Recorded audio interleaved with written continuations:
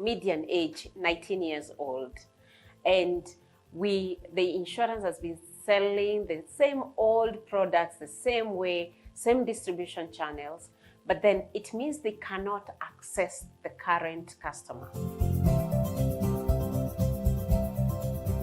My lifestyle has changed. It has become simpler and easier. You see, when you're employed, you're a bit extravagant because you see, you know that every month there'll be more money, and so you can spend as much as you can because there's more money coming. And of course, the things that drives you when you're employed are different from what drives you when you're an entrepreneur. When I was quitting my job, I thought that when you quit job, you need a big office, many employees, so that then that's a measure of success. Look at today, I think different. It's how lean can I scale my business? How can I scale my business without increasing my costs? So those are the things that I look at.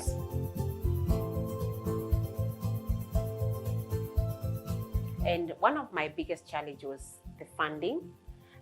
When I was quitting my job, I had estimated that my savings would last me for 2 years. And before the end of the year one, the finances were over. Yeah. The other challenge was, you start this journey, you need a team, you need people who will believe in this dream, not because you're paying them a lot of money, but because they are here, they believe in your vision. Having people come online just because we have talked about it and buy through our platform, and counting them to now over 700 of them, for me it's a big deal. It's quite a big success. And in 10, 15 years, we hope to have democratized insurance. When I say democratization of insurance, whereby it's an open market that anyone can get in and get, whatever products they want. And how we do that is that we're building an infrastructure that will be able to connect customers and insurance companies and existing African social groups and institutions to all be able to pull their risks together. Our expenses were quite high, so I would lower the cost of running the business.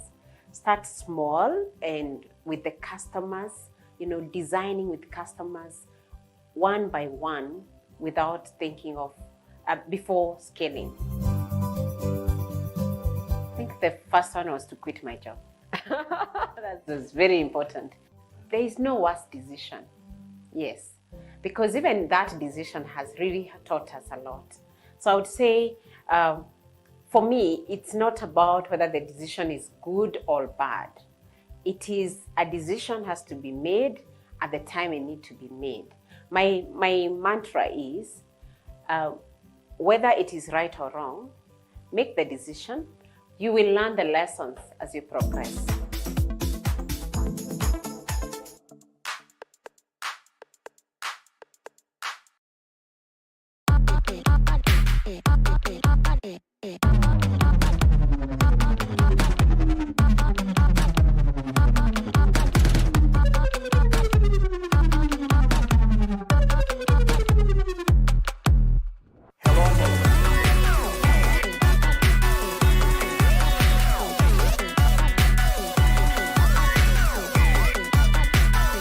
From around the world. Let's go.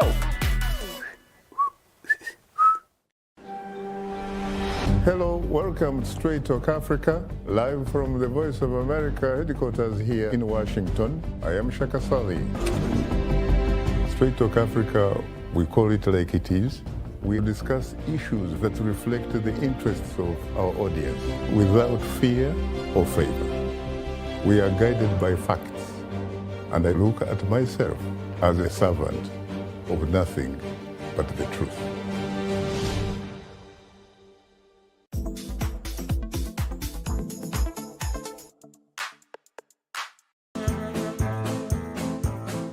I was supposed to travel to Kisoro for burial.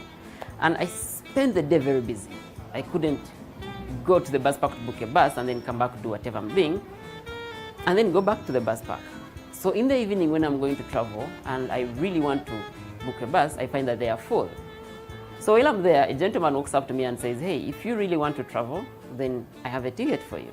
I wanted to travel, but I'm not traveling, so if you can add 10,000 shillings, I can give you this ticket. I'm like, okay, I'll add the 10,000 and get the ticket.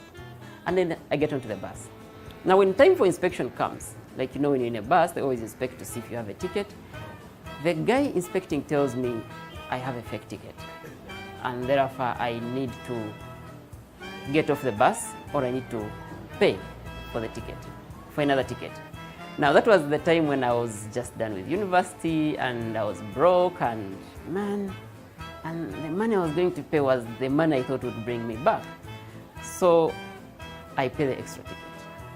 Now, when I come back to Kampala, I come back determined to find this guy because I thought this guy is in the bus park and I knew I could find him.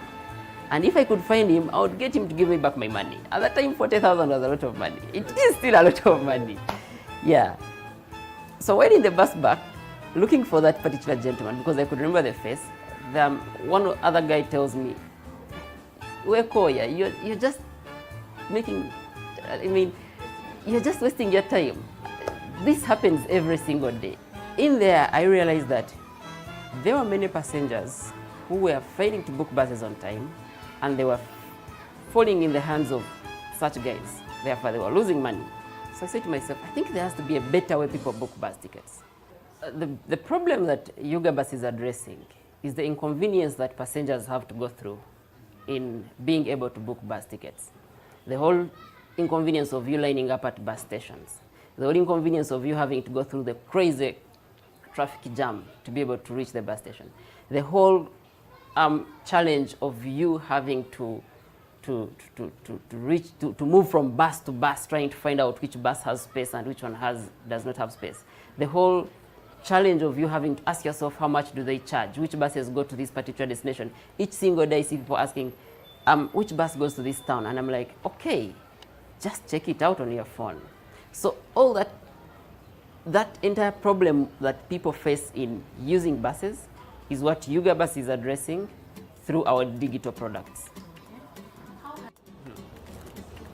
So Yuga Bus will display a screen where you're supposed to put in where you're coming from and where you are going. Now let's assume you're going to Kisoro.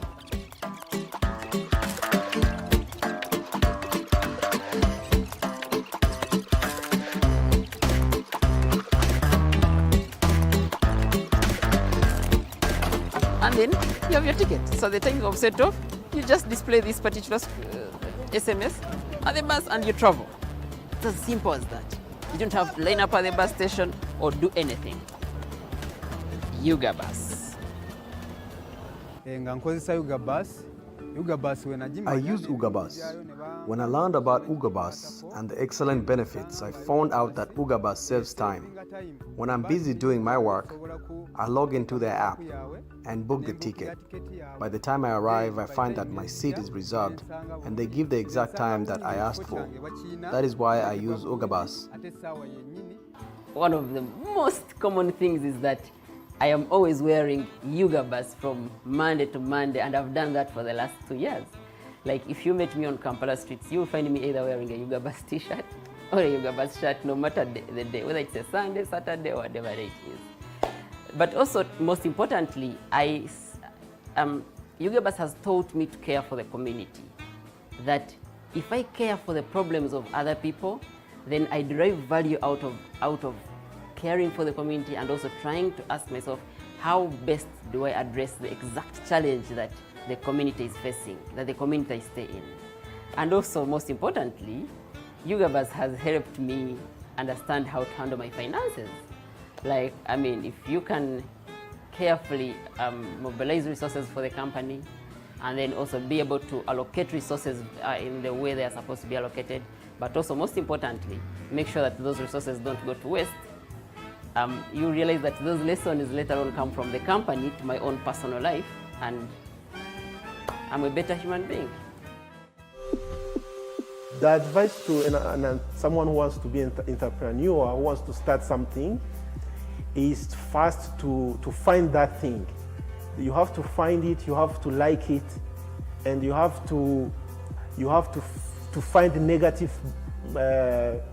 negative people to try to break you down. You have to go in a shaking environment. We call it piscine, like it's a pool. You go in a pool, when you are alive on the other side means you are good. So that's the first thing. You have to see something you believe in and which you can be shaken. For someone who wants to become an entrepreneur, I think the best advice for them is to start. They just can't wait to have everything. You can't wait to have the right team, you can't wait to have the money, you can't wait to have the right idea. You just start. Eventually the idea modifies itself, the customers modify themselves, and even the right team comes on board when the problem you are solving is actually in existence. It's important to have some experience when it comes to running a business. And I always say, volunteer. If you can't find a job, volunteer to work with somebody who you admire and learn how to run a business. The second thing is to be ready to work, because nothing is magic here. Everyone who arrives somewhere is working day and night. You sleep when you have to sleep, not when you need or someone is telling you. You sleep when it's the time to sleep. Other time you really work hard because you are not alone. Your competitor are not sleeping. They have more resources. So have the passion, have that thing you want you like, then go for it. Go for it. Don't wait funds. Don't wait positive people to tell you. Just you have to believe and go for it. Like I remember when we were just starting out, I used to think that at the moment you have an idea, you're successful. Until when I realized that, oh my God, an idea is just 2% of the entire venture. And then I thought to myself, okay, if we have the mobile app, then we are done. Until I realized that, oh, the app is just 10% of the work. Then I used to think that, you know what, if you build a very great product, customers will respond. No, instead you find the customer, address their problem, and then they come on board eventually. When the idea comes, please test it. And how do you test an idea? Test with your customers. Don't just build apps for the sake of building an app.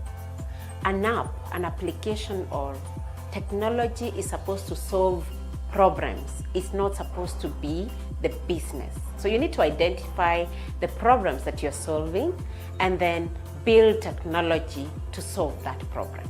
We don't have too many occasions to give our story. We are in machines every time. We think the machine is it's the magic thing, you know. And that's the stars. You guys, you think camera is the magic thing. We think the computer can do everything.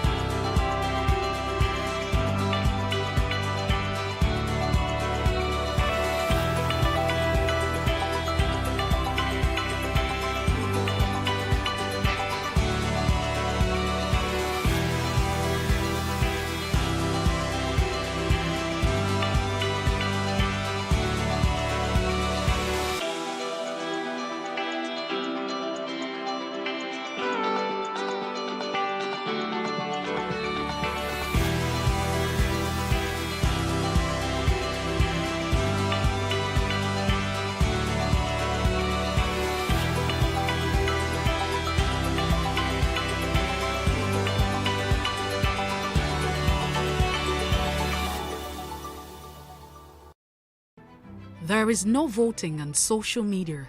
To vote, you would require permanent voter's card. To get your PVC, visit cvr.inecnigeria.org. Create your account with a valid email address and start the registration process. An activation link will be sent to you. Click on the link and activate your account. Fill out the form, pick and submit a convenient date and time for your biometrics. Print the application slip, which should have your QR code. On the appointed date, go to the nearest INEC office for your biometric capturing. Thereafter, you will get a registration slip to pick your permanent voter's card when ready. Get your PVC today. This message is from PlusTvAfrica.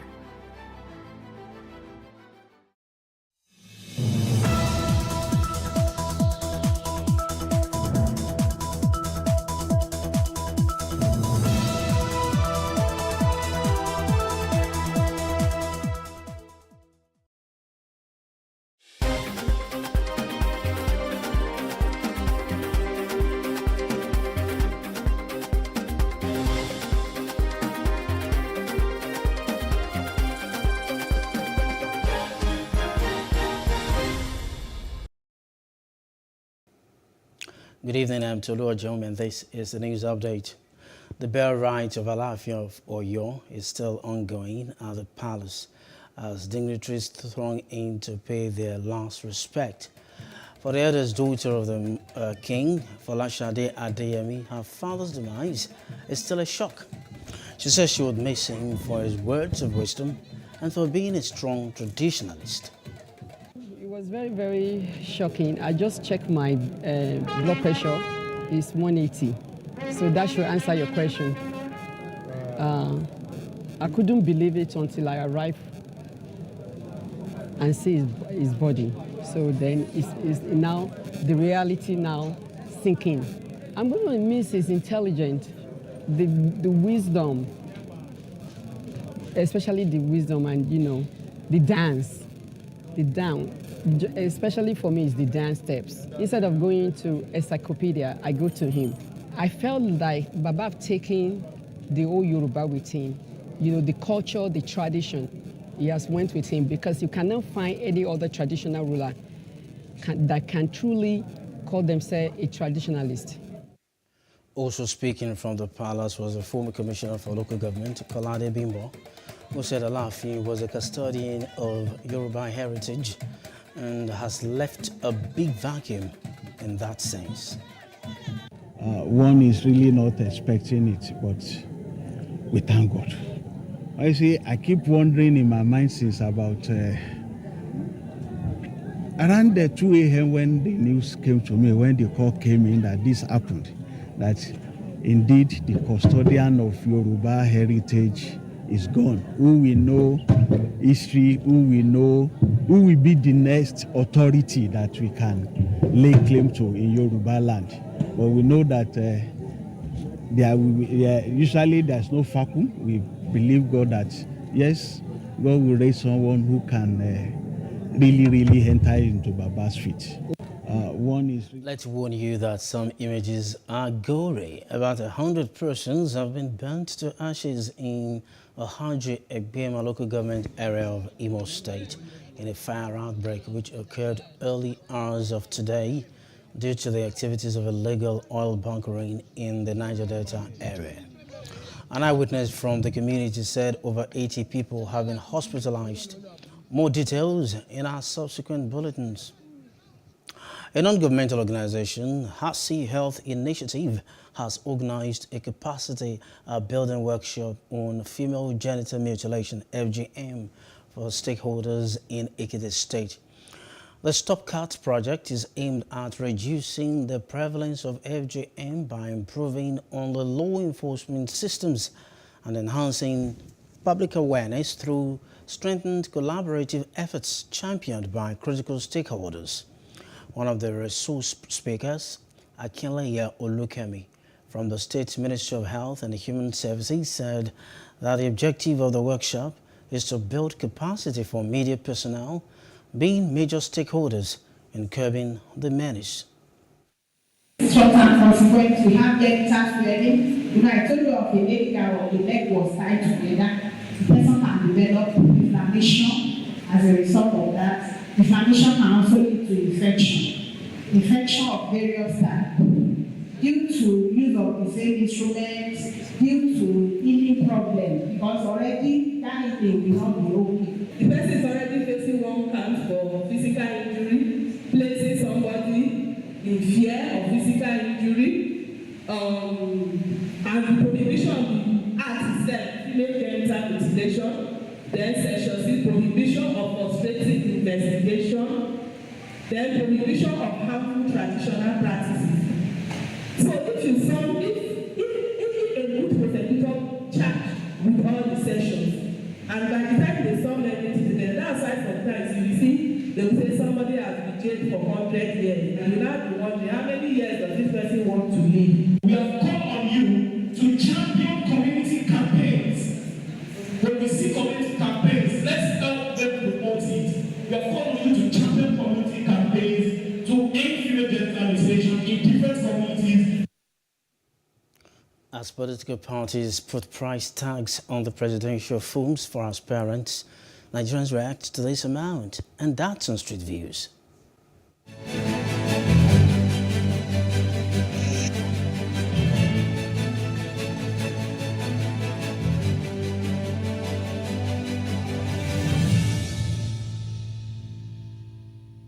As a people, these are things that we need to take into consideration when making our choice of a party to support or the candidates to support, because there is consequence to such things being put in place. You don't expect someone that pays a huge price and buys from his pocket to actually then not want to recoup that money. Where do they get such money from to buy just a form where it's not guaranteed you're going to win? So, as citizens, we need to be watchful of that and make our decisions. It's not ideal, especially if you look at what's going on in the country now. 100 million is a lot of money. I don't want to use the word absorb, but it's a lot of money. And the consideration is, for me, is what's the basis? How did you come about 100 million? I think the other parties are doing 40 million, 35. Even 10 million is a lot of money, given the fact that we're looking for a leader now who doesn't necessarily have to have all the way to do financially, but a leader who knows what it is that the country needs or is expected of him. They are making the money for the party. The party belongs to the money belongs to the party. So you can never say maybe it's wrong or it's right. Because even though they say it's a trillion. If you have the power, you do it, you pay it. It doesn't make any sense at all. That's too much. At least should have been like 50,000 at least. Actually, that's too much. 100 million, no. 100 million, 100,000, I don't understand. 100 million, no, that's too much. No, it's too much. No. If a Nigerian, an individual will bring out 100 million from his purse to buy for form to run for the presidency, meaning that he has trillions of naira in his account. Therefore, EFCC is supposed to go there and find out what is working. If you happen to buy the form too, what are you going there to do? You must bring your money back, put your interest before you think of others. That's ridiculous. In fact, when I heard the news, and I'm wondering, where do they want like genuine people to actually get this kind of money? People that can afford it are people that are actually stealing. The other time, a certain man did a burial and EFCC invited him over to probe him because of the money he spent for the burial. So EFCC should also invite these ones that are able to buy these forms and then probe them and ask them where they got that money from, because you can't tell me it's not it's genuine. Even if it's genuine, when they enter now, they will want to steal and get back that money.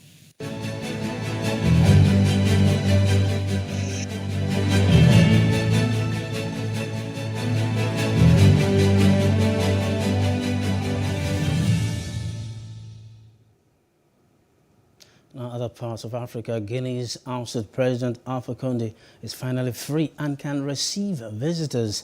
Condé became Guinea's first democratically elected president in 2010, but was deposed by army officers last year and replaced by Colonel Mamadi Doumbouya.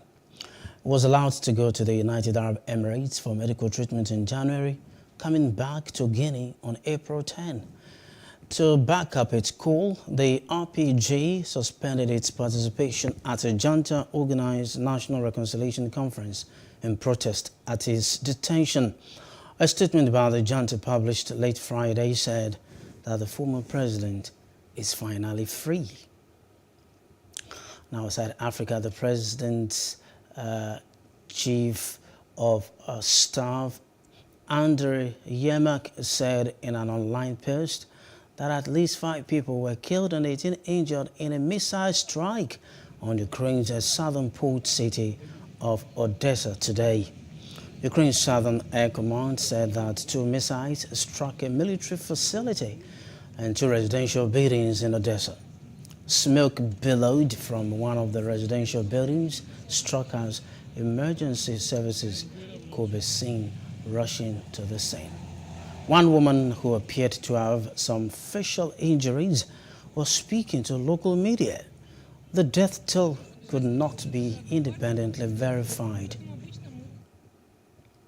When I give you business news, the Cooperative Society of the Nigerian Security and Civil Defense Corps, NSCDC, Kaduna State Command, has said that it will embark on gas plant business, and that's to generate more revenues for its members in the state.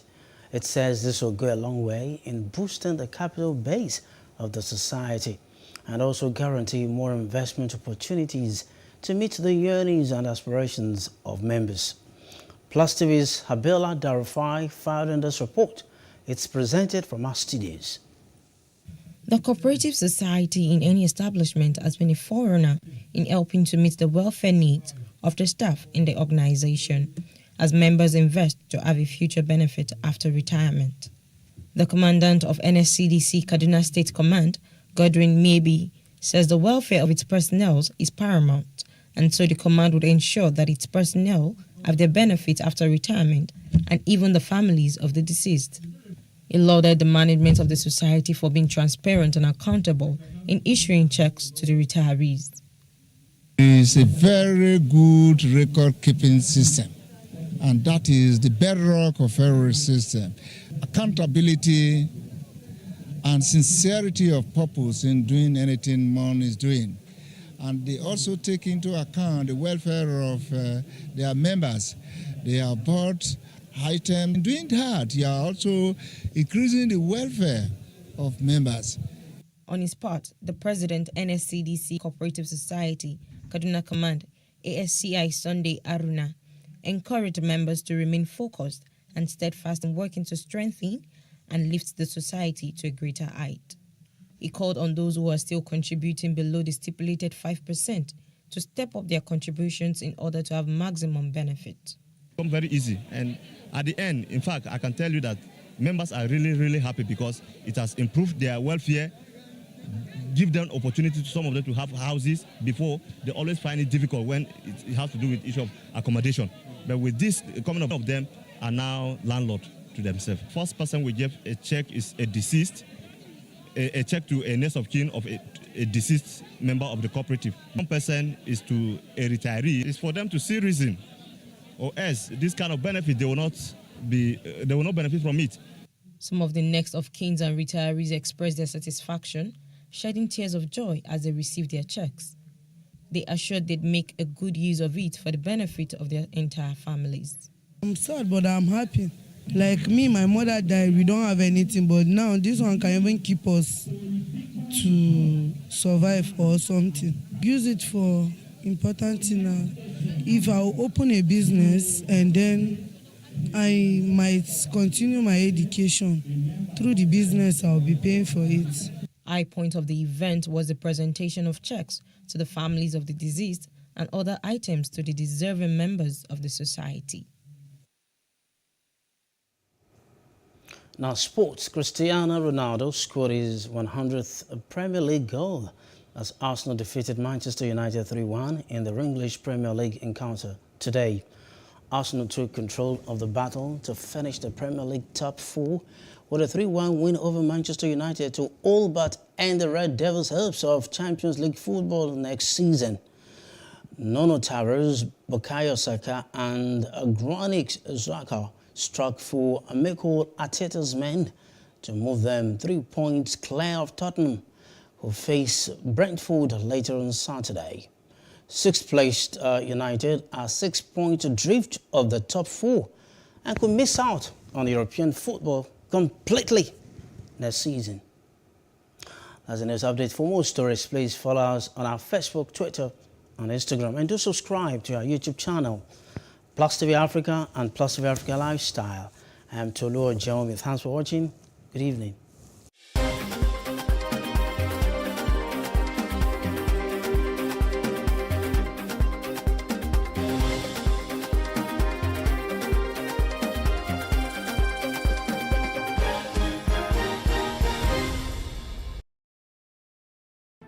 There is no voting on social media. To vote, you would require a permanent voter's card. To get your PVC, visit cvr.inecnigeria.org. Create your account with a valid email address and start the registration process. An activation link will be sent to you. Click on the link and activate your account. Fill out the form, pick and submit a convenient date and time for your biometrics. Print the application slip, which should have your QR code. On the appointed date, go to the nearest INEC office for your biometric capturing. Thereafter, you will get a registration slip to pick your permanent voter's card when ready. Get your PVC today. This message is from PlusTvAfrica. Nigeria's Niger Delta region, from where the black gold fuels Africa's largest economy, where the lines between wealth and poverty has never been thinner. Conflicts, poverty, insecurity, and environmental challenges daily confront the region. How can the Niger Delta story be changed for the better? Join Mamude Akuga at 9 p.m. every Friday evening on PlusTvAfrica as he probes deep in search of solutions. Inside the Niger Delta with Mamude Akuga, the authentic voice of Nigeria's oil-rich region.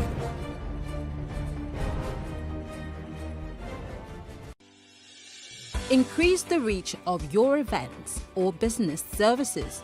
To advertise on PlusTvAfrica, please call 0906 000 5719 or 0909 040 8408, or send an email to marketing@plustvafrica.com.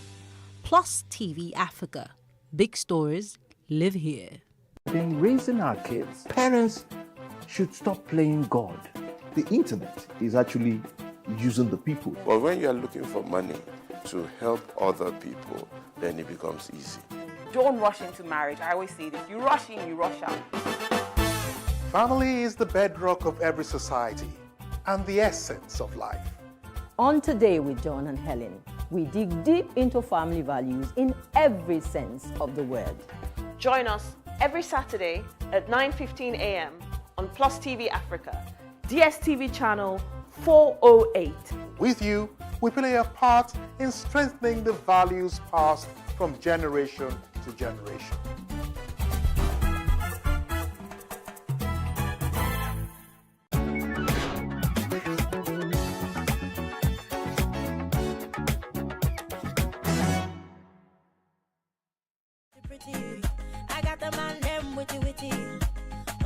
I love to dance. My dream is to be impactful to humanity, and dance is connecting me to that dream. So I don't see dancing as just movement of the body.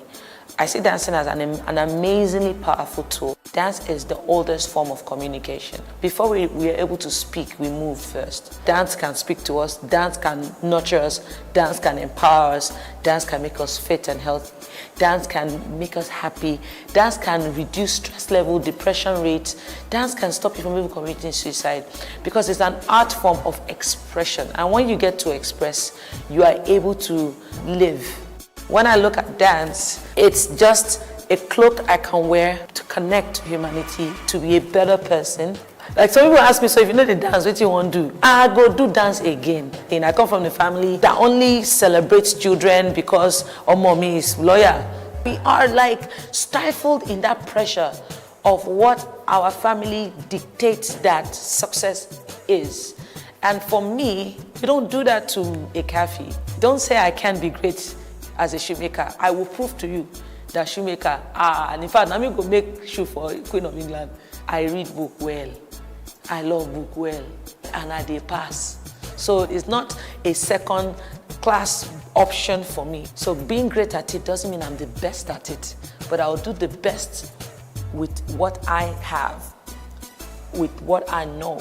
So there has been a lot of trial and error, but there was more of trials that worked than errors that didn't. And most of my errors were things that I used to kind of like educate myself for what not to do next. I dance and people are happy because I dance with you and you are happy. So if you don't understand that it's a product, it's different. If you don't understand that it can be a service, it's different. It's up to me to make you understand that this thing you need it to. Money should never be your motivation because it hinders aspiration. It does. I see money as something that I can control. I want you, I get you. Who you are can make you make you be anybody that you want to be. Every individual determines their own ceiling. Now, I hate it when some people use me as their ceiling.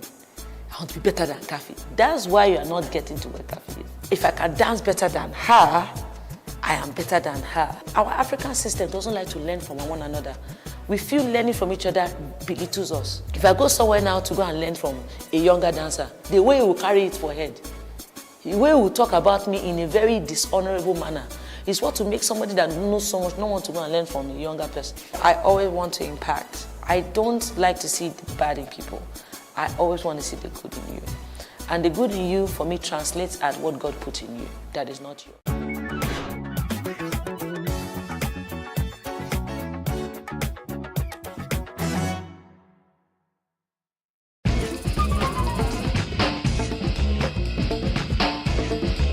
Juggling, acrobatic display, and dancing are some of the acts you will see from the God Knows Best Academy, a local unicycling team in Lagos. The team was started by Olalekan 6 years ago. He tried to get a job but could not, so he tried his hands on comedy, football, skating, before he settled into cycling, training young boys and building a team. I actually started from my family compound back then in about 6 years ago. That's in Bariga. So I started riding it because I couldn't gain admission. So I started skating and all of a sudden my friend introduced me to this unicycling thing. So I was like, what's this stupid thing, this one tire bike? I never knew the bike is my destiny. So actually the bike has taken me to a lot of places. Fortunately for me, I'm African representative of it. I've been to a lot of shows, I've been to a lot of events through this unicycling of a thing. When I was doing it alone then, to me, I felt like it would be very nice if we can be many, like only me. I think I was very happy and I got some popularity, like, hey, he's doing the Oyibo thing, this one, that one, but I felt bored along the line, like, why only me doing this thing? Maybe I should teach others. So I tried to teach the adults then. So I found out that it's more difficult to teach the adults, that the kids are better because they have nothing to think about or to care for. So I think, so that was when I discovered that it's better for me to look at age 12 downward than 17, 18. I was outside of our house the other day, so I saw them riding a one-tire bicycle. So I was like, how do they ride this one? So my brother told me that, are you going to learn? So I decided to say that yes, I'd rather learn unicycle to go and do a business or to learn a work. So that's how I joined the unicycle. We go for a show, we go for an event, so we go to different types. I've been to a hotel, I've been to one Lagos Fiesta, so we won 1 million. So the money that we got from the 1 million, we used to do all this in cycle, so our coach used to feed us.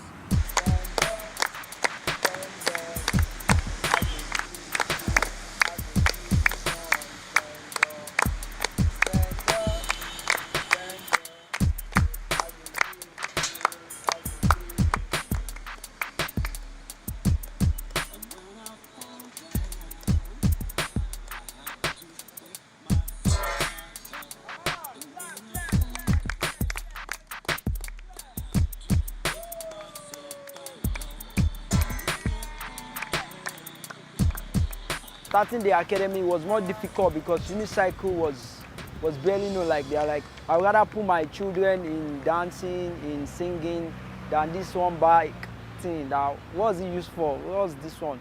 But along the line, we started getting attention, recognition, newspaper, TV interview, and like, wow, I want to be my child, I want to be my daughter.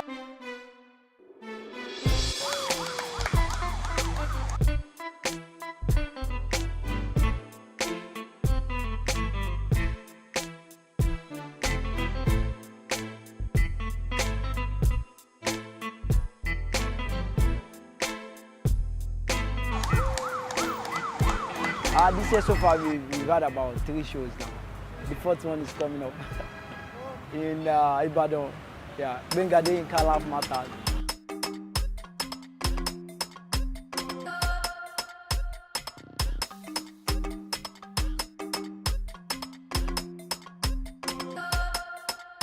When I take them out, they get paid like, take this 2K, that was the beginning, take this 10K, give it to your mom, give it to your dad. So like, are you sure say you know if the money come out?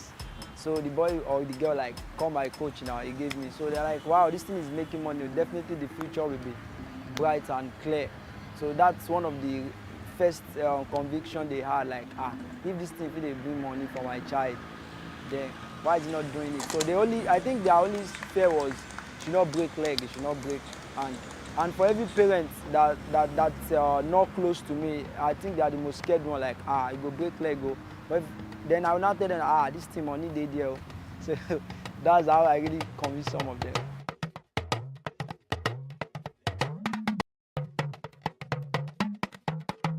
So far, I think God has been good to us. Even the most difficult trick we had, like riding on the bare bottle, I can tell you that we really have like maybe 10% of injury out of 100. So we don't always have a critical injuries or anything. My parents told me that the other day that they saw me with this unicycle, they told me that, are you not going to break your leg? So I tell them that, no, ma, I'm not going to break my leg. We have a coach, so our coach is going to put us through how they ride this unicycle. So since that day, my mom and dad saw me riding a unicycle, so they was like happy. So they decided to tell me that, oh yeah, are you going to start going to train? And I decided, I said that, yes.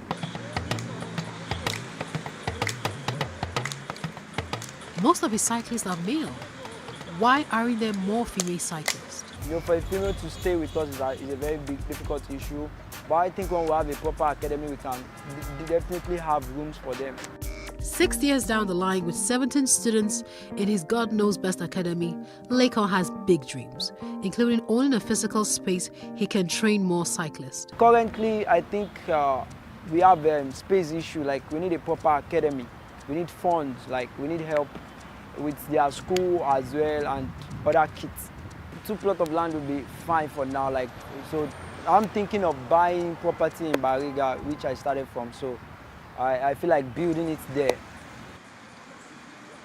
There is no Western African unicycling competition. There is World, which is Unicorn. Unicycling competition. It takes place every 2 years. So it's one of my biggest dreams. And also maybe I can win Grammy someday like Burna Boy.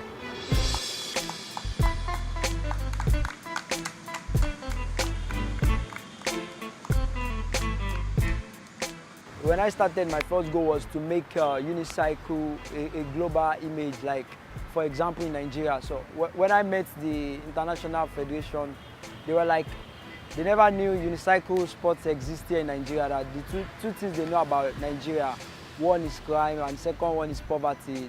That's what the media are showing to them.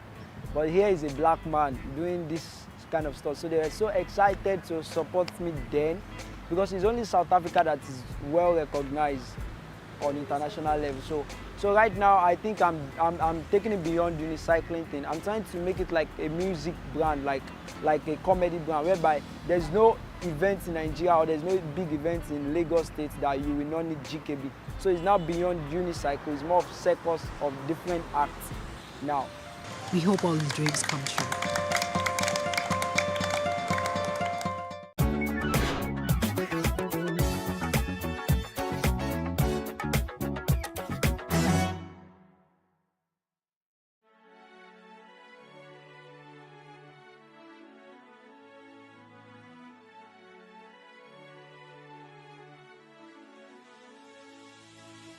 It is engagement we need to have. Those who suffer miscarriages are never taken into account. Members of the National Assembly are also influence peddlers. You are sitting on Nigerians' money. From the barbing, I pay my rent. On the barbing, I send my children to school. A consultative engagement. No any tangible notification before they ban us. It's one thing for people to be at your back and the heat of the moment, and another thing for them to still be with you when push comes to shove. I will do everything to take Lagos out of the national grid.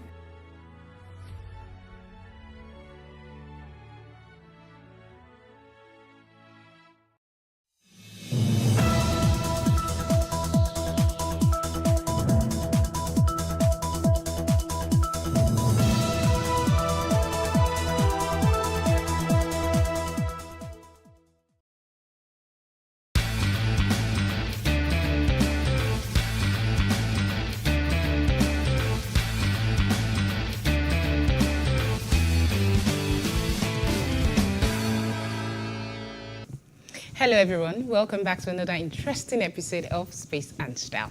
If this is your first time of watching the show, this is where we talk about all things property. My name is Olamide Onifade, and today we are going to be talking about a very topical issue in property acquisition. And of course, on another segment, we have our interior decorator who will be sharing tips on how to take our DIY decor to another level. On the property of the week, we are going to showcase a unique property to inspire you to join the real estate ladder. And lastly, on the artisan of the week, we have a craftsman who will take us through the nitty-gritty of his craftsmanship. But before we jump into the show, let's go on a short break and please stay with us.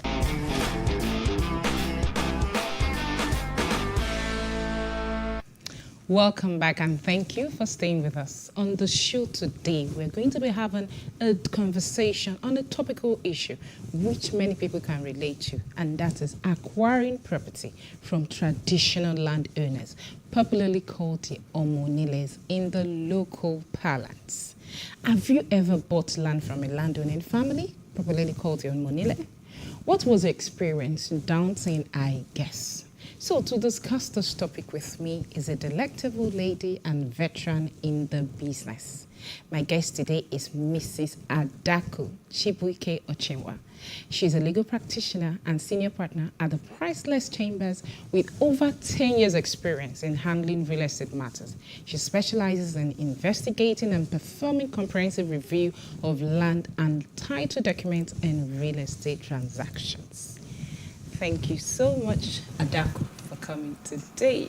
Thank you for having me. So how has practice been in that niche? You know, property transaction, because I can imagine, because that's my niche too, and I understand what you go through every day. Well, I would say practice in that area has been interesting. Wow. You definitely get to hear a lot of stories. And beyond the stories, you are working the journey with prospective homeowners, prospective real estate investors. So it's quite interesting seeing that you are assisting people clients to realize their dreams of home ownership or investment in real estate. So it's been an interesting journey thus far. So this Omoniles College. So to start with, how do you advise a potential client to negotiate a land deal with a traditional, landowners? So rather than say traditional landowners for the sake of ease, we just say Omonile. So how do you? Okay, so normally people, prior to this season where we have a lot of real estate companies springing up, we know that people largely bought properties from what you call the Omoniles. And one of the major issues people have experienced with buying from Omoniles is because most times those transactions are either fraught with disputes or fraudulent practices. That's where you get to see somebody is selling to 1, 2, 3 other persons in that place. So what normally I would advise clients to do is ensure that, one, you're dealing with the right family. How do you ensure that? Okay, so before we get to How do we ensure you're dealing with the right family? Okay, we call it due diligence. Ensure you do your due diligence. In law, it's called caveat emptor, let the buyer beware. So I want to buy land from land-owning family. One, I want to find out what documents do they have on the land. If they have a registered survey, and most times, they do not have that. But some families do have it. But where you're dealing with a family that doesn't have it, one of the things you want to rely on is grapevine. Now, land and what properties. What do you mean grapevine? That's where I'm going. Now, land and properties are largely fixed assets. So they've been there for decades. There are people who know the story about this. There are, as in a neighborhood, people know that this property has been here. People have a story to tell you about this property. They know who has moved in, they know who have moved out and all that. So most times when you say grapevine, it's like getting the gists in the community about that property. So most times you get to say, Mumokbe, I know that something they can readily happened. tell you who the landowner is. You get, They'll tell you the history family. and all that. So, and not just the news you get from local intel, you can also look out for who the traditional ruler or leader is in that community. So you can either go there to see the person, and if you don't have access directly to the traditional ruler, you can definitely see the PA or somebody within the traditional ruling family to give you a gist about the property. Oh, I heard that family Lagbaja owns this property, and we just want to come and verify that indeed that this is what is here. Because I know that for a few clients I've handled search, that's always the step we get to take when trying to investigate, especially where there are no documents to authenticate the fact that you are the landowning family. So are there pros? I know there are cons to buying from Omonile, but are there any pros at all? I mean, advantages from buying from them? Okay, so I would like to say that prior to the Land Use Act, what they had was a freehold title. In essence, their title was second to none, was more like, so definitely when you buy from them, you have an absolute title. However, with the Land Use Act, their title, though not removed, is still subject to that of the governor, who is the trustee of all the lands there. So when you're buying from them, the title you have is almost similar to what they have. In essence, it's almost similar to a freehold title before you register it. So when you go ahead, after you've bought from them and you want to go ahead to register it, that's when the government begins to regulate the amount of years you have on that land. Okay, so you're saying that you can get up to 99? You can get up to 99. Because you're probably the first buyer. Directly from them. Exactly. Okay. Then you have to be the one to process the C of O and regularize your stand there. So that's one of the advantage. Okay. However, with the uprise of estates, you get to see that one of the disadvantages of buying such lands is that most times there's no clear mapping of what the building structure in such areas are. You get to see that there are no proper drainage systems and all that. So that is one of the lashback from buying such, except you're already buying in a built-up community where you're seeing all those drainage systems and a proper mapping of the land. So when you're buying from them in such areas, then it's a good deal because you're buying directly from the people who have something close to a freehold title. So what about the disadvantages, which I know are enormous? Yes, so like we've said, one of the disadvantages is always that issue of them reselling to 1, 2, 3, 4 people. Yes, we know we have a law that's in Lagos State, the Lagos State Property Protection Law, that actually guards against land grabbers. But it's one thing to have the law, and it's one thing to actually execute it. Though I know there has been execution, but the fact is the headache one has to go through to execute the law, as in essence, I bought a property.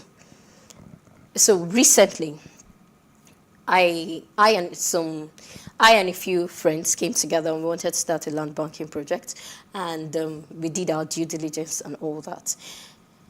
Now, it wasn't up to 2 weeks after we've made the payment, so we had not even established acts of possession there and all that. So the day we went, 2 weeks after, to start establishing acts of possession, somebody drove past us and said, "Madam, now get this land." And we said, "Yes." Say, "Hey, these Omonile people, they can't bring me, come here." So, in essence, immediately we heard that. In short, that day we just went to view the land, clear the place and all that. We took acts of possession immediately. We started establishing boundaries and all that. So what do you mean in layman terms? What do you mean acts of possession? Okay, so when I said we took acts of possession immediately, is we had to start establishing our presence there. Establishing our presence by fencing, by putting blocks, by ensuring that people know that aside from the fact that this place has been bought from the Omoniles, it has been cleared, and now you're seeing a building come up. Do you understand? So definitely, if somebody brings you there, then we place the signboard. If somebody brings you there and say that I'm the owner of this land, you will want to call the number there.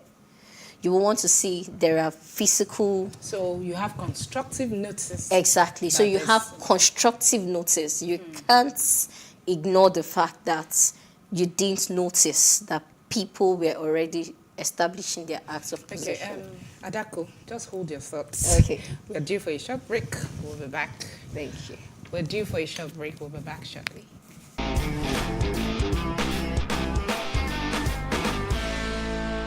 Welcome back, everybody, and you are still watching Space and Style. Adako Chibweke Ochinwa is still with us in the studio discussing how to acquire land from traditional landowners, popularly known as Omonile, in local palace. Thank you very much for staying with us. Thank you too for having me. Before we went on the break, we were talking about how to do your due diligence and all that, but say for instance, you're starting a real estate transaction and you want to buy from this Omonile. Who are the professionals you should be having beside you? Okay, so as a person, as an individual who wants to buy properties from Omonile,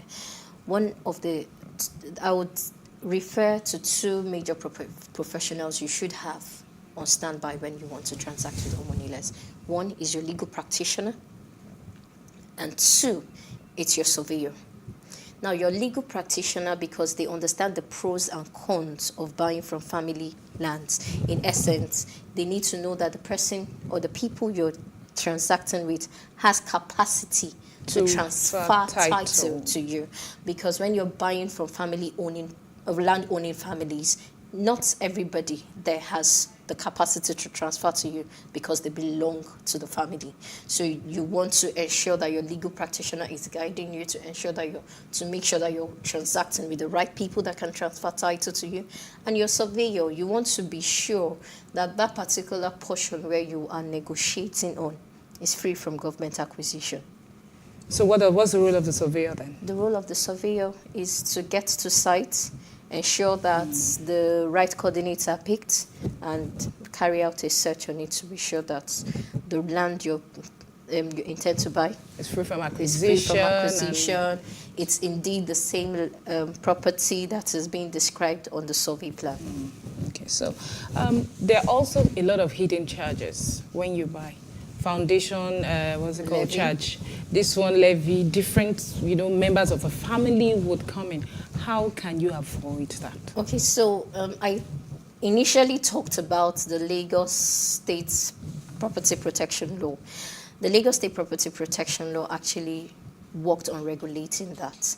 And it said that people should not, through their agents or something, rip people off who want to construct. However, it does not preclude land-owning families from collecting their usual foundation levy or Omonile, but this must be... So are you saying the government is agreeing with them that they are entitled to the foundation? Actually, I'm saying that the law is agreeing with them that they are entitled to the foundation levy.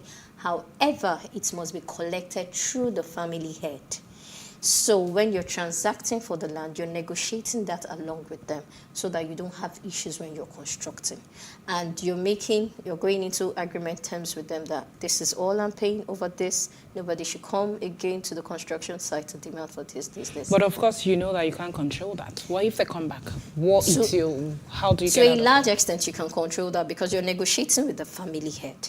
The family head has authority over the family, the land-owning family. So I'm negotiating with you guys. Okay, we're going to construct this, that. And another thing we have learned in the real estate business, now this is not legal, this is real estate.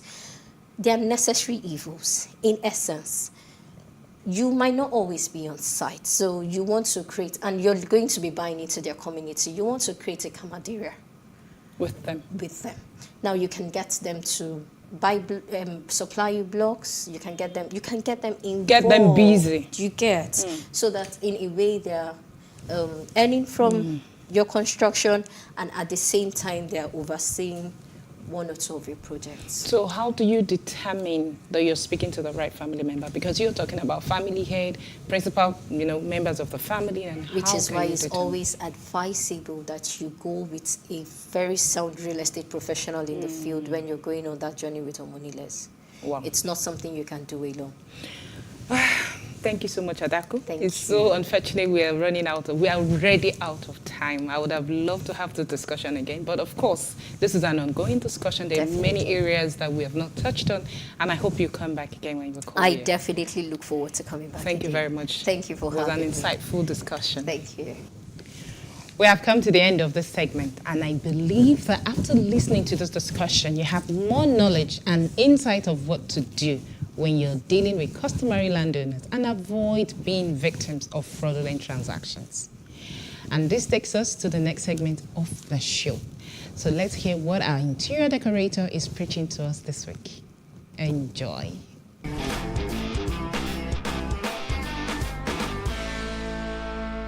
I'm Dr. Morenike Basharu, CEO and Chief Creative Director at Dewey Options Limited, an interior design firm.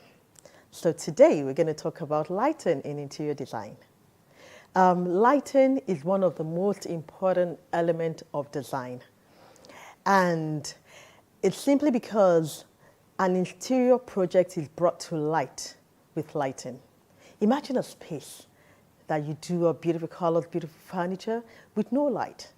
It's not going to be lively. It will be drab. So lighting brings life to every design project.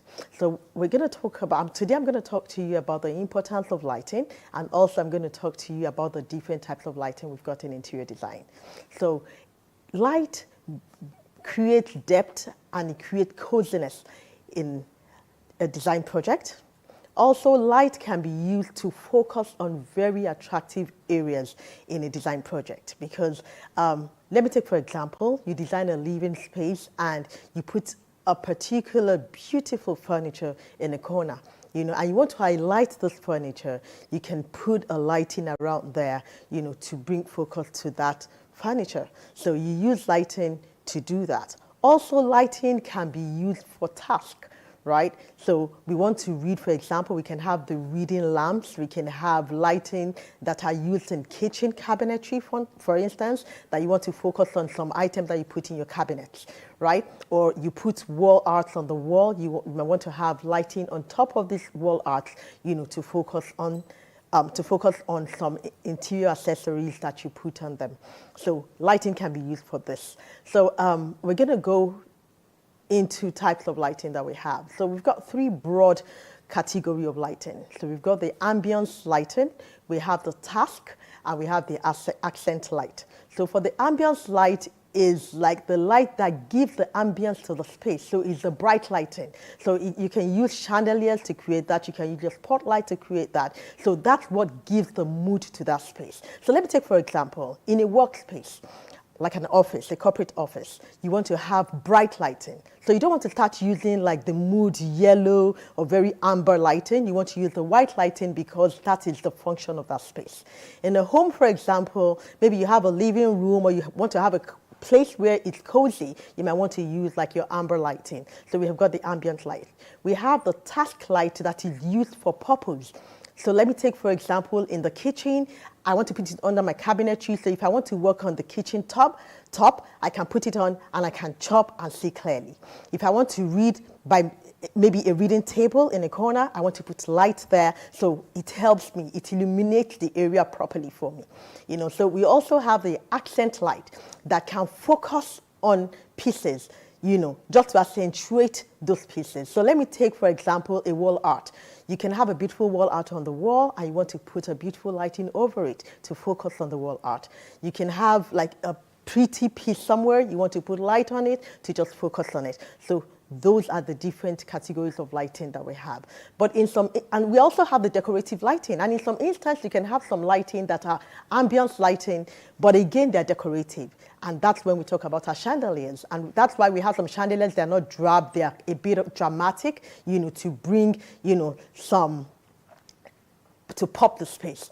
All right, so let me give you a tip to go away with today. So if you have a small space and you don't want to spend too much and you still want your space to be a bit dramatic, you can just change your chandelier. Have that dramatic chandelier in place. I hope you've been able to learn one or two things today. See you again next week.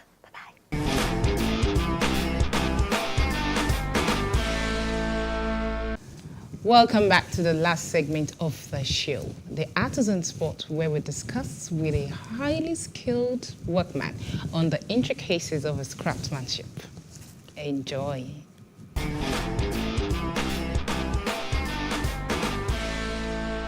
My name is Williams Michael. I'm an iron bender. I've been serving for before I became contractor, I've been serving for 8 years before I became a contractor. Just only, if you have a child brain, you can only use 3 years, 4 years to learn it. It will make you to understand more and to make you to have more knowledge, more wisdom about the world. And to make you to be traveling around so many places, even so many places you have not been going before. A lot of places like that. So that's why I choose to do it. I just like it. Yeah, number one, everything for safety at first. You have to be careful about what you do, how you work on the site. You have to be careful about all those things. Anybody can be a good iron bender once you learn it. It's something, it's work you learn normally. So there's no physical or something like that. Everything is not just like energy, song, no, use your brain. There are some kind of things that I will bend. And if a guy comes to me, and anybody that have muscle power more than me, he can't even bend it. Why? Because you need to use your brain. There's the way it's bent. If you don't learn it, you can't just come and do it. The best part of the job is laying and tightening. Laying mats and tightening. I enjoy it. The major problem I do find in the job is that normally sometimes the job is get some that they will just rush you. You have to finish it on time and you don't even have enough time to do the job. So that's a major challenge we do face on the job. So they have to give us time to finish it. But when they are rushing us, we may not be able to meet up our point at times again. You need to understand the tape. It's very important. And you need to know how to bend.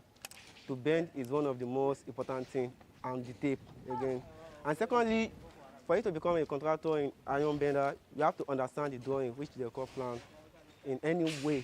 Anyhow they design it, anyhow you have to understand it very well.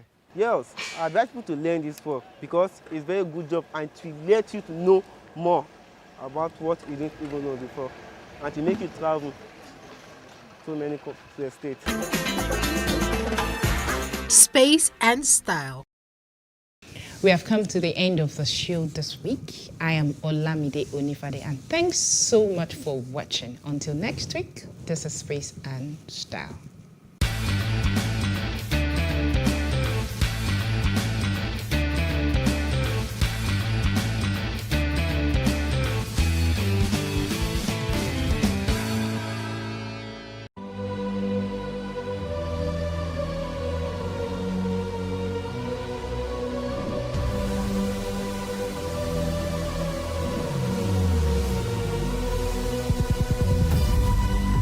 What we do not understand, we will stigmatize.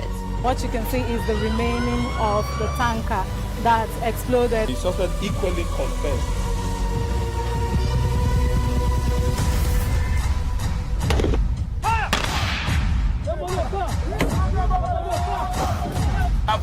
naira they collect them. If you don't talk, then go beat you. Now 2,500 when they pay.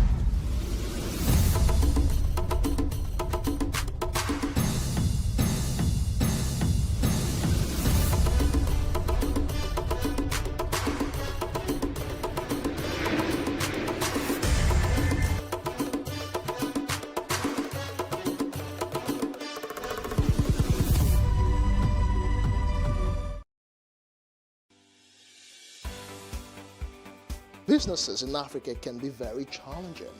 In Nigeria, it is particularly intimidating, and successful builders have learned how to navigate a hostile environment to unlock opportunities. But one major challenge businesses face is how to filter through the noise and identify where their ideal customers exist.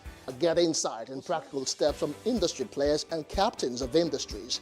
Hear success stories to help you make informed decisions as you scale your business in Nigeria.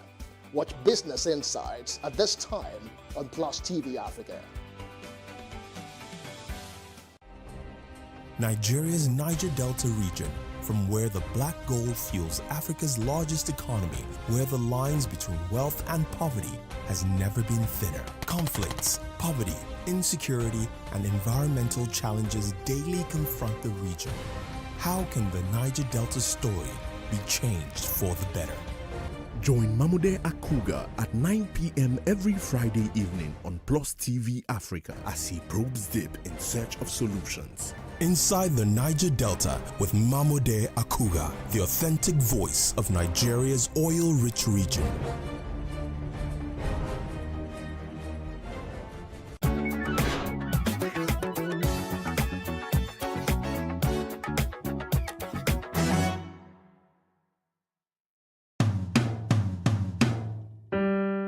My name is Eniolorunda Oladejo Anikulapo, aka German Anikulapo. I was born and raised in Lagos. Earlier part of my childhood was in Lagos Highland because my father was mostly up north working. This was post-Civil War.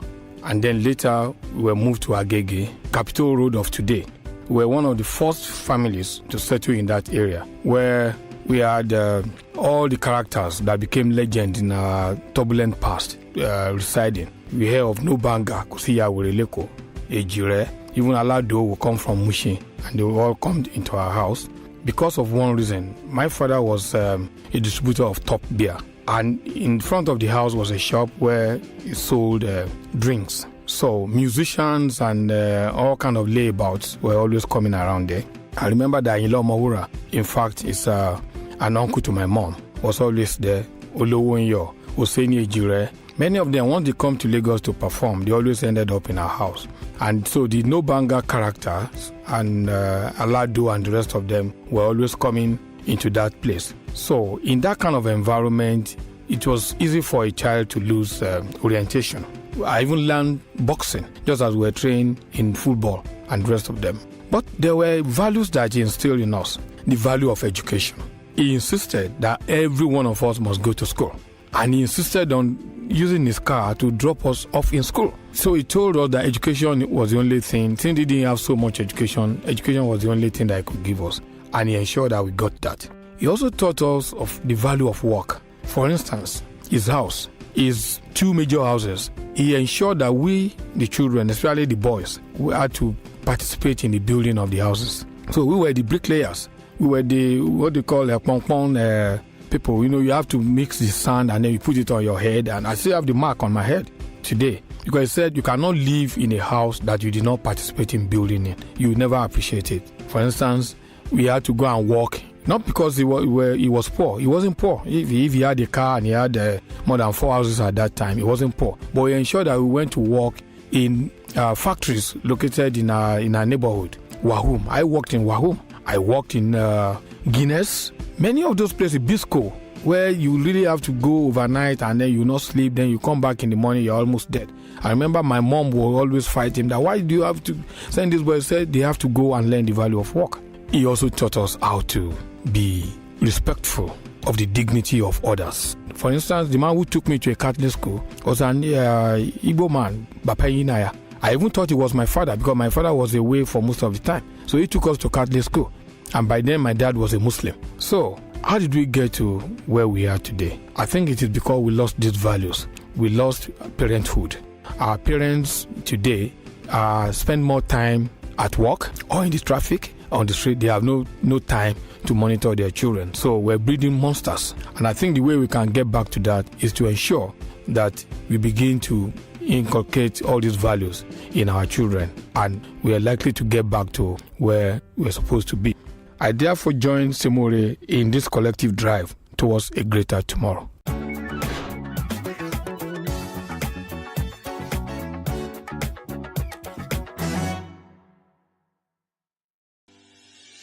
Increase the reach of your events or business services. To advertise on Plus TV Africa, please call 0906 000 5719 or 0909 040 8408, or send an email to marketing@plustvafrica.com. Plus TV Africa. Big stories live here.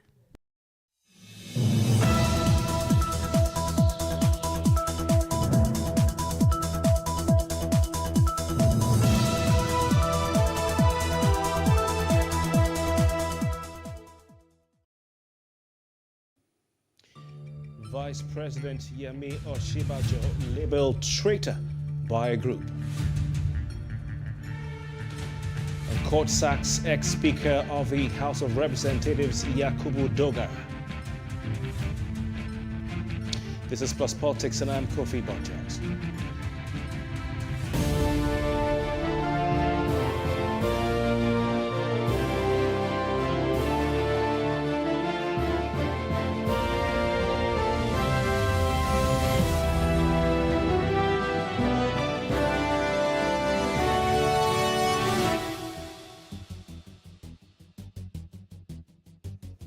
You're welcome. The Osinbajo support movement says it knows the group behind the Judas who betrayed his master posters that have flooded different parts of the country, which have described the vice president following Osinbajo's declaration of his intention to run for the office of president. A poster likening him to the biblical character Judas Iscariot and accusing him of betrayal was circulated on social media. And of course, these pictures were also posted at different parts of the city. Now, joining us to discuss this, we have two guests, but we'll start with the convener of the Progressives Youth Group in the All Progressives Congress. He was with us yesterday. Idris Jibril, it's a pleasure to have you back. It's a pleasure too, Kofi. Thank you so much for having me here today. All right, and of course, along the line, we'll be joined by Alistair Wilcox. But let's start with you, Idris Jibril. Have you seen these posters either in person, offline, or on the internet, social media, online? Yeah, the poster has actually flooded the social media. You know, posters like that are eye catchers. They get posted everywhere, reshared, retweeted, and it's all over. We've seen it. Indeed, indeed. So you have seen these posters in Abuja? Yeah, I've seen it too. Interesting. What went through your mind when you saw the caption with the vice president's face, Judas? Well, that is how low some people can be. It actually exposed the dirty part of our politics here in this country. You know, Judas is a character from the Bible, and I don't think such character should be used to liken anybody at all. It's a new low, actually. For me, it's a new low. Interesting.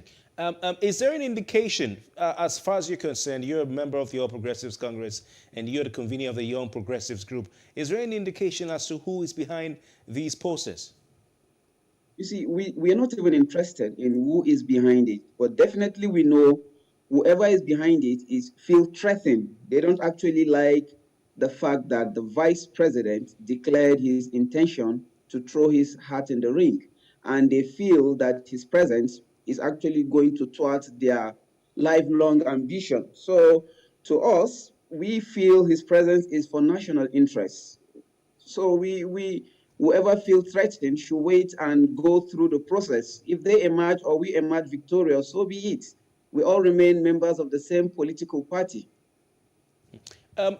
We do know, I mean, we're well aware, and this is public knowledge, it's well documented, the relationship between Bola Ahmed Tinubu, the so-called national leader of the All Progressives Congress, and Vice President Yemi Osinbajo. Indeed, they have a political relationship. Some would even say that Bola Ahmed Tinubu is the political benefactor of Vice President Yemi Osinbajo. Would you believe a narrative that says Tinubu's supporters and loyalists are behind this posters flooding Abuja and other parts of the country? You see, at this point, we don't want to heat up the polity. We don't want to throw allegation. We actually want to be sure who is responsible for this before we go all out and throw back our own sucker punch back at them. But we don't want to throw allegation at any camp so far. We believe in the capacity and the integrity and character of our own candidate, and we are selling him based on his integrity and character. We don't really care about who else is doing this or that some other places. We just want to sell our candidate and sell him based on his merits. And that is what we want to do. We want to play this politics as clean as it can be. Some people have pointed to the fact that Bola Ahmed Tinubu, in one of his speeches recently, said that he is ready to play dirty as far as the 2023 election is concerned. He's ready to get dirty, rather, as dirty as a pig. Do you think that people should hold on to that as a reason to say Bola Tinubu or his supporters are behind these Judas Iscariot posters? In our own context here in Nigeria, we go as low into the gutter to ensure we make a point or to discredit an opponent. But I think that is a very negative way to go. In marketing, I think you talk more about yourself than talking about your opponent. I don't even want to call names here. I want to concentrate on the candidate I believe in. I don't want to mention any name. Whoever is responsible, we will meet at the primary election, and if it's an opposition party, we will meet at the poll. Indeed, about 3 days ago, the media offices of both gentlemen we've mentioned so far on the program, the media offices of the Vice President Yemi Osinbajo and the APC leader Bola Ahmed Tinubu, they issued separate statements on 19th of April precisely, warning the public to beware of plots by unscrupulous persons against their principles. These were separate statements. So when we hear the PYO through his office saying there are plots by unscrupulous elements, we don't know whether he's referring to Tinubu or some other person. And when we hear from Tinubu's office that there are plots by unscrupulous elements, we don't know if he's referring to PYO or his group. So is it possible that someone like Professor Yemi Osinbajo and his team can instigate something like this for political gain? You know, Prof in his character is quite a gentleman to go about throwing negative punches at people. Definitely. And all his supporters, all pro-Osinbajo support group have also, they've imbibed that character to sell the Prof based on his merits and to ignore any tantrum and dulls from other opponents. So I don't think Prof referring to unscrupulous element meant he's referring to any other camp. Probably he's talking about the media castigation or the media war that has been meted out on him wherever he goes. All over the media, people have brought up accusations that are actually unsubstantiated anywhere.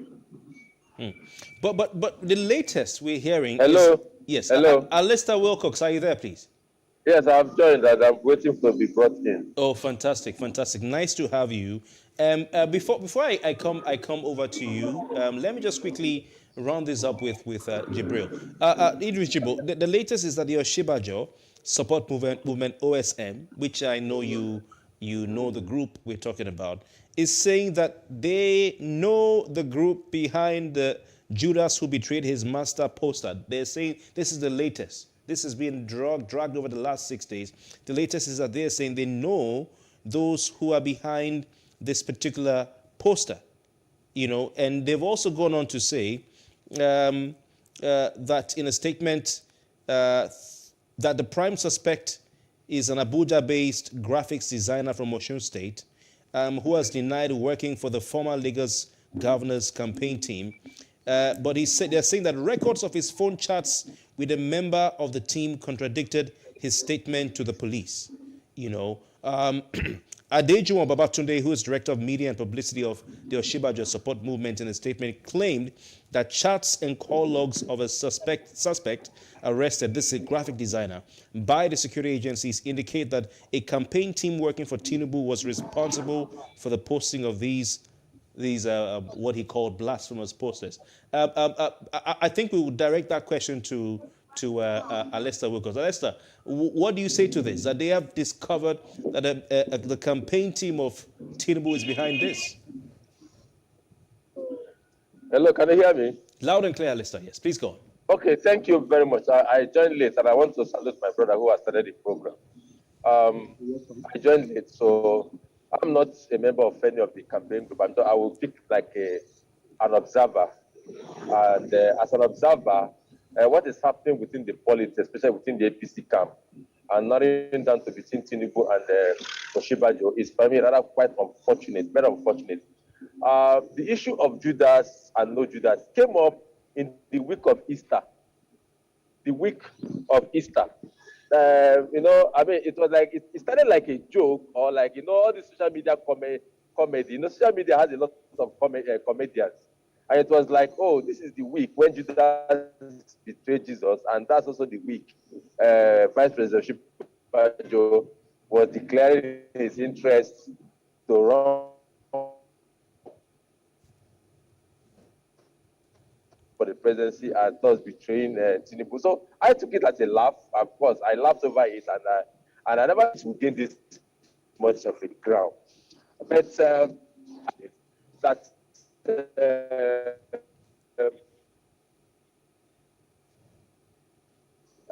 people should risk as cheap as it could get. Nonsense. Two men involved here, Asiwaju Bola Ahmed Tinubu and the Vice President, Yemi Oshibajo. They are no mean men in politics in terms of support. So narrowing down to Judas and Jesus Christ, I think for me it's not only blasphemous, it's very, very childish, and that will not give anybody any mileage.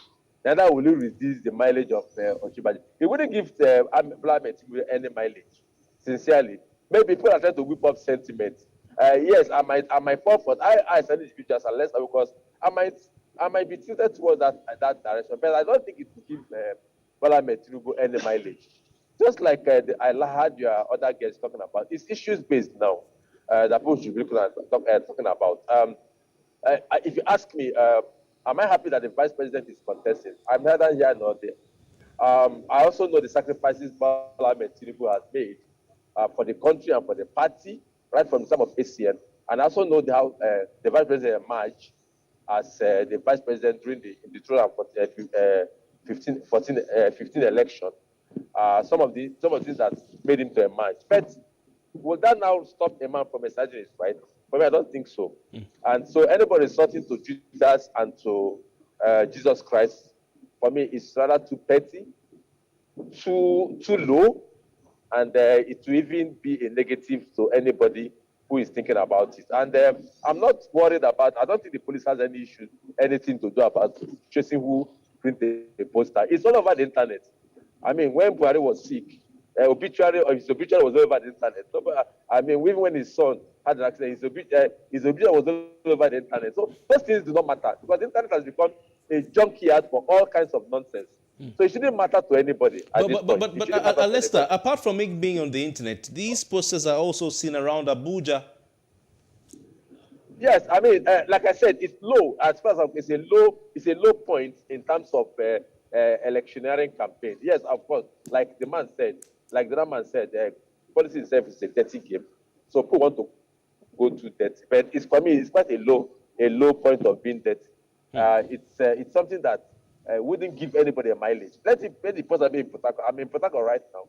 I've not seen the poster. Let it be in Abuja. Let it be anywhere. Posters don't sell campaign. Posters only help people to. I mean, posters really do not matter in campaign. In real campaign, when the issues are brought down, I think for me, the two gentlemen have enough issues to sell themselves. Their supporters should stop all this madness. I think it is supporters that are causing this problem. But Alista, you're blaming the supporters. They are the ones causing this problem. Yeah, Alista, you're blaming the supporters, saying that they should stop this madness, as you put it. But the Tinubu support group, the Bola Tinubu media office came out to say that he is not behind it. Their team is not behind it.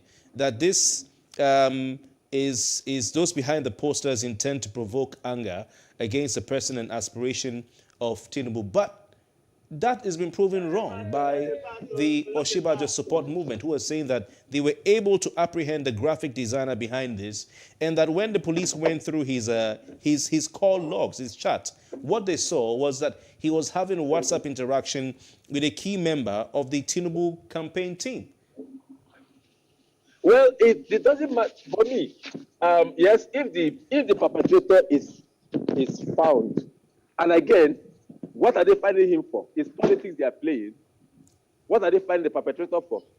It's politics they are playing. And if you choose to call Oshibajo a Judah, it's politics. Do I support it? No.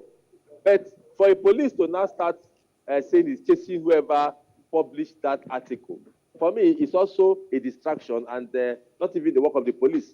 If in political campaign, people are called names, people are called worse names, people are called all kinds of names in political campaign. So I do not understand why the police even start chasing who published that. But for me, the gross of it is the fact that this thing is being done and perpetrated by the support group. Sometimes it could also be the opposition. Because really, I will tell you for free, the opposition is more happy that Oshibajo should run against Tinubu than even the real supporters of Tinubu, of Oshibajo. The opposition is more interested in the PYO, Yemo Oshibajo, running against Tinubu than even the APC establishment is interested in them running. So as far as I'm concerned, it could be the opposition and the support groups that are overzealous in their activities.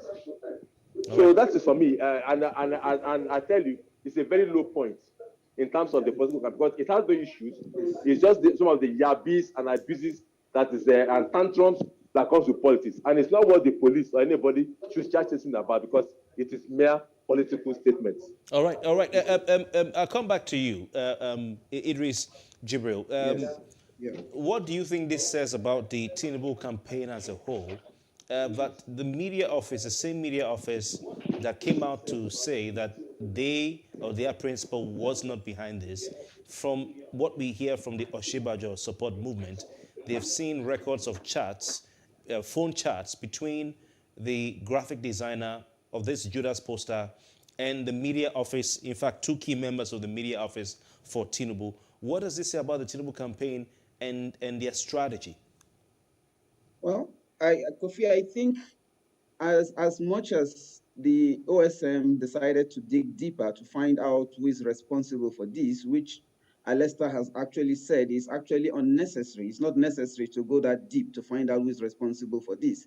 Definitely, when statements like this or when findings like this come out, there will be a disclaimer. And the Tinubu campaign organization just disclaimed, these support groups sometimes are overzealous. They want to prove a point. They want to be seen that they are working towards this particular goal or for their particular candidate. And sometimes they step out of line. And sometimes they go contrary to the strategy that they have mapped out for themselves. I am not standing in for Tinubu campaign organization, but I just want to believe that the person of Tinubu personally cannot come out and castigate an Oshibajo. He has repeatedly spoke so virtuously about Oshibajo. So I believe he will not come out and tell us today again that the same man I have spoken so beautifully about is a Judas. So that is not Tinubu. He cannot do that. The records are out there in public. We can check it out. But Jibril, you're aware that a week ago, Bola Ahmed Tinubu was approached by a reporter who asked him, what do you have to say about your son who is contesting for the office of president?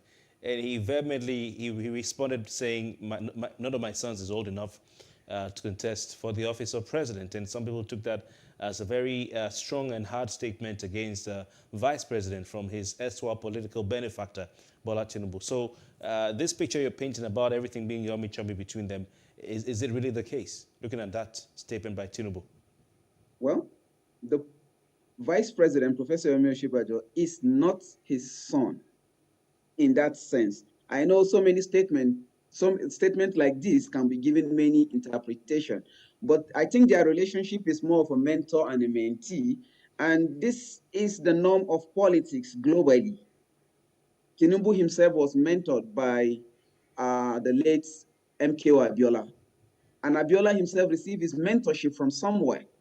So Tinubu gave Osinbajo a chance because Osinbajo was actually qualified and competent for the job. He was not just picked up and given the favor. It wasn't a favor. He was given a job, a task to accomplish, and a task he accomplished beautifully. And before even Tinubu, he had other mentors who had exposed him to the legal profession and have taken him to higher grounds before Tinubu met him there and gave him Attorney General of the state.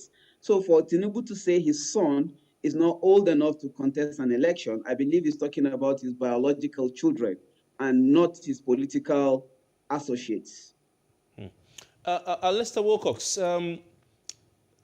some political, observers, indeed members of the All Progressives Congress, have said that have accused the vice president of derailing from the plan that was set in motion when he was pushed forward to represent the APC as a running mate to the flag bearer at the time, candidate Muhammadu Buhari. So some have accused the vice president of derailing from the plan, which was, you're going there because Tinubu cannot go there. Of course, Tinubu himself has said that he could not be the running mate because that would mean a Muslim ticket. So is the vice president biting the political hand that fed him? Well, I have always been an observer all my life. I've not been in the thick and thin of politics. So I don't know how the politicians think. But from a casual observation, and is the keen watcher and a keen ardent supporter of the APC, some of the issues that led to the emergence of the vice president is very clear to me and to so many people and the entire public. Like you said, it was obvious as at the time that Tinubu contracted, which was the major brain or arrow behind the APC, approached Muhammadu Buhari and contracted him to be the president and even worked towards him emerging. Of course, use all his what they call that structures and everything, political sagacity to ensure that the president emerged. Of course, the idea was for him to be a vice president, but when it was becoming obvious, that the so-called Muslim ticket could not flash at that time, of course, he has to nominate somebody. And nobody would know the fact that he nominated only the vice president, who haven't excelled as Attorney General of Lagos State from 2009, from 1999 to 2007. And he has been, after that Attorney General, the vice president has just left. He was not even in politics. He just left and was continuing his legal profession. And Tinubu went and bring him back, being a competent, competent and very competent, and he can vouch for to run the office. And of course, in all fairness, he did that office credibly. So if there was an agreement between them, and Lester Wilcox and several observers are not aware, I'm sure even my brother in the studio is not aware, if there was any meeting, discussions behind the scene between the two men, of course, which can also be inferred to have existed. But my brother in the studio is not aware, and Lester Wilcox, I'm not aware of any meeting that states categorically, you are holding this office in trust for me and all whatnot. But looking at it from the general perspective, and that's why I say I think the supporters are the cause of this problem. I'm sure the supporters and the opposition are the cause of this problem. Looking at it generally, I mean, common sense. I mean, natural common sense dictates that. Look, if a man gives you an opportunity, and then in the fact that the man is interested in an opportunity that you are holding in trust, it's also fair that you don't breach that trust. Politics or no politics, mentor or no mentor, mentee or no mentee, father and daughter and son or no father and son. If somebody has given an opportunity for you to excel in a position and that person needs that position, I think it's also fair that and natural justice and natural consequences that you don't bite that finger that fed you. I'm not saying in totality that the Tinubu fed the vice president. He's a very competent man. I mean, in all his right. But if you go and watch Ekiti campaign 2014, the campaign in Ekiti, where Asiwaju said, "I am qualified for this position. I am very the tape is there. But for the interest of the country and for my party, I stepped aside and pushed others forward." I think something like that. I'm paraphrasing it. I mean, Ekiti campaign 2014 of the All Political Congress in Ekiti. I think 2014 or early 2015. I can't remember the exact time. The video are all in the. So this is a man that has made sacrifices. So for people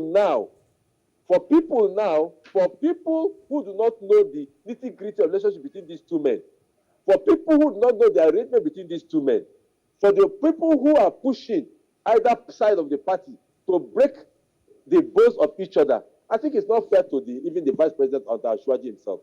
I'm not taking sides in this issue. Both men are competent. Asiwaju is not a mean man in politics, not a pushover. So he can even rightly say that none of his sons is grown up enough to challenge him for the presidency. He has so many sons politically. I understand that Fayemi wanted to has also gone to seek to contest. So that's also his son. And so even if he says that, he might have several meanings, because this is a man that has built men. And when you are built men, you can actually come that you are their father. It doesn't have to be biological. But as far as I'm concerned, really, it is the supporters and to a large extent the opposition that is trying to create this issue between these two men. These are two men that has gotten along in life very well. So whoever is pushing each other, I think they should stop. And it's time that common sense should come. Nobody should begin to belittle Asiwaju or belittle the vice president or begin to cast aspersion on each of these two men. These are men that are accomplished colossus in terms of political sagacity. All right. Alissa, thank you very much. We can't forget that speech. Now put span in the wheel of their progress. Thank you, Alissa. Finally, from you, Idris Jibril, I'm sure you remember that speech where, in the 2015 campaign, Bola Tinubu did indeed, like Alissa say that he was qualified to be the vice president of Nigeria, running mate to Muhammadu Buhari candidate at the time, but he decided to sacrifice. So does this not therefore cast the vice president in as a betrayer, as somebody who is not a team player, as somebody who probably is selfish and cannot be trusted and isn't loyal? Because he wouldn't be there if Tinubu had not said, okay, not go for me. Not at all, Kofi. You see, B.C. Akande's autobiography captured a lot of events for us to go back to and read the event that happened prior to the merger of the ACN and ANPP and some of the legacy parties that met together to form the APC. That book is rich with a lot of history for us to go through. We understand very well and we appreciate the sacrifice that Tinubu has made for the party and also for the emergence of Vice President Yemi Osinbajo. But I will ask people to go back to that book, read it, and see what transpired.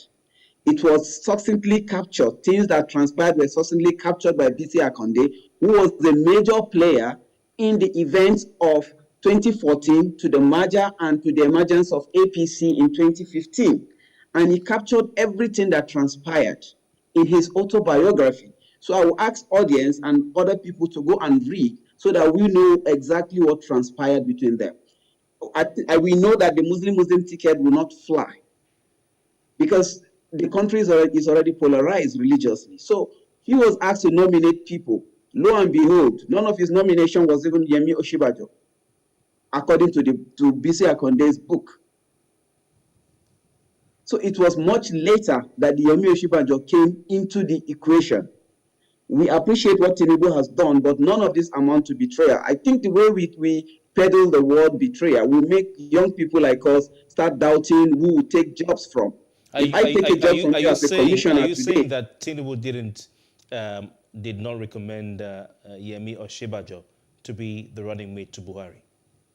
there were 3 names, according to the book. 3 names were recommended, and there was a favorite. And it was much later that people like the Bisi Akonde and Amosu had to prevail over reasons that Yemi Oshibajo should be included in the list and sent to General Buhari to make his choice. And those 3 names were sent to Buhari. General Buhari made his choice and chose Professor Yemi Oshibajo. So young people like us will start doubting who will take our jobs from, because tomorrow when you want to grow, somebody will say, no, you shouldn't go into this area because I have ventured into this field before. It's going to amount to betrayal. Why should that be? The field is quite large. We've not actually gotten a candidate yet. They are all aspirants within the political space, within the political party, until a single candidate emerges, which we all are going to come together to support anybody that emerges in the party. At this point, the way we peddle the word betrayal, if one candidate emerges, dog eat dog, who is going to campaign for the other person? All right. We have to leave it at that. I want to thank you, Idris Jibril, convener of the Oshibajo Youth Group. I want to thank you very much for your time. Progressive Youth Group, sir. Progressive Youth Group. I apologize. Slip of the tongue. Thank you so much. Thank you very much for joining us via Zoom. Lester Wilcox, fantastic to have had you again today. Thank you for joining us on via Zoom as well from Port Harcourt. Appreciate your time. Thank you for staying with us. We'll take a short break now. When we return, ex-Speaker of Nigeria's House of Representatives, Yakubu Dogara, sacked by court. We'll look at that and the intricacies behind that as well.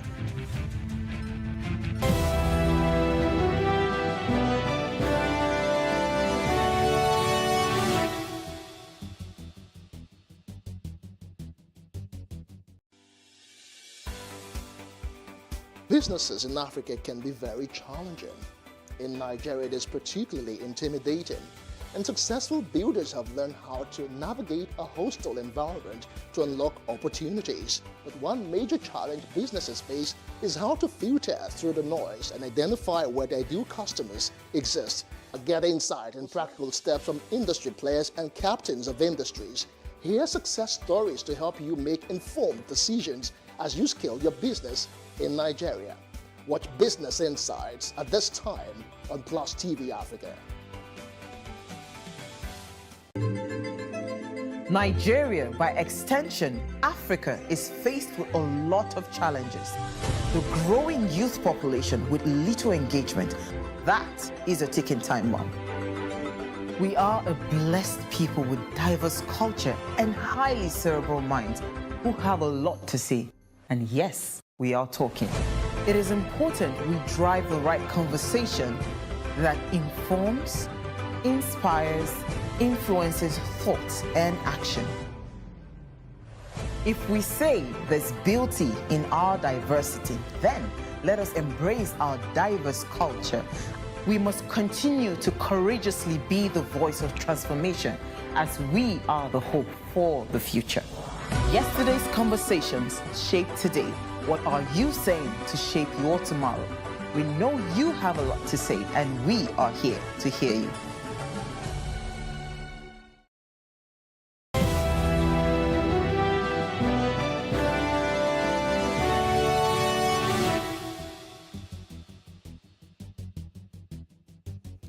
Welcome back. A federal high court in Abuja has sacked Yakubu Dogara from the House of Representatives and declared his seat vacant. Mr. Dogara, who represents Bogoro, Das Federal Constituency of Bauchi State, was the Speaker of the House of Representatives between 2015 and 2019.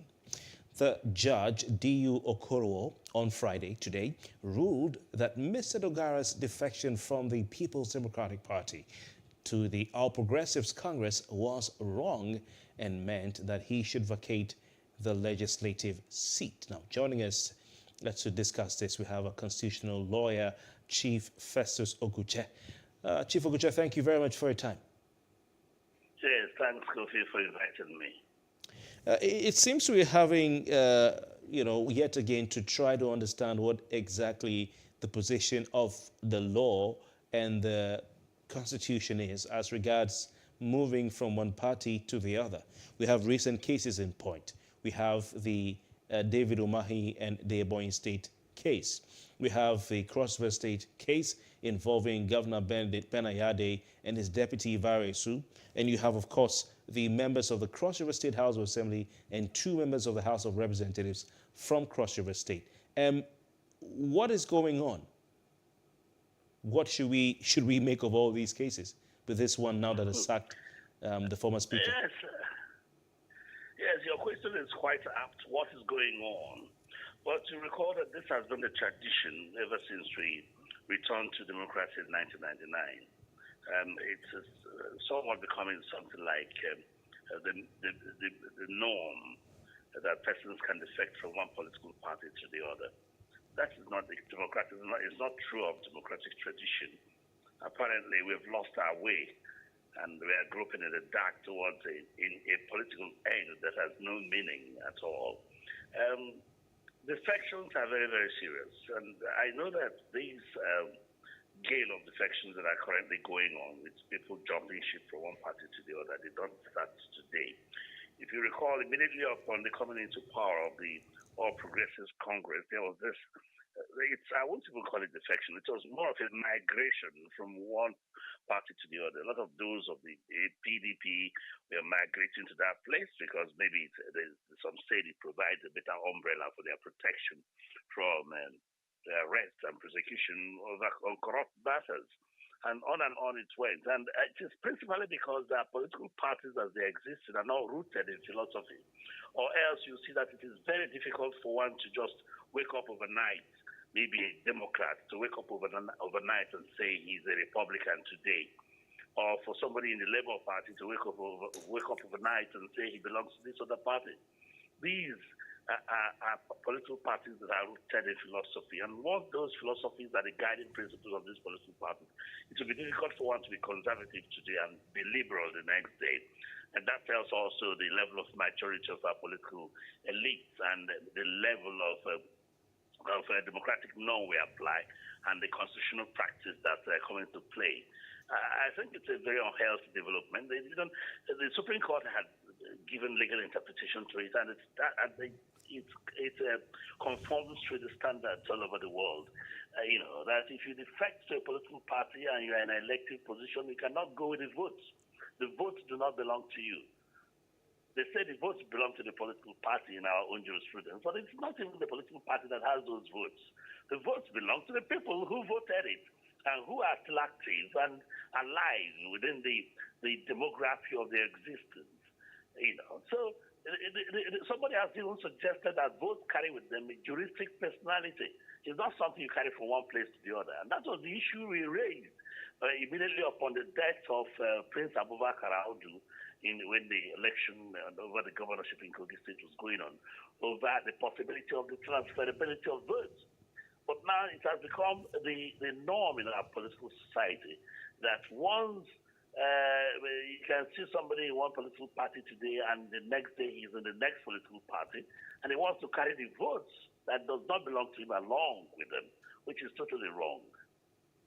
Chief Oguche, some political observers and commentators, analysts... I'm not getting you clearly, Kofi. Yeah. Can you hear me, sir? Okay, yes. Yes. Now, some political analysts have said that we need to separate the morality of the situation and our emotions from the letter. We need to have a separation of our understanding that there is a difference between the morality or the rightness of what is going on and what the law says in print, in black and white. So you are saying that it's wrong to be voted into an office, a political position or office on the platform of one party and then go to another party with the mandate that was given to that party. Fine. But what is the position of the Nigerian constitution, which is a ground norm of the federation? See, you don't get all the Supreme Court has even stated it in DSS against Adbakoba. You will not expect the Constitution to set out every detail of provision regarding all situations. You construe the Constitution both in its letters and in its spirit. And I'm saying that it doesn't have to be contained in any provision of the Constitution for anybody to understand that there's immorality in moving from one political party to the other. If you're in an elected position, if the position you're occupying is by the mandate of the people, and that has been the norm across the world in every democracy. And this has been entrenched as a tradition, which cannot for any reason or any shade of imagination be circumvented by any provision of whatever provision there is in the Constitution. I know the Constitution is silent in the area of governors and all that, but it does not mean there's a lacuna. You know, you won't expect the Constitution to spell out everything. If you move from this political party to that, if this political party but Chief Oguche, the Constitution is a ground norm, and it's what is the Bible of the nation. Ground norm, I agree with you, Kofi. But like I said, there's what we call traditions. There's what we call norms, and we are practicing a constitutional democracy.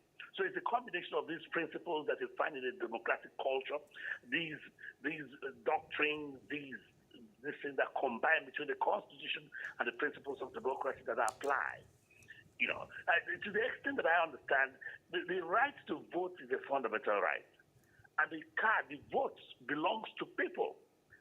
And once that vote is cast, it becomes a representation of the expression of their will. And you ask me if you expressed your will in a particular way towards a particular direction, an individual can take it and take it to another direction. It's a matter of morality. The Supreme Court had, in the case of Fedeco against Mohammed Goni, which I think is the locus classicus on the sections, had stated that defecting from one political party to another is the highest level of political immorality. It says it is malevolent. Look out for that authority. The Fedeco against Mohammed Goni.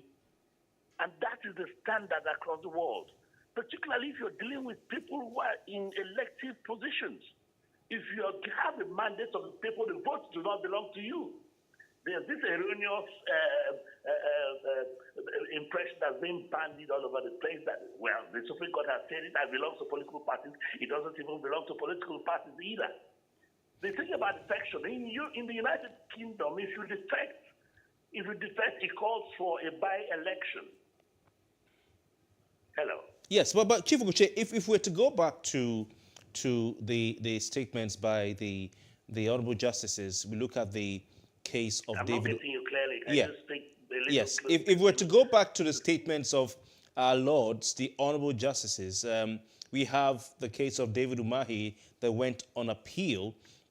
And of course, you look at the case of Ben Ayade, the judgment of which relied on the statement of the Court of Appeal regarding David Umahi's appeal or case.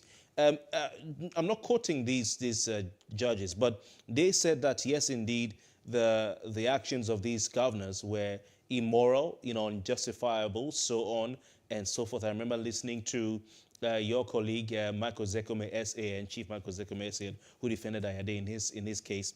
He says, but no matter how immoral they may seem, that the Constitution does not allow any court to take away the mandate of a governor of a state, that they had laid down procedures for removal of governors of states. And you're talking about morality.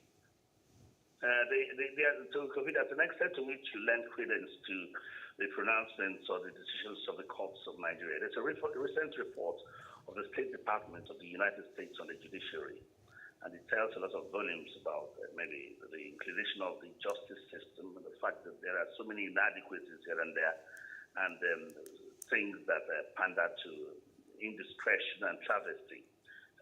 We were having that discussion the other time, and they all are agreed that in spite of the analysis by the learned SAN who you mentioned, it is very, very clear that it's a situation that is unenvisaged, that the proper interpretation to be given is a situation where somebody defects As at that point, he is not the governor, and the principles governing Atiku against Obasanjo, those authorities that was quoted, they do not apply. Because at that time he has shifted. So you don't bring those principles that is the sitting governor. He became governor by virtue of that mandate. And so long as that mandate is no longer with him, he has shifted ground. And immediately upon the judgment of Umahi, I didn't know what caused all these delays because I expected that judgment would be implemented immediately and get him vacate office. But then we saw how the judiciary was busy running over themselves, the judges running over themselves, issuing out injunctions, stopping his moving out of government house in Ebonyi State. Until then, the matter did not the judgment of Justice Teku, which ignited all these fireworks, I don't think it was appealed, but then there's another judgment of the High Court in Ebonyi State which was appealed, and the judges in Enugu Court of Appeal, Enugu Division, came up with a contrary view that, well, he remains. And I quite disagree with that.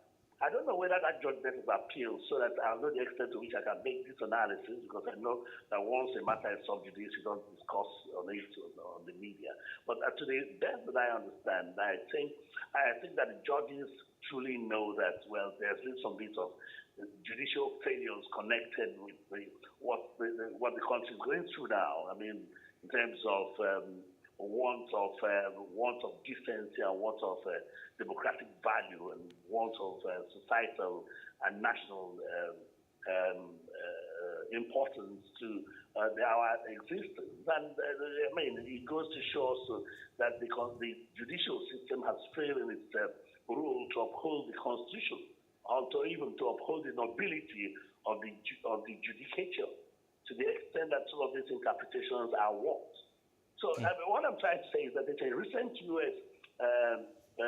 report on Nigeria, the Nigerian judiciary, which is very damning and I think is very correct. So we don't have to lay so much credence in that, because some of these judgments, I know that if it were in the 70s, 80s, Nigerian political system cannot stand.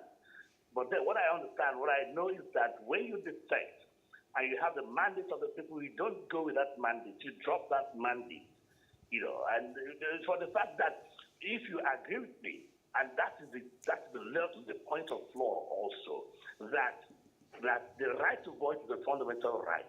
Of course, they are not talking about votes that are inalienable. We are talking about the transferability of votes, which also pertains to the transferability of fundamental rights, which is impossible. You don't transfer them, you don't alienate. In the proper mode or direction of a democratic practice, if the occupant of an elective office defects, the first thing to do is to consult the owners of the vote, the people that voted. They say that maybe elections are very expensive, but nothing is too big to be done to get things right. They say what's doing is what's doing right. You do it correctly. It calls for fresh elections because the person moving cannot move with the votes that I cast as an expression of my own fundamental rights to freedom of information, to freedom of association, to freedom of thoughts. The vote carries with it all the essence and ramifications of the personality of the individuals that cast them, not the person who was given the mandate. That's my point, and that's my submission. At Section 68, Sub 1 of the Nigerian Constitution, and we look at the provisions in the Constitution regarding cross-carpeting. It talks about a split. If I can get you clearly, I'll have a good standpoint on what you're saying. Oh, okay, I'd like us to move to the Constitution. Get the phone close to you. I think it's. I can hear you clearly now. But can you hear me, Barrister? Yeah, if you get the closer, all right, I can hear you all very right. Okay.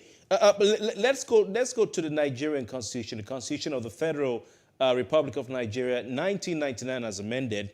We look at, for instance, Section 68, Sub 1. We look at other parts of the Constitution that has to do with defection, and also that has to do with what would be the basis for removal of political office holders. Does the Nigerian Constitution allow a member of the legislature to be removed without a legislative process?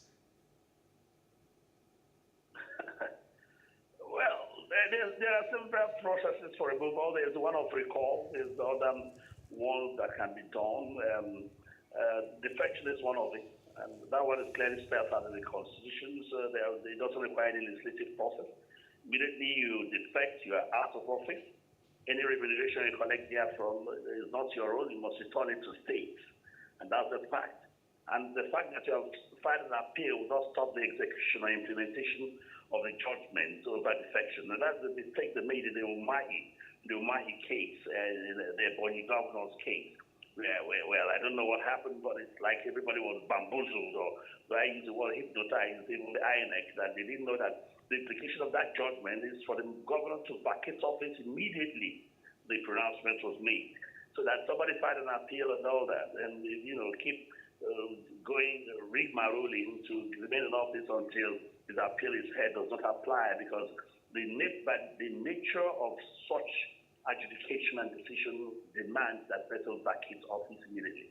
So if you're talking about legislative procedure, what other procedure are you talking about? When somebody has abdicated his mandate, somebody has abandoned the mandate given to him by a demography that's alive and active, and still the demography that can still be consulted, a demography that is human. We're not talking about inanimate things here, or things that do not exist, or things that are not within the confines of human endeavor. We are talking about an expression done by a group of people. So Chief Oguche, Chief Oguche, so should we see, do we need to get to a point, and how do we get there, where we don't even need to go to court to see a member of the federal legislature or state legislature who's defected without a split in the party relinquish his seat? Because, of course, like you've said and I earlier said also, Section 68, subsection 1G of the Constitution provides that a member of the Senate or House of Representatives shall vacate his seat or her seat in the House if being a person whose election to the House was sponsored by a political party before the expiration of the period for which that House was elected, provided that his membership of the latter party is not as a result of a division in the political party of which he was previously a member, or of a merger of two or more political parties or factions by one of which he was previously sponsored. So this is clear. Why are we seeing that people have to go to court to enforce this? Very quickly, please. That's the thing about our democratic process that I find totally and completely nauseating. To the extent that I understand, once a provision is made, you don't have to go to court to effect it. You follow it, that is what is called due process. But you have this experience in this democracy where anything goes, and things are done haphazardly. As far as I'm concerned, it doesn't require anybody to go to court to get anybody who defects, who jumps ships from one political party to the other to get out of office and go and begin to look for better pastures in the political party of which he has gone. But that's the situation, that a whole lot of things are wrong with the way we are doing things. So that's why somebody would know very well that a particular action is wrong, and he'll just go ahead and do it and ask you to go to court. All right. Interesting. We'll have to leave it at that. Chief Festus Oguche, I want to thank you very much for your time. All right. And that's been the size of our show today, and of course for this week. It's been quite interesting. Thanks for being our guest and joining us throughout the week. We return on Monday with more on Plus Politics, but for now, my name is Kofi Bertels. Have a fantastic weekend.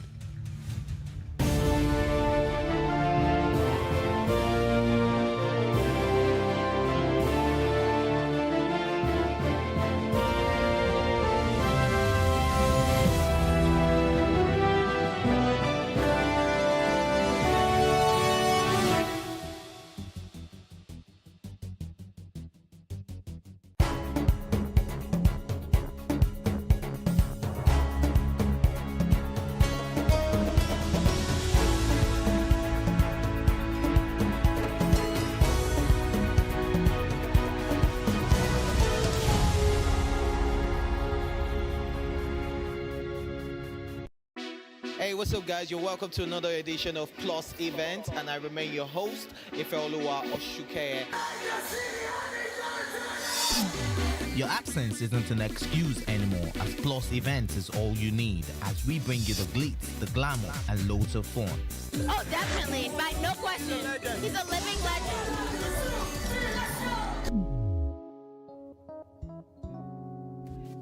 God forbid, Holy Ghost fire, I know. I just want to be blown away. I want to be wild. This is 11 years of doing it.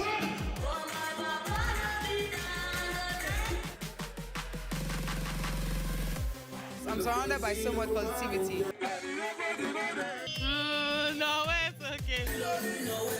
Yo, what's up, my people? It's your boy Starboy Terry.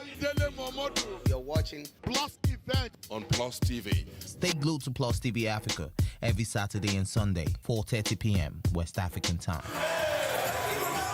In raising our kids, parents should stop playing God. The internet is actually using the people. But when you are looking for money to help other people, then it becomes easy. Don't rush into marriage. I always say this. You rush in, you rush out. Family is the bedrock of every society and the essence of life. On Today with John and Helen, we dig deep into family values in every sense of the word. Join us every Saturday at 9:15 a.m. on Plus TV Africa, DSTV channel 408. With you, we play a part in strengthening the values passed from generation to generation.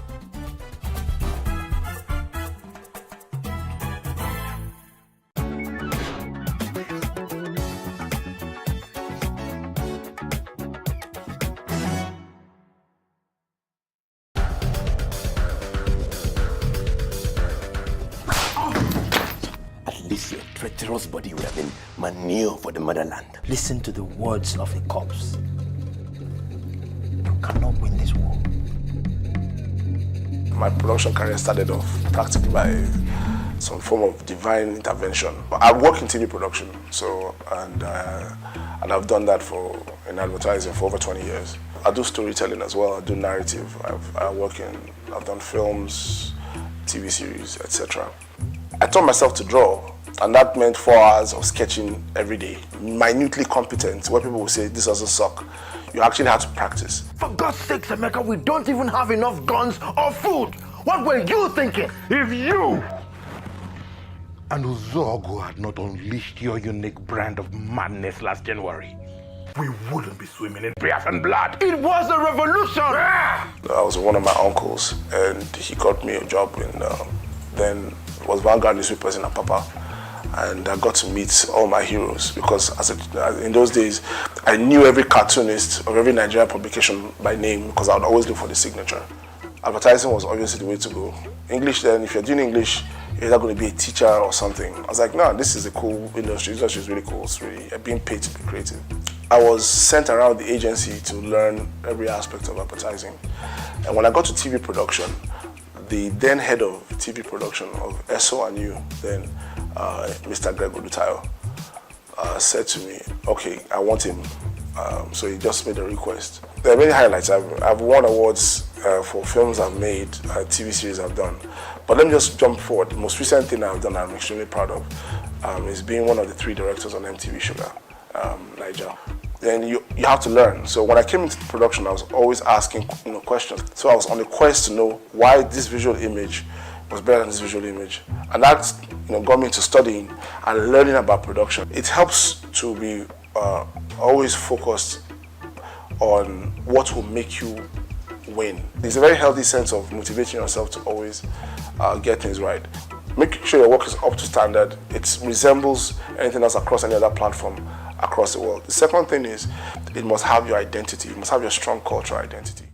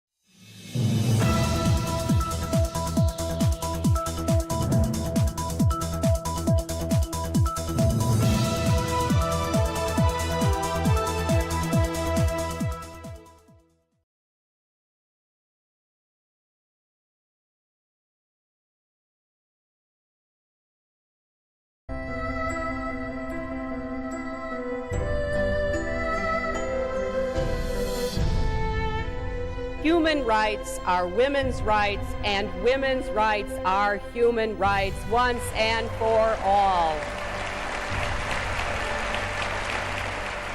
There was no question that that was the most important moment and sentence that was being said and became central to the whole Beijing Women's Conference. I remember it felt very exciting, almost like a Woodstock for women or something. It was breaking new ground. It was the biggest gathering of governments which committed to gender equality. It was just completely transformational for me. It was this sort of pivot point where all of a sudden the path appeared.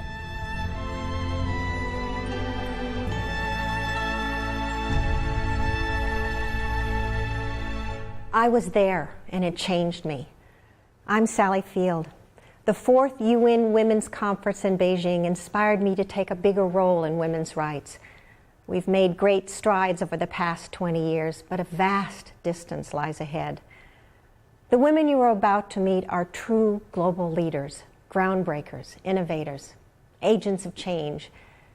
We began our journey in China with Peggy Liu, a leading voice in the environmental movement. Peggy is taking steps to make a more green China and in turn help our planet. She brings together the best minds to create innovative and sustainable solutions for China and the world. We're in the midst of a huge urbanization boom in China. 40 years of building city after city. But what happens to these places? What happens to the soul of our city? You've really seen nothing like it until you land in China and you take a look at the skyline. To deal with China's growing pains from unprecedented economic growth, Peggy Liu, an MIT-educated engineer, started JUICE, or Joint U.S.-China Collaboration on Clean Energy. JUICE is a nonprofit organization, really a volunteer organization of some of the top experts around the world who want to help China go green as fast as possible. Peggy brings together top international experts and Chinese officials to discuss new ideas and technologies to solve China's environmental problems. Peggy's upbringing and heritage helped her move seamlessly across cultures. Just being born Chinese in America has helped me figure out how to be a cultural bridge. Her first major accomplishment was to accelerate the adoption of smart grid in China. Because it allows us to put more solar and wind energy onto a traditional grid. It reduces the need for buildup of power plants. Since we introduced this to China, China has really become the leader in investing in smart grid technologies around the world. Peggy began promoting clean energy in China, but over the years has expanded her work. Livability is the single biggest challenge. We need to make sure that we have shared spaces for these tens of millions of people that are coming into China's cities. In order to accomplish this, JUICE reaches out to mayors, as Peggy explained in a recent TED Talk. In China, one of the most effective channels is to teach government leaders about how they can build the China dream as they're building new cities, as they're building 226 cities with 1 million or more people. Now, the power of this is that in a short amount of time, we've been able to reach out to over 900 mayors. And these mayors might have 1 million people, they might have 30 million people in one single city. Mayors can impact the environmental policies in China in the short term, but the long-term sustainability will depend on the actions of future generations. Before you add any sugar, try it. We can teach children how to make a huge impact in climate change through their stomachs. So we created a new way to eat, or teaching them how to eat in a way that's good for you and good for the planet.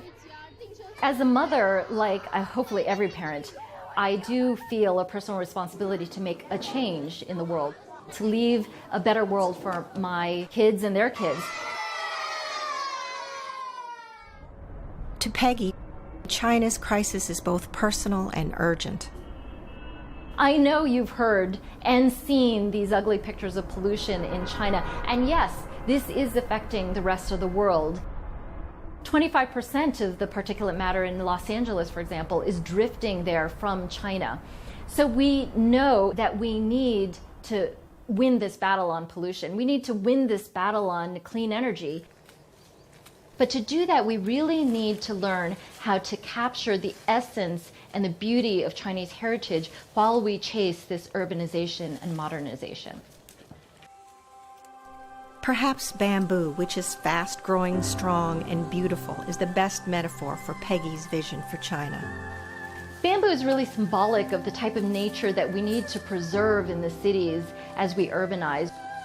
We need to bring to life the soul of bamboo, but in our concrete jungles. The single step that led me on this journey was actually an accidental one. Chinese have this saying, it's called 缘分, or fate, and I really feel like juice has been my calling. Katie Myler founded Liberia's first tuition-free school for underprivileged girls. Building educational infrastructure in Liberia was challenge enough, but she soon faced something more formidable: Ebola. A great leader presses on in even the most difficult of situations. That's exactly what Katie did during the epidemic. Fighting on the front lines against Ebola was worth the risk because it meant protecting her girls. I think that no matter where you go in the world, we are humanity and we're all the same. Each of us has a calling in our life, and for whatever reason, I was brought to Liberia when I was 23 and I saw a need that I knew that I could do something about, and I couldn't turn my back on it. Liberia is a beautiful place, but it's full of struggle. It was a country that has been devastated by war. In post-war Liberia, 2/3 of the country lives in poverty. Only 35% of children are in school, and 42% suffer chronic malnutrition. You know, I think I do see myself oftentimes in these kids, and whether that's right or wrong, it's the truth. I think that's empathy has a lot to do with, what drives me. And I grew up poor in America, but despite the poverty that we lived in, there were safety nets. Katie started the More Than Me organization in Liberia to provide some of the support she had. It's about living for something bigger than just yourself. You studying hard? Yes. I want to see you people reading plenty. It's important you can read well. If you read, you can teach yourself anything you want. We focus on the most vulnerable young girls in Liberia, specifically in a slum called West Point. It has one of the highest rates of child exploitation, sexual exploitation in West Africa. We have our own academy for these young girls. Our mission was really to make sure that when they graduate that they have real choices. They can decide what comes next for their own lives. We believe that no young girl should be on the streets, when her biggest dream is to go to school. As More Than Me Academy wrapped up its inaugural school year, the Ebola outbreak hit and shut it down. There's a baby on the verge of death.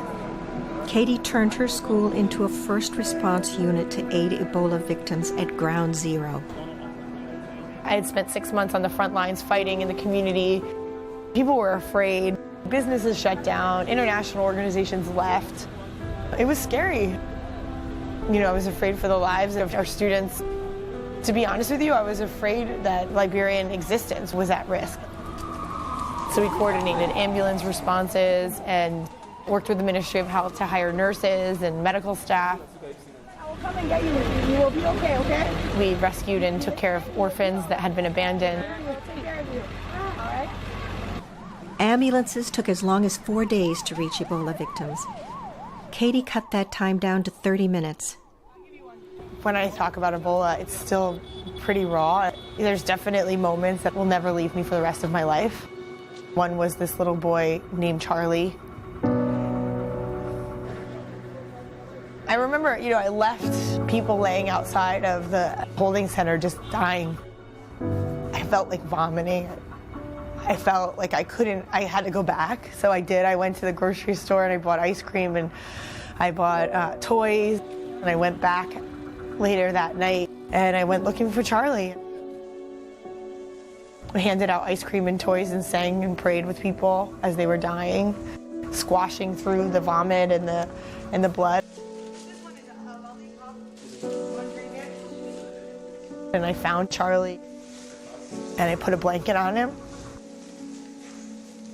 It was time to go, and I was like, I can't leave him here. And so I left, and I never saw him again.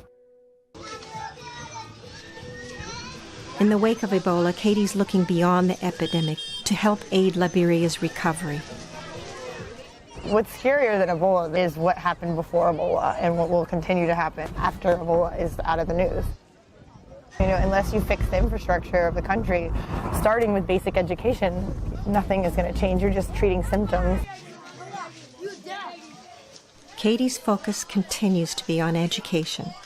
I'm working with everything that I have to make sure that we rebuild education in Liberia so that we can protect our girls and the women of Liberia long term. It's about coming together with different people for, and joining hands to make sure that we do everything that we can, to create a more beautiful world. I want to know that my life has purpose. I believe we all have a blinking light inside of us, and that light leads the way, and I'm following that light. I'm gonna take you places, show you faces that you've never dreamed.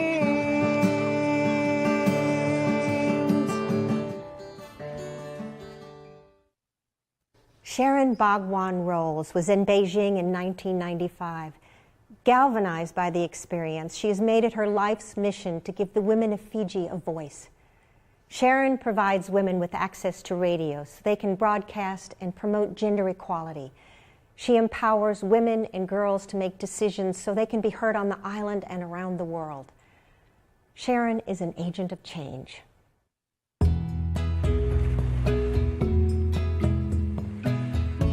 We love this country. We've got from the beaches to beautiful mountains, we've got this amazing geographical structure that you don't have to go anywhere beyond Fiji to enjoy the Pacific. Fiji's landscape may be beautiful, but it has one of the largest gender gaps in the world, according to the 2014 Global Gender Gap Report. Decisions aren't being made for or by women. If you look at all our governance structures, traditional, local, even parliamentary, we haven't seen any change in addressing the gaps in decision making. So that's a big problem politically. A problem rooted in the patriarchal society of Fiji. We are women. We stay in the village. We will respect the elders. When they talk, we have to keep our mouth shut. Yeah, we want to be empowered because as women, we got all these powers. We got the talent. We can talk. We can raise our voice to be heard. To give women a chance to express their viewpoints and share their stories, Sharon launched a community radio initiative in 2004. On Fem Talk 89 FM, I'm Sharon Bhagwan Rolls, and it's time for a special program, our Lambasa Women... Sharon used a simple yet powerful tool, the suitcase radio. It's both portable and easy to use. It's literally a whole radio station in a suitcase that weighs up to about 20 kilos, and we've been able to travel around Fiji into rural centers and taking our community radio station to women in the communities. It's meant that the local issues have been discussed. It's just given women that chance to talk, to speak out, to overcome those traditional barriers of participation and decision making, and to value their voice, and for us to demonstrate that you don't need to be highly educated to have something to say. Regardless of who you are, your voice counts. My issues, there are times I face discrimination. When I talk, they seem to think, oh, she's disabled, who is she to talk to me? And there are times I cried, and it's just a big challenge for me. Sharon turned the suitcase radio into a platform for programming central to Fiji's women's movement. If I just look at women's programs, you suddenly had women's programs with DJs or personalities reading recipes out of Women's Weekly rather than we still needed assistance in terms of the development issues. So the poverty of information is that the airwaves not being dedicated to the kind of information that could liberate women, that could alleviate some of the poverty that they experience. We are left out. We need more workshops whereby women to be taught how to live in a society where issues like budget to live on a $20 to $30 a week, to live on what they can produce, right? To share one another's burden. Thank you. And you have been listening to Fem Talk 89 FM coming to you live from Nandi. Today, a network of volunteers is taking an active lead in FemLink Pacific and its radio station. This week, 32 women leaders. It's been bridging the divide between what's in the capital city and not being heard, and that opportunity for women within their communities from where they live to talk about issues of local priority, but when you connect it all, is a national agenda. I firmly believe that the more women are participating, not just in decision making within the women's movement, but in broader civil society, in all governance structures, we can have a more peaceful country and a more peaceful world. From her earliest days in Japan, Dr. Sachiko Kuno has trailblazed her own path and created her own opportunities. Dr. Kuno's love for science and sheer determination drove her to break societal barriers. She co-founded a multi-million-dollar pharmaceutical business that spans from her native Japan to her home in the United States. Now, Dr. Kuno pays her good fortune forward to inspire the next generation of innovators.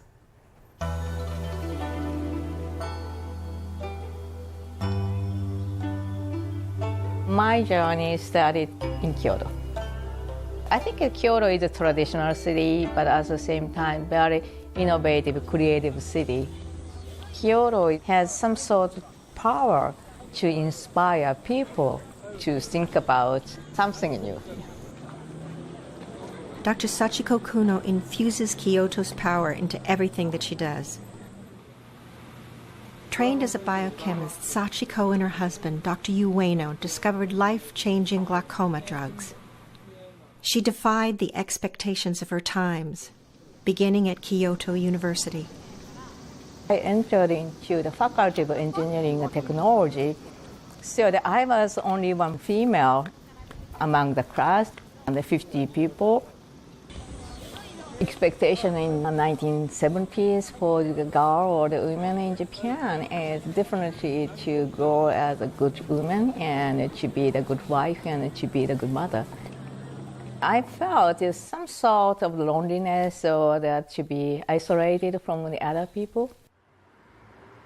After relocating to the United States, Sachiko and her husband established successful biotech companies. What began as a way to express their love for art and science grew into the creation of the S&R Foundation. The S&R Foundation in Washington, D.C. inspires innovation and empowers excellence in arts, science, and social entrepreneurship. So this is the ecosystem which can be given to the young social entrepreneur to think about and how they can achieve the challenges and to solve 21st century problem.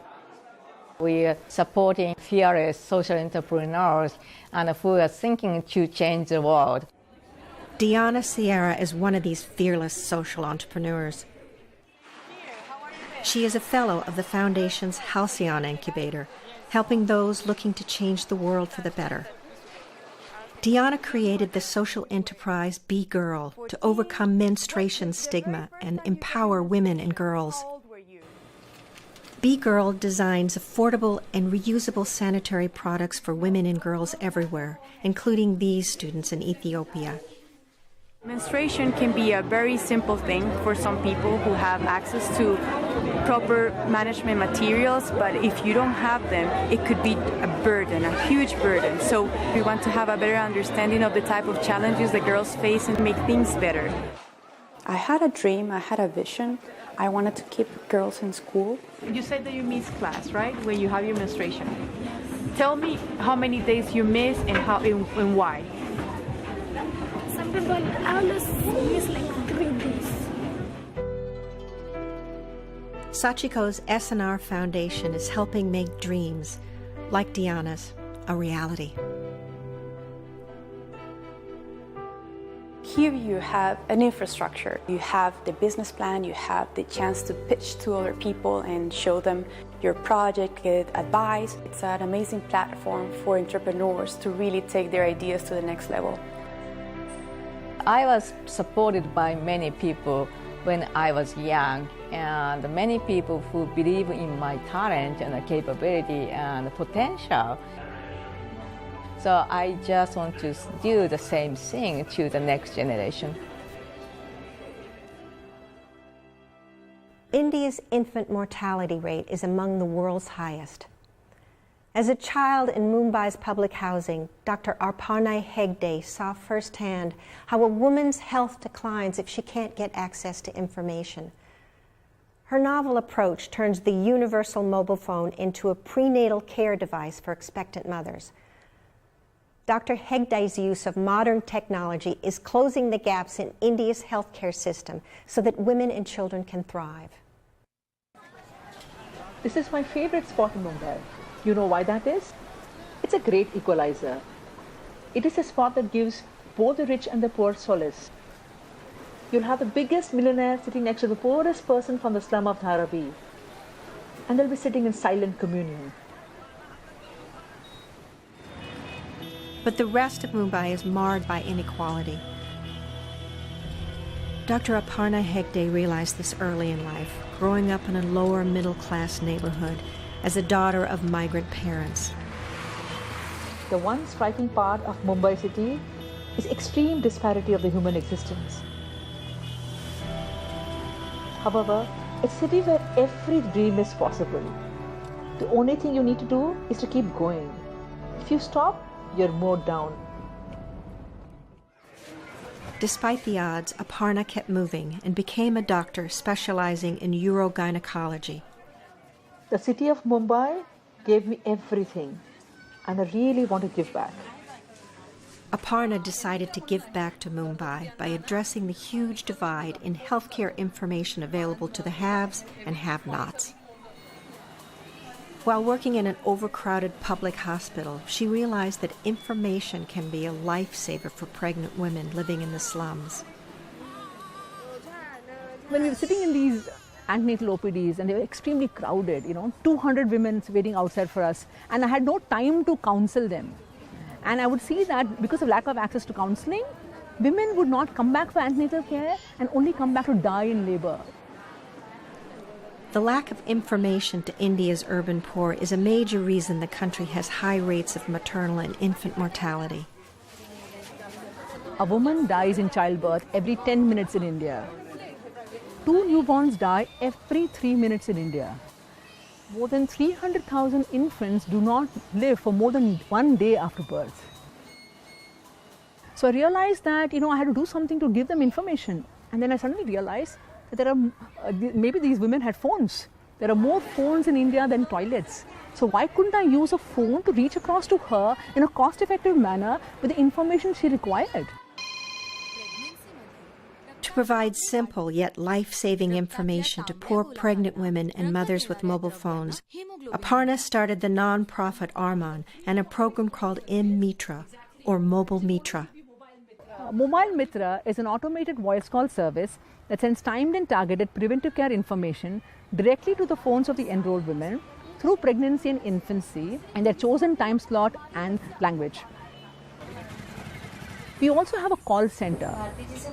If a phone number has changed or a time slot has changed, a woman can give a call to our call center and a call center personnel calls her back.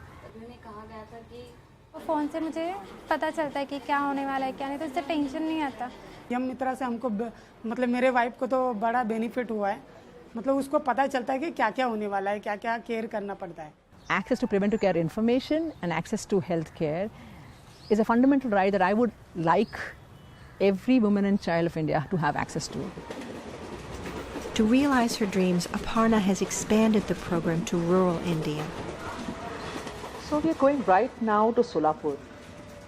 Solapur is a small town in rural Maharashtra This is around 450 kilometers from Mumbai. The need for our services is more in rural India. The hospitals are very far. Transportation to the hospitals is very difficult. And when you go to the hospital, care is apathetic. So we convert village women into health entrepreneurs. So they go home to home and provide this care after work hours. And these health entrepreneurs are taught to do antenatal and infancy care, along with performing diagnostic investigations like blood pressure, hemoglobin, urine test. In rural India, in addition to voice calls, we've also added animations because animations help involve the whole family in the healthcare of the mother and child. In just 6 months, Mitra has reached over 80,000 women. Aparna plans to reach 1 million women in the next 3 years. And when I went back to Maharashtra this time, and some Arogya Sakhi came and told me that she had named her child Maitra because she knew that Mobile Mitra had actually ensured that her child was healthy at the time of birth. It really inspires me and makes me feel hopeful for what is possible, because for all India's problems, things are possible here. These women from around the world are leading the way to challenge the status quo and motivate the next generation. They're doing their part to close the gender gap, empower women, and create a healthier future. The 4th World Conference on Women in Beijing ignited a movement. These women embody the progress made over the last 20 years and continue to be part of that journey. A journey of 1,000 miles begins with a single step. I think one of my proudest moments is that I was lucky enough to go to Beijing, to be part of that journey, and to now know that the journey has been moving ahead. Equality can't happen overnight.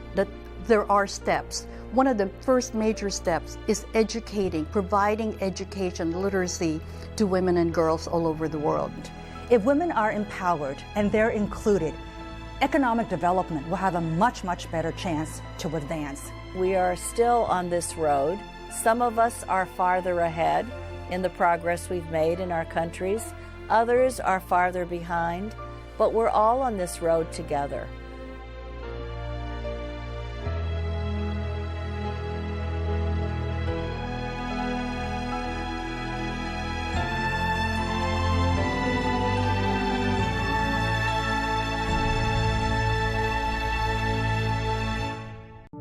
It's scary, isn't it? Putting yourself out there, ignoring the voices telling you you can't. Will you step aside, or will you go for it? After all, what's the worst that could happen? So, keep trying. Don't stop. Believe in yourself and go for it. Aladana, available in many variants to nourish you every step of the way.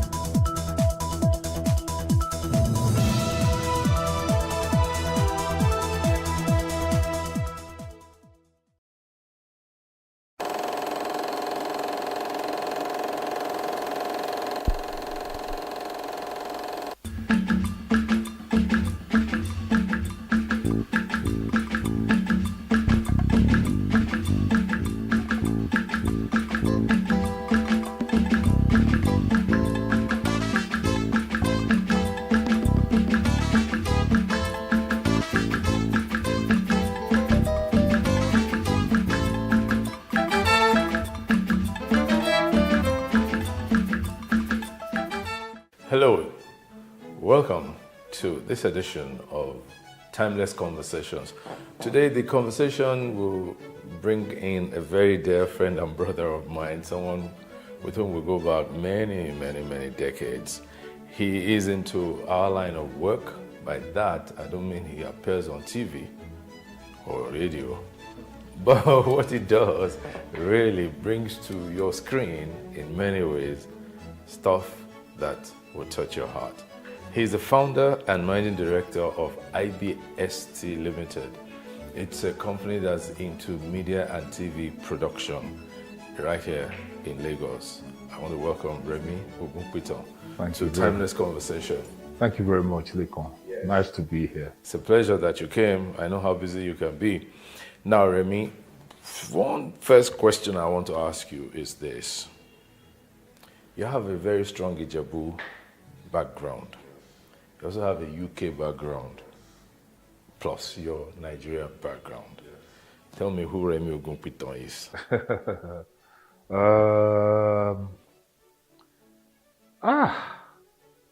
I don't know. I think I'm a mix of various things.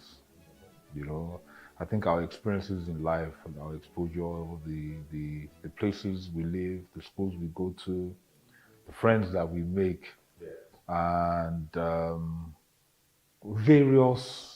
all these potpourri of experiences make us who we are. But I went to school in England. I left Nigeria when I was 5. My father was a politician.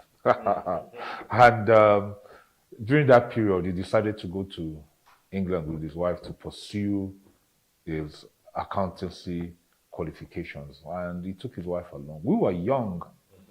And they left us behind in Lagos, myself, my sister, Yetunde, and my brother, Ladipo. Yetunde and I were living with the Adelajas. Okay. At CMS Grammar School compound. Yeah, Mrs. Adelaja is the senior sister to my mother. Okay. And Ladipo was staying in Ibadan with my mother's junior sister. When they settled in England, they sent for us. I was about 5 or 6. Yetunde that's my junior sister, was about 5. We went to join them. And we were with them there for many, many years. We went to school, went to university, started work. My father qualified, worked in various companies and organizations, and at a period in time, he decided that he was coming back to Nigeria. And he decided to come and work with the company he was working with in the UK then, and they brought him back, and he was in Kano. What company was that? That Rally Bicycles. Oh, wow. Yeah. And he rose to become the managing director of Rally Bicycles. They came back with Yetunde. I stayed in the UK. I was then, by the time they came back, I had left school, I had left university. I was in the British Army. And I spent some time in the British Army, in the Ordnance Corps.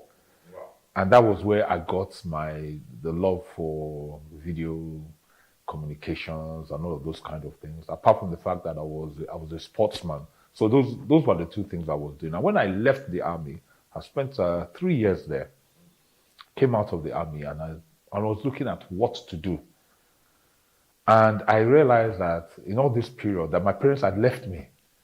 My sister had left me, and here I was in England. And by that time, I spent like 16, 17 years in the UK. I'd never been to Nigeria during that period. That explains your Yoruba. Yes. So, yeah, why I don't speak Yoruba well, and why you love to hear me speaking Yoruba and like to laugh at me. It's okay, I understand. And yes, now. Yeah, and all my friends who are Yoruba love laughing at me and give me funny looks, but it's okay, I'm used to that too. So I decided I was going to come back and visit my parents and come and see what Nigeria was like. And I came, bought a ticket, and went to Kano. And I want to tell you a funny story, because when I was coming back to Nigeria to visit, I decided I was going to look, amazing. That when I arrived at the airport, everybody was know that this guy just landed from England, and that there was going to be everything was going to be there. I'll just pick up the phone. I'll go to the public telephone. I'll call my mom. I'll say, guess what? Because it was meant to be a surprise. I'm in Nigeria. Yeah. And all of that. So that's what I did. And I landed at Kano Airport. And I asked them, I said, please, I need a public telephone to call my parents. This is like 1980. And the guys were all looking at me. Who is this guy? public telephone, what? What? And I didn't have the address where they were living. All I knew as of that time was my father was the financial director of Rally Bicycles. That's all I knew. When I landed in Kano. So I came out with my stuff. I called a taxi driver and I said, look, this is where I'm going. I want to go and look for this man. I want to go to the factory. And it was funny because that was the same man when my parents arrived in Nigeria. The same man? Yes, that took them to their home in Alu Avenue. In Kano? Yes. So the man said, don't worry. I know who you are. I know where they live. And then he took me straight there. Of course, my father at that time wasn't back from work. He had gone to pick up my mother, who then was teaching, and there was no lights. Culture shock. No light. So he dropped me. He said I shouldn't worry about the money, that I will come back and collect the money. And I sat there for 2-3 hours in darkness, waiting for my parents to arrive. They drove in with their 504 Peugeot. They turned the light. They just saw me like this. They just ran out of the car. So, and I was in the north. I worked for some time in the north. I'm very familiar with the north. I worked in Kano. I worked in Zaria. I worked in Kaduna. I used to play rugby. We used to travel around together. I have a lot of amazing friends that I made in the north. When I came back to Nigeria, that period, it was peaceful. There was cohesion. There wasn't a lot of all this religion, dissonance and all of that. It didn't exist. The only thing that I witnessed during that period that was anything like that was the Maitasini riots. Maitasini riots. That was in 1980 or 81. That was the only thing. But Igbos, Yorubas, Hausa people, we mixed together. It didn't matter whether you had money or you didn't have money. We were all one. There was nobody, So that was good. So that is where you get that mix of Ijebu, where that is my origins. Yes. My mother is from. She always used to tease my father when he used to misbehave. That look, don't talk to me anyhow. I'm from a royal family. My father is the Daguri of Idowa. So my mother was from a royal family. But Idowa is also Ijebu now. Yeah, Ijebu, yes. And my father too. You tell her that look, my father was one of the richest men in Ijebu. And that's how they used to banter. And I just used to laugh. But that's my Ijebu origin. Yes. That's my Oyibo UK origin. To Nigeria, where I've been since 1980. Yes. You see, I was going to ask you the question, but you alluded to it, so I'll just expand it now. But what attracted you to media and TV production? You said it started from the UK, when the I was British in the Army. Army, yes. Yeah. We used to make, in those days, making career films, training films was a big thing. And I wasn't really doing that, but I was working in the department that used to do that. More like a production secretary. Yeah, okay. And I liked it, and I got interested in it. And and when I applied to go to uni, which was Leeds University, to study film and television, it was the Army that actually... Okay, so it was like a hop, step, and jump thing for you. Yes, and I got into it. Then when I finished, I worked a bit in the UK, CBS Records. Okay. I was doing what they call new release coordination, which is a big name for a runt job. And it was during that period, during that job, I decided to come back. And, and that's when I started getting into TV production. I went back to Unilag, I did Mascom again, I met Jimmy Odumosu, worked on some of his projects, Fiery Force, and that was how I started getting into the industry. Into the industry. Yeah. But you must have seen something that made you say, this is the line I was going to stay with. It was, some things are fortuitous in the sense that it's destiny. You know, I went through a lot of different things. I worked with, when I finished at Unilab, Jimmy Odumosu was doing a project then called Fiery Force. Fiery Force, yes, I remember that. And I ended up being the production manager on that. Yeah. And I've met a whole lot of people. That was where I met doing Jaisini and quite a lot of other people. Doing is my cousin. Yeah, and doing Jaisini played a significant role in my life. Yes, because things were not easy then. My father was a bit of the disciplinarian. The way you make your bed is the way you lie in it, and at times we just leave you to sort yourself out. Yeah. And doing, after school, Doing took me in, and I lived with him and his wife, Lucy. Yeah, Lucy, yeah. You know, and I was with Doing for almost a year. And if you you might not remember, but the commercial that we did together. Yeah, I remember we did the Sheraton Hotel. Yes. It was Doing that that took me to you. That's true. That's true. Yeah, you see life. That's true. That's true. That's circle true. of life, and that Yes, was all yes, Doing. yeah. You know, Doing is my cousin, like I said. Doing So, was at LTVH. So yes. Let's go to Lekonkan. Yes, can do Yes, this for you. that was, so, you know, I went through that phase. I went through that phase of with Doing, thinking that we were going to start an amazing TV production company doing commercials. We did that commercial and then didn't get another commercial for a while. For a a long while. So I had to go back and look for work. For work, okay. And that was when I now ran into Doing Osasoni Adun. Okay. And I started working at DBN. At DBN, yes, that's true. In fact, the interview for that job was myself and Sheye Kehinde. Really? Yes. Sheye Kehinde looked dapper that day. If you see the suit that he wore, the shoes, I said, lie, I cannot get this job with this guy looking like this. But we did that interview together.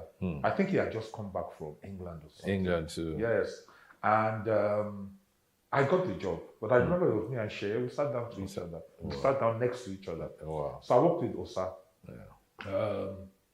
Osa was the one that really opened up my eyes. Good. He gave me a lot of responsibility. And he gave me a lot of opportunity. I was in charge of production. I was able to travel to around the world. Osa paid for it. Yeah.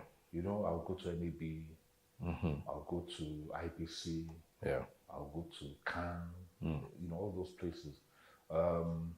I think he had a lot of faith in me. Yeah. And I was also able to challenge him in terms of, intellectually and in terms of vision and direction and everything. And I think he liked that. Yeah. Because he had just come back from America and he had set up a DBN. He had DAS network and everything. Yes. And we got on really well. And also had a lot of arguments. But what was important was that it was somebody that was always able to accommodate and listen. And if you could come with a superior argument, even if he will go with you. So he gave me that opportunity. Not a lot of employers do that. He gave me that opportunity, and I traveled and I saw and I said, I said, this is it. This is where I want to be. I became passionate about it. I'll read everything. I'll go anything concerning media, broadcast, equipment. I wanted to be there. You were just like a sponge. Yes, just taking it all in. Yeah. And I worked with him for, I think it was about 3 years. And then the American Embassy came along and offered me an opportunity that I couldn't resist. What was that opportunity? They offered me a job at the United States Information Service. Okay. Yeah, as the audiovisual manager. Oh, that's on Broad Street, USIS. Yes, when, I think the director then was a guy called Bob Lagama. Okay. And the director of communication was Carol Wild. And that was where I met the late Livy Ajunoma. Yeah, Livy Ajunoma, yes. He worked there. Yeah, and there was an amazing house guy, Kabir Dangogo. Okay, yes, I know that. You know Kabir Dangogo too, yeah. Yes. So, but what was amazing about it was that was where I really got introduced to technology. Because even as of that time, this would be like about 1987, 86, 87, everything was computerized. And I'd never been exposed to a computer before then. Computers. It was a new thing. You know, everybody was just start shouting about, I've got a 286, I've got a 386 computer, Yes. I've got a 486. Yes. And that was where I got introduced to computers and technology and everything. And I just soaked it all in. And it was the same time too that I started talking to my cousin, Wegadilaja. about, he was then the managing director at a television company called Nationwide Television, yes, I remember that. Which I think was set up with the late Mike Enauro. Mike Enauro, yes. Yeah. Yes. And he was also running it with a guy then called Felix Egbanumo. Yes. So we started talking, blah, blah, blah. We're interested, can't continue working for people all our lives. This thing, we know it, let's do it. How are we going to do it? We don't have money.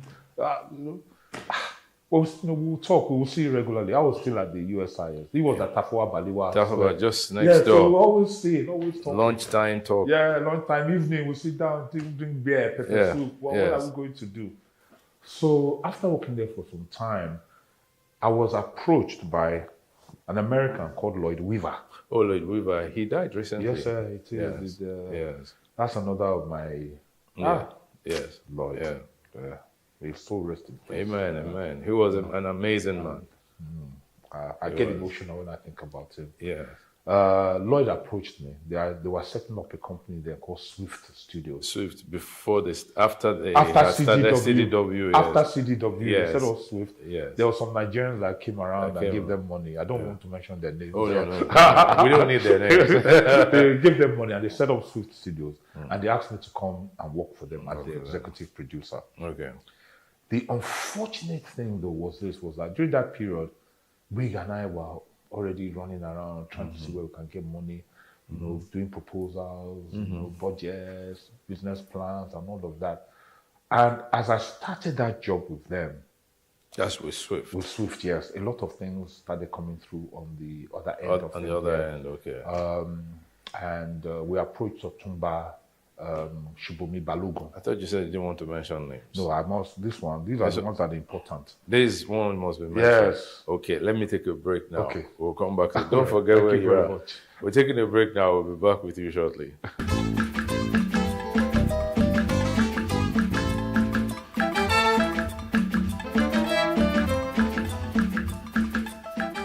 It's still Timeless Conversations, and I'm talking with my friend and brother, Remy Ogunpiton. So you were going to mention names of, or the name of someone who stood by you in that quest. We approached, when we decided we wanted to set up a production company, we approached Shubomi Balogun, or Otumba Shubomi Balogun, who then, FCMB. But then he had a finance and security firm called City Securities. Yeah, City Securities, yeah, that's true.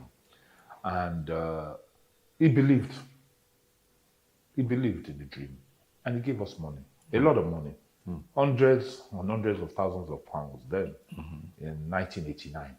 It was a lot of money. Yeah, and we took the money, and I think we did well. We set up a company called Solar Productions. Solar Productions, which was in Lupeju. Yes. Down Planning Way. Yeah, we had people like Olumide Ofere, Mike Afigo, Unwosu, plenty of the big company. I know all of those guys. Yeah. Yes. You know them now. Yes. Moses Ebere. Yes. All of them. They were all, and we had an amazing business, and we quickly established ourselves in the marketplace and did a lot of work and started to make money. But things fell apart. How? It's simple, and I think everybody can relate to it. If a business partnership is a marriage. Yes. And this was not even a ordinary business marriage. This was a business marriage of family. Yeah. You know, everybody on the board was family. Yeah. In fact, City Securities Limited then was represented by Bolaji Balogun. My father was on the board. Wiga's father was on the board. But you know, the directors, they're not involved in the day-to-day running. It's their running show.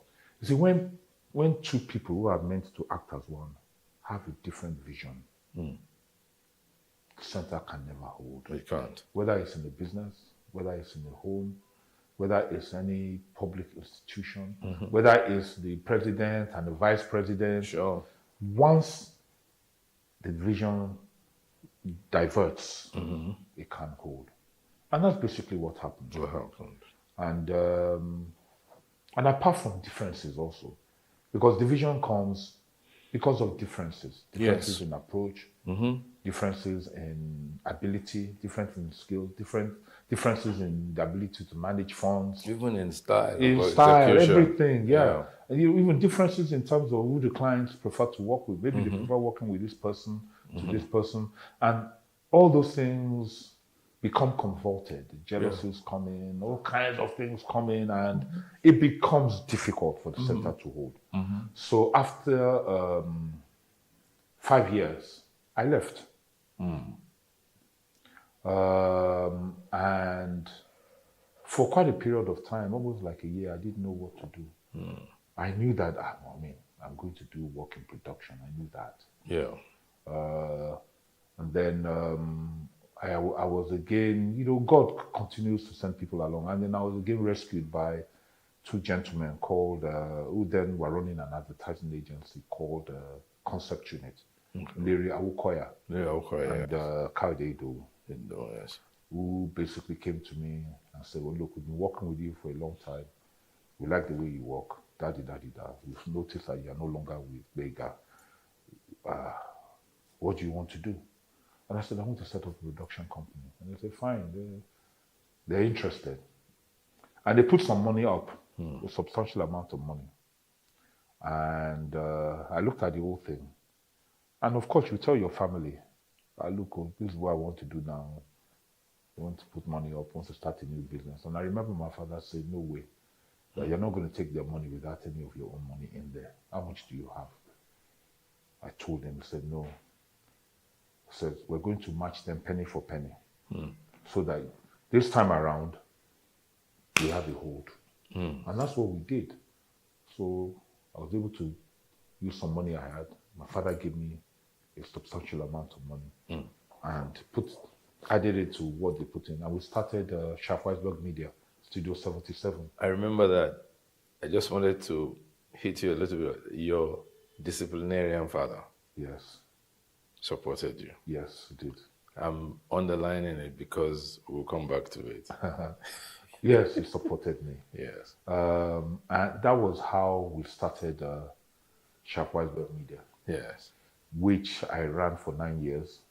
And later on sold my shares to, because by that time the company had become part of a bigger group called Integrated Marketing Services. Yeah, I remember that. Which was, it was used. So by the time I decided I wanted to go on my own 100%, when I sold my shares, it was a juicy bit of money. Very good. And with some other businesses that I had done at that time, like the All Africa Games and everything, I started IBST till today. What does IBST mean? Integrated Broadcast Services and Technologies. And Technologies, okay. Yeah. All right. So congratulations on that roller coaster of a movement. Now, because that's the space you operate in, the production sector of the Nigerian media space appears to be growing, interestingly, at both a fast and slow pace. Fast because technology is moving fast, but slow because of peculiar Nigerian challenges. What do you think can bring us to par with other clients? And by other clients, I mean even other African countries, like South Africa, for instance. What do you think can bring us to par with that? You know, that's an interesting question because our sector is made up of various and very, very, very, very diverse ingredients that make it a whole. If you look at our film sector, everybody will think that it's growing, that we're seeing a lot more of our movies on Netflix. Yeah. There's a whole lot more commissioning going on and things like that, which makes sense. Yeah. Because that's the perception. Yes. In our TV industry, broadcast, terrestrial, cable, OTT, and online, things are not moving so rapidly in terms of revenue. Yes. There are revenue challenges there. There are challenges in technology. And if you look at where we are and how broadcasting is done today, a lot of it is still it's all IP based. Yes. So we're dealing with issues of technology. We're dealing with issues of how do we improve our quality. And to improve your quality, you need to access revenues. And for revenues to come, you need to have quality. So that one is like, which one, chicken or egg? And then we have what I talked about before, the movies, which everybody is talking about. You know, the government, Nigeria, and all of that. The fastest moving sector in Nigeria is all of that. And as I said, it's just a perception. But they say perception is everything. Yeah, it's just a perception, because what you have to ask yourself is that, what is it doing to the country as a whole, economically, socially, and all of those things? Is it really having an impact? And for me, I think that we're not really making that impact yet. The challenges are multifarious, but I think a lot of it has to do with the enabling environment, which is one. It has to do with access and education. And then it has also to do with the people who actually are in control of the industry. Okay. If we look at a lot of the people that are in control of the industry and have made investments in the industry, the question is, who are they? Where do they come from? You know, what is their stake? What's their long-term goal? So all these things, when you add them all together, the position that I have taken is that you can't, if you try to change everything, you can't change it. Yeah. One person can't do it. No way.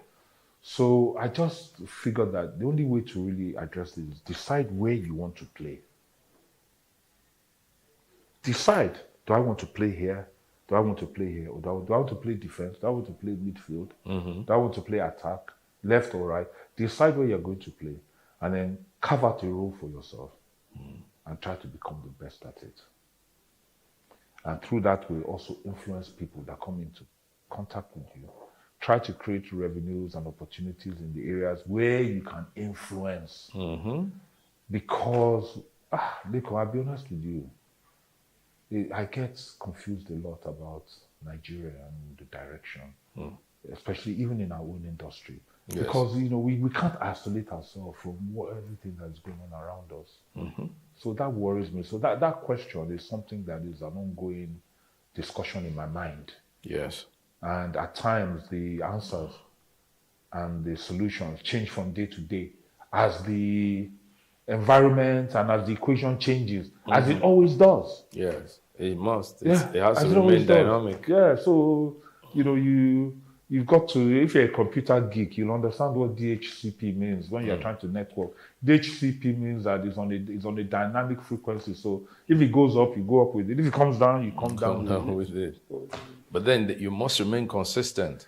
Yeah, but as long as there's a throughput, as long as there's data coming through, if it is good, it will be fast. If it is slow, you'll still be able to access, but it will be. But then you see, the consistency I even mean is, I know this is not to patronize you. I know that your love for technology and innovation has been always at the forefront and the background of your engagements. So in your company, in your productions, we see a lot of that. Yes. And that love, for me, is the consistency. Yeah, okay. That can drive the engagement. So for you... Yeah, you know what? You know, like, really, you know what? The way I thought about it really is that, you know, for me, the focus has always been on value. We work in a very, very competitive environment because I work in the private, all my clients are in the private sector. And a lot of those clients are driven by institutional values in terms of quality, excellence, what they want for themselves, how they want their brands to be perceived and all of those things. So a lot of things that one does is focused on value. So the equipment, the personnel, the manner you run your business, the style and all of those things are just a means to an end. Yeah. So technology is just one of the legs of ensuring that you deliver value. But whatever is required to deliver value is something that I always try to ensure is contained in our offering, in our product offering, because a lot of people say Nigerian business, man no man. Yeah, fine. But when man no dey nko, when the man has gone, yes, what are you going to do? So the only thing that is sustainable is value. Is value. So that's just the way I look at it. Thank you, Remy. We'll take another break and resume our conversation. Wow. Please stay tuned.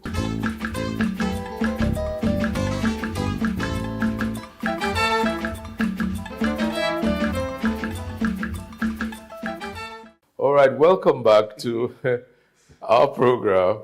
Remy Ogukpito is still my guest, and we just during the break we were saying he'd never been interviewed like this before, and I said, well, it's, like they say, it's the person who knows you that knows what to ask you now, and don't be too humble. I know who you are, don't I? I do now.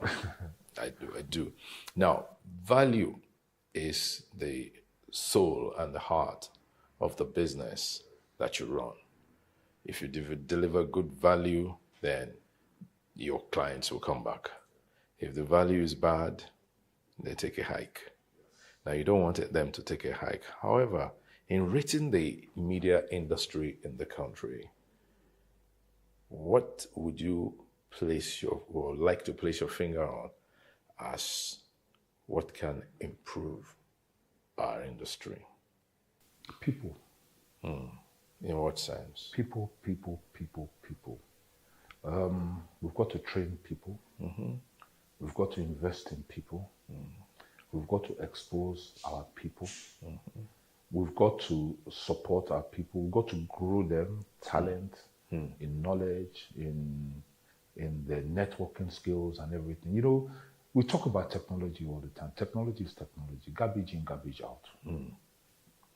So people talk about DOPs and cameramen. They talk about all these kinds of people. But if you this analogy is that give a 60,000 pound camera to a cameraman that's not trained, and give a $5,000 cameraman to a DOP who has been trained and has experience and has exposure, and tell them to go and shoot the same thing. The guy with the $5,000 camera who is trained and has exposure will shoot you something better than the guy that had the 60. Very true. Yeah? Very true. Yeah. So it's all about people. I think that we don't invest enough in our people. I think business owners take people for granted. And I get it all the time. They say, look, if we train people, they will just go, they will come, they will land, I think that's all bunkum and rubbish. You know, in life, when you invest in other people, it will come back to you. It does.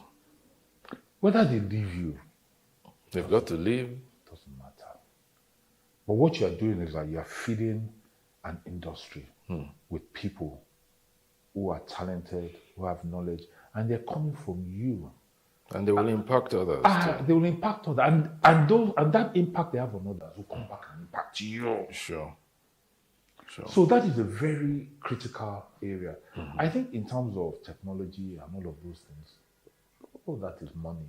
Okay. If you have the money, you can buy it. But I think it's people. People. Yes, you asked me what areas I wanted to cover, and I said, don't worry, I'll ask you any question. You reserve the right to answer or refuse. Now, you said your dad was a politician. Yes. Are you a politician? No way. Why? No, I'm not going to answer that question. Kai, politics, no. Okay. Ọlọ́run má jẹ́. Ọlọ́run má jẹ́ o. Yes. Now, how do we solve the problem of low voter turnout in our country? I vote. You vote? I vote. You do? Yeah, but just I will not be a politician. Okay, very good. So then let's expand the question so that you can answer it. Let's look at it this way. How can we get more Nigerians involved in politics, especially the younger one?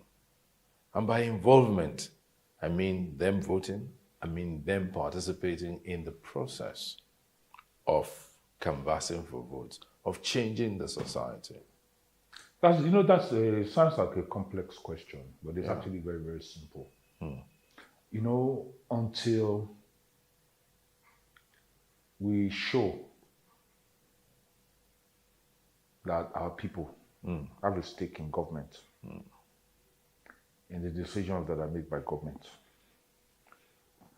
that those things are done in their own interest, you will always continue to have low public turnout during voting because there is no trust and there's no belief and there's no validity in the minds of Nigerians about the system being operated in their interest.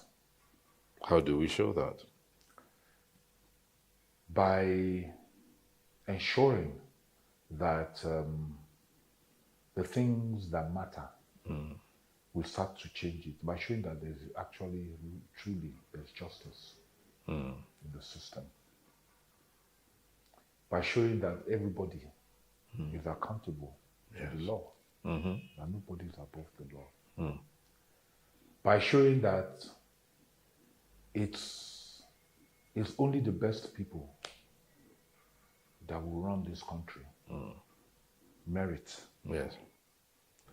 By ensuring that if you are running government, you are accountable. Those are the things. They're very, very simple, actually. You know, by showing that that government cares about the education of the child of somebody who is poor, the hospitals that they go to. As it is now, the majority of Nigerians don't believe they have a stake in the country. The people that are fighting for a stake in the country are the politicians and the people that identify with them.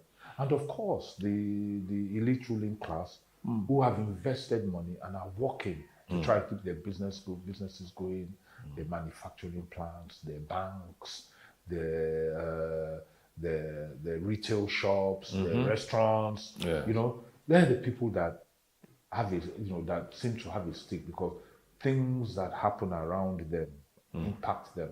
But the average Nigerian believes that no matter what impacts them, they can't change it. They can't change it. So that's why they don't bother to vote. How do we achieve that change? You know, Lekon, it's a very interesting question, but I used to be very idealistic about all these things, and I used to be very vocal. And I came to the conclusion that we're in a big ocean of, can I say, rishi. And that I, as Remy Ogunpiton, the only way I can impact and do anything is within my sphere of influence, within the people that I relate with, that I do business with. Spot on. You know, we talked about people before and training and everything. Do you know, because I have staff over the years. I have staff that have worked with me. I've had a driver that worked with me for 23 years. From the time I was at Solar. Yeah. And he's retired now. Yeah. I have people that worked with me for 7 years, 8 years, 10 years. I have 3 of my staff. I know that, you know, because that was the way I was exposed and I was gifted. So when I have money, I send them, yeah, go to America, go to NAB, go to Dubai, go to CAPSAT, go to this, go and attend this course, go and do this. Some of them have gone, some of them have left. Yeah. Many of them, one of them that has left was a young man that I found in Computer Village. He worked with me for many years. And I originally brought him to come and do cabling for me, cabling. But after 7 years, he left, set up his own production company. And he's doing amazingly well. Fantastic. You know? So we have the ability to influence people around us. We have the ability to uplift people around us. And I believe that, you know, when we do that, the more people we uplift, the more people we expose, the more people we teach, the more people we mentor. Yeah. When they look at us, they will see that these are the principles, these are the values that have made this man what he is. And hopefully they will emulate us, imbibe some of those values, and also teach other people. Teach other people. So hopefully to be like a ripple. Okay. But we need a lot of people doing that. A lot of people doing that.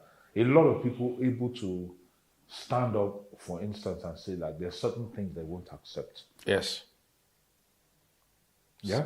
Yeah. And principle. And for you to get to that level in this country where you are saying that there are certain things you don't accept and you be principled, you know, the tendency is that you must have either been through a lot and you are not comfortable to be able to say, I'm not going to take it.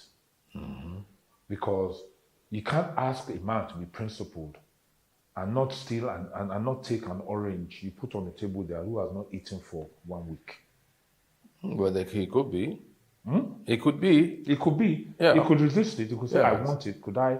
But the tendency is that most Nigerians, they don't have. They are in need. They are in want. So they take shortcuts. Because at the top, you don't get dealt with if you take a shortcut. So who am I not to take a shortcut?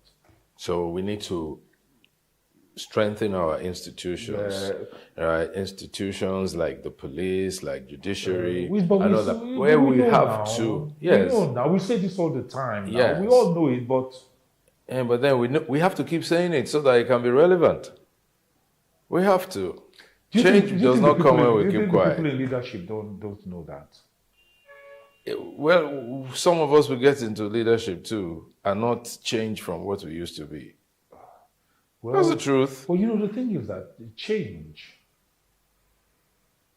individual change can change yourself, can change you, can change your life. But what we're talking about is a change for a country of over 200 million people. Yes. And that's something that when I think about it, I won't lie to you, it baffles me how you do it all. Because I ask myself, how do you galvanize into a cohesive force of the same power, the same thought, the same vision, the same drive? 200 million people or so of different interests, of different backgrounds. It's leadership. Different. It's leadership. Well, yeah, even from your own analogy, it's leadership. Yeah. It's if they start in their own spheres. Yes. Right. then others will emulate. They will produce people and all that. And some of those people will get into that position of leadership. I think, I think at times when we look at leadership as being from the top down, at times leadership can be from bottom up. It actually should be from bottom up, so that when you find yourself at the very top, you already are known for something. That's it. You're known for something. But it can be very disquieting. Yeah, well, it can be. We're going to take another break now. Don't worry, it won't be too long. We'll be back shortly. Thank you.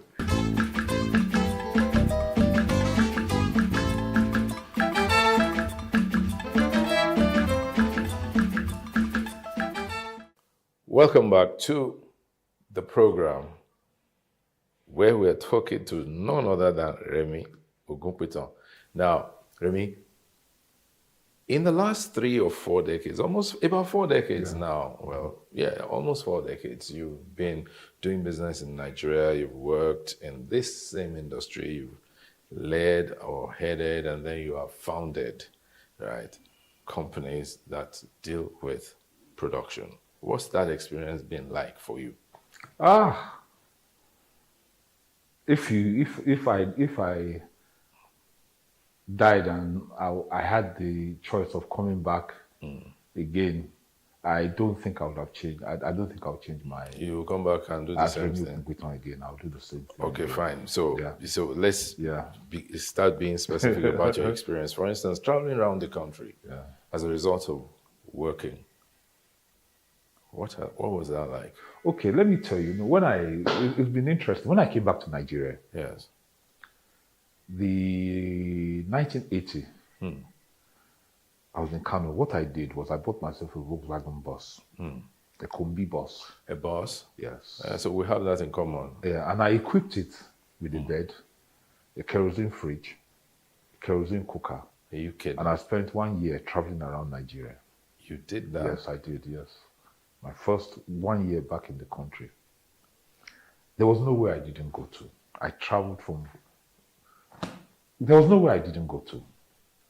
And in some places, I would spend a week or 2 weeks. I remember I spent 2 weeks in Boko. Really? Yeah, because I had met this girl and I thought I was in love with her, but I had to move. But there was nowhere I didn't go to. From Sokoto so to you left the love back in Boko. I moved, from Sokoto to Potiskum to Nguru to Biu to Daura, Dambata, Adeja, just driving. Yola, Guzo, Mubi, yes. All down to Miduyo, Kafancha, Funtwa, Adeja, Guzo, Kafancha, Kontagora, all by yourself. Shendam, Jos, yeah. And I did that for about 11 years, almost a year. And it was amazing. And your parents left you to do that? Yes, now. There was no... Yeah, well, you were a full-grown and apart from that, Nigeria wasn't stressed now. Mm-hmm. Yeah, there was still armed robbery, but it was not like the way it was now. You could move. You could drive at night. Yeah, that's true. You could drive at night. And police were friendlier. Yes. You could get somewhere, park and sleep and wake up in the morning, and the villagers will come out and say, well, okay, look, you want food? Nigeria was like that. Now, it's not so much like that. Yeah. We travel a lot now. Our production crews today in Nigeria, when we travel to locations outside of, let's just say, Ibadan, Abeokuta, but the minute we're going to Ilorin, Akure, Benin, all those places we normally go by road. We go with police escort. No. Yes, we do. But you didn't need that in 1980? No, you didn't. Even when we were doing productions where we were traveling on the road with things like Benson and Age's Golden Tones, the road shows, when we were doing Rothman's Groove, the road shows and things like that, Peak Talent Show, Blue Soccer Academy, all of those things. We used to travel by road. We didn't used to go with police now. But now you do. You do. You know, some of the clients will not even allow you to travel without them. I mean, we work for flour mills, we work for a lot of the oil companies. You can't go anywhere without security. Without police? Yeah, you can't. These days? Yeah, you can't. It's impossible. Yeah. what's that like for you? Someone who's traveled all by himself. Yeah. And now needing police escort to do that. It's just part of the, it's part of the mix now. You know, these things, they become normalized. So you don't see, you know, what happens is that over a period of time, things that you're not used to, you now have to start putting them in place. And after a while, they become normalized. So you don't even see it as being unusual. You see it as being just part of. Just part of. Yeah. You know, like our international clients that we work with. Yes. I'm not going to mention their names, but there's not one of them that comes into this country without security devices, which maps and tracks their every single movement right up to where they are with an accuracy of 25 meters. They carry it. It's not a phone, it's not anything, but a lot of people don't know it, but it will be on them. So that if anything happens, they can be tracked. So that is there. In terms of work, you know, liaison with Nigerians and getting things done, it's a bit more challenging because Nigerians are wiser. They know that a lot of these things that people do, you want to use a place, you want to use somebody's shop, you want to shoot in a location, they understand that what we're doing, we're being paid for it and we make money from it. They're smart. Social media, live TV, cable TV has made everybody understand. Made them aware. Yeah. So, you know, they will cooperate with you, but, you know, these days you need to drop something. We're shooting something in the market on the 3rd of February. We have to pay 250,000 naira to enter the market.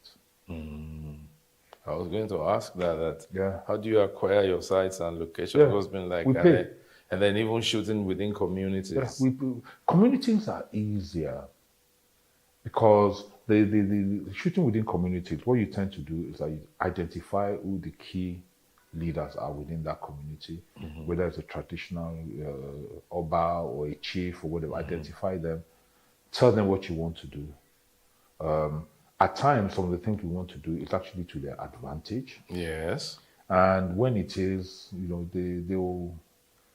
they might even end up being the ones entertaining you. They'll cooperate and you know, we're Africans and we're Nigerians and we have a culture, you know, which is not this is not a corruption culture. No. But this is a culture of you show respect. Yes. I accommodate you. I thank you. Yes.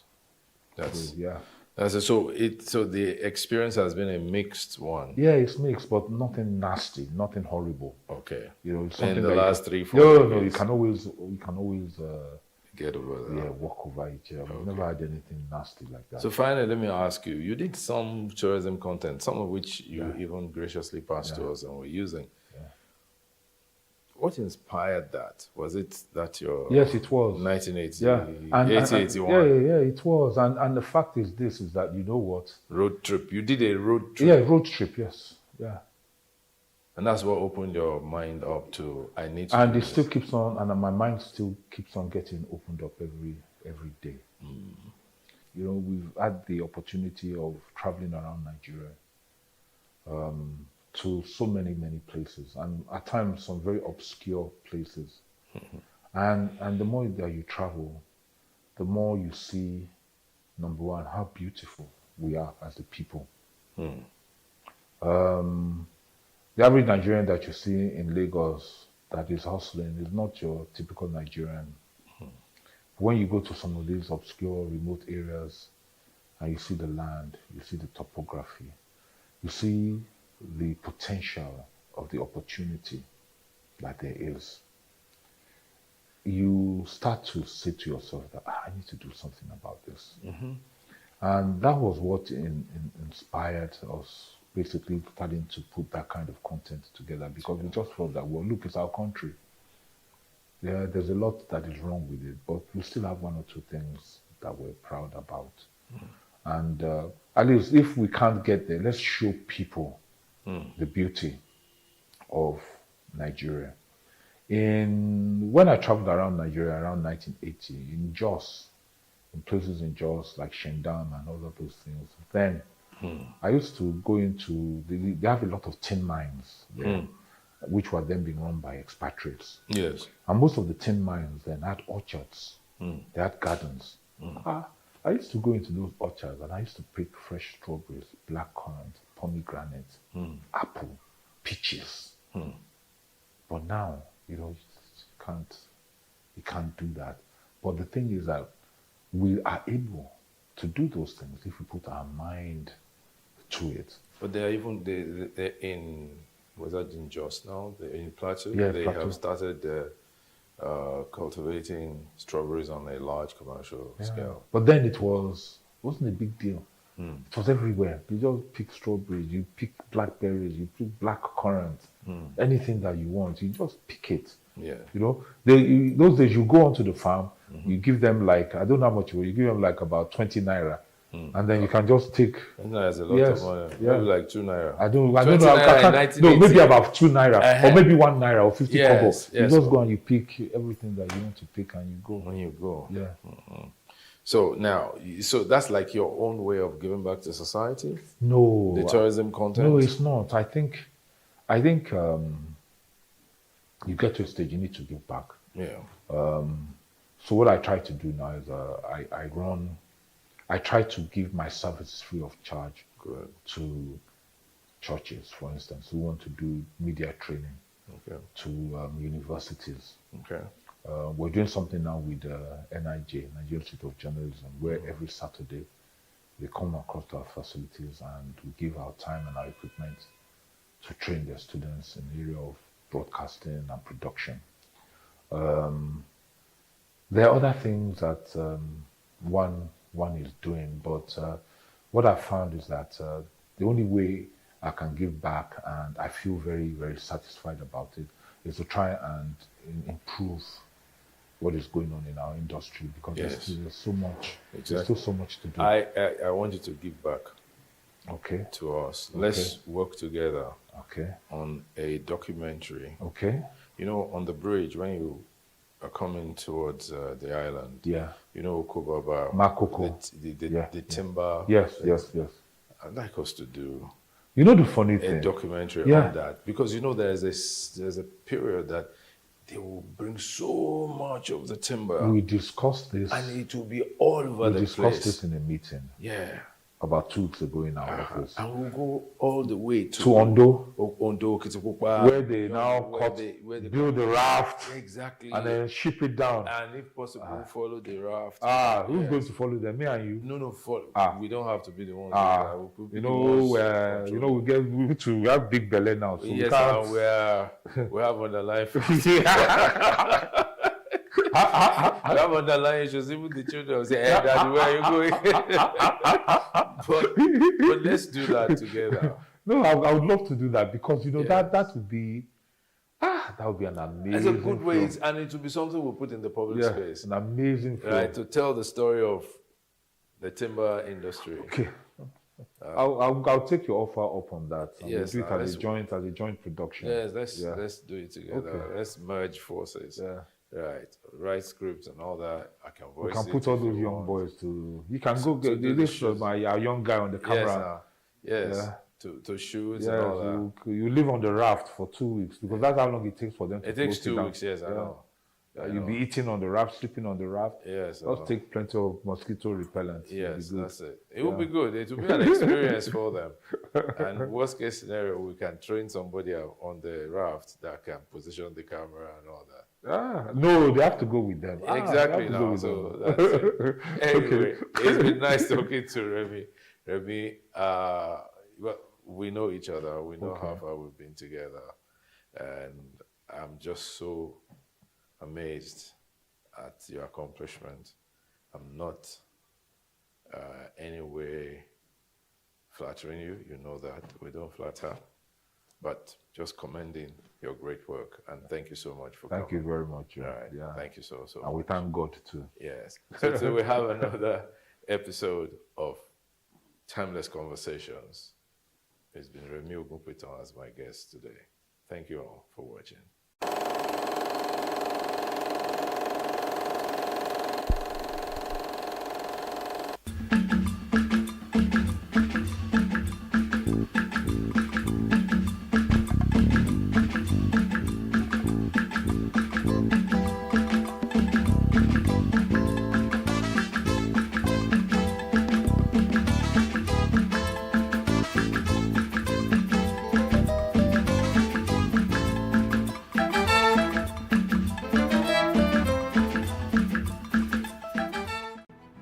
There is no voting on social media.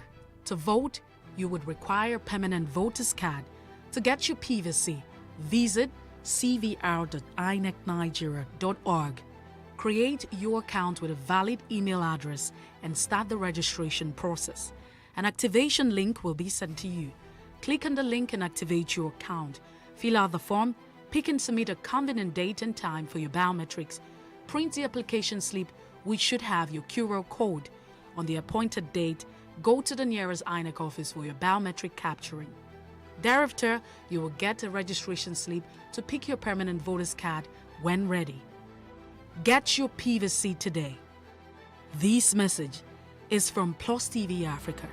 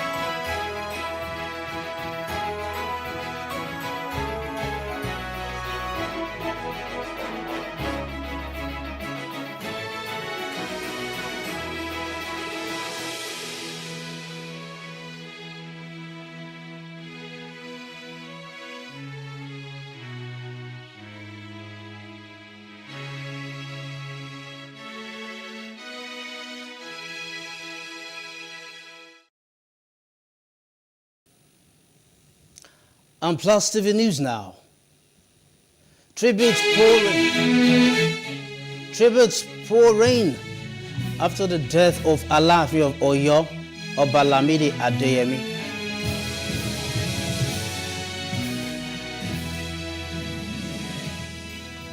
Illegal oil bunkering explosion kills over 100 in Imo.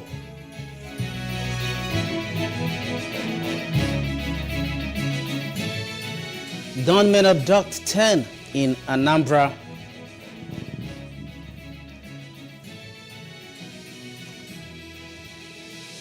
Ex-Jigawa Governor Lamido says North is yet to pick PDP consensus candidate.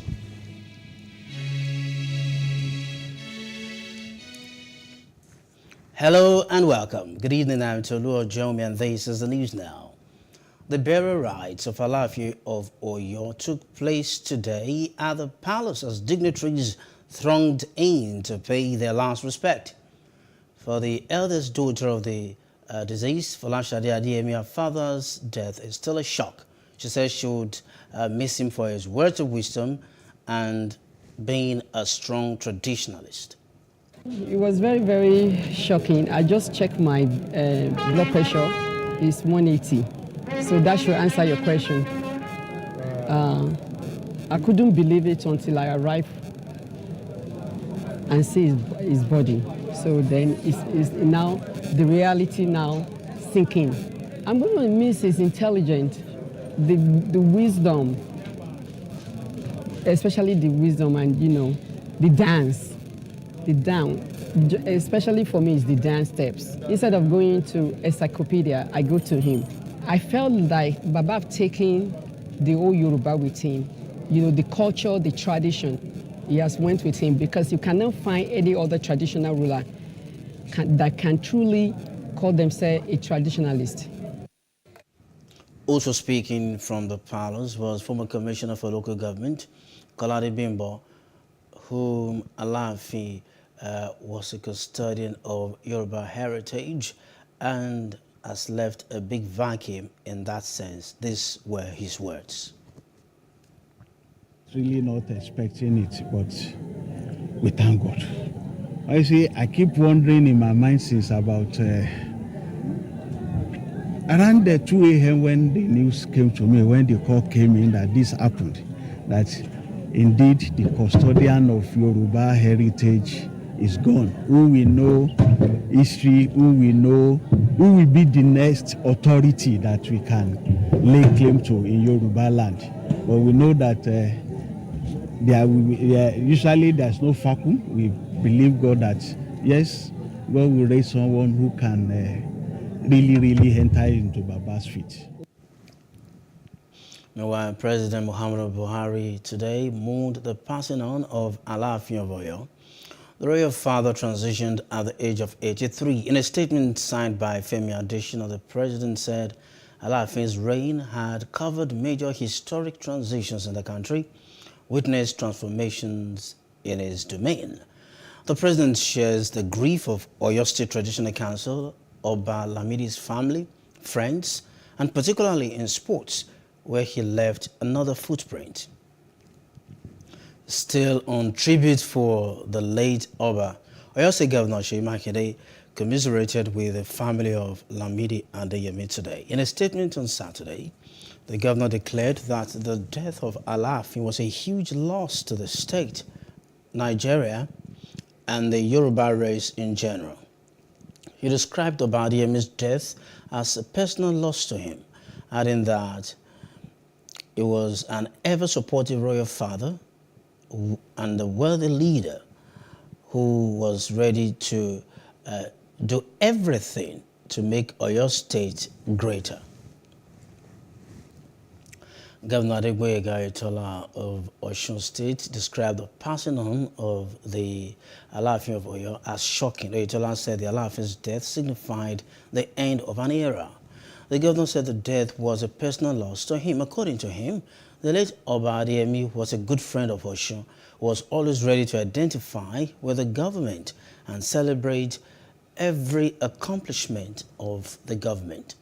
Ayetola commiserated with Oyo State counterpart, Governor Seyi Makinde, and the entire Yoruba race over the demise of the late traditional ruler. Governor Rotimi Akeredolu of Ondo State has described the death of the Alaafin of Oyo as a fall of a great Iroko tree. Akeredolu said the Oba's death was a rude shock to him. He described the transition of the Oba as a big blow to the Oyo Kingdom, Yoruba race, and the nation at large. More tributes are pouring in. Former Vice President Atiku Abubakar has described the death of Alaafin of Oyo as a great loss to Nigeria and Africa at large. Abubakar said that the late Oba Adeyemi was a worthy ambassador of Yoruba culture and royal elegance. Atiku recalled that his last time with Oba Adeyemi was during the coronation of Olubadan of Ibadan, Lekan Balogun in Ibadan. A former governor of Jigawa State, Sule Lamido, has faulted the endorsement of Bauchi State Governor Bala Mohammed and the former president of the Senate, Bukola Saraki, as northern presidential candidates of the PDP. According to him, the North has not picked any consensus candidate. He explained that the endorsement of these candidates were just a personal opinion of those elders who issued the statement and not of the generality of the North. Lamido said that consultation was ongoing with all northern aspirants in the PDP in order to come out with a national consensus candidate acceptable to all and without any acrimony. A Friday night explosion that hit Imo State at an illegal bunkering site left over 100 people dead. The explosion occurred at about 8 p.m. Unidentified burnt bodies littered the area even as family members were moving away the remains of their loved ones. We just heard the news that my sister just burned from fire. Just like that. It's a painful, I cannot even recognize her here. Sure. Understand? I don't know what is happening in this. Okay, why can't them do something that's supposed to be okay for everybody to be okay? It's very, very unfortunate, and I don't know how to describe this tragedy. This is tragedy that no one can even dream of. Where over 108 people were burnt to ashes. Burnt beyond recognition due to illegal oil bunkering.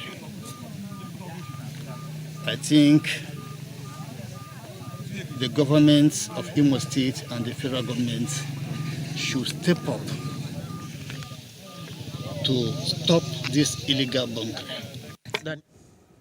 Now, suspected gunmen have abducted members of the Cattle Breeders Association of Nigeria, MACBAN, in Anambra State with 300 cows.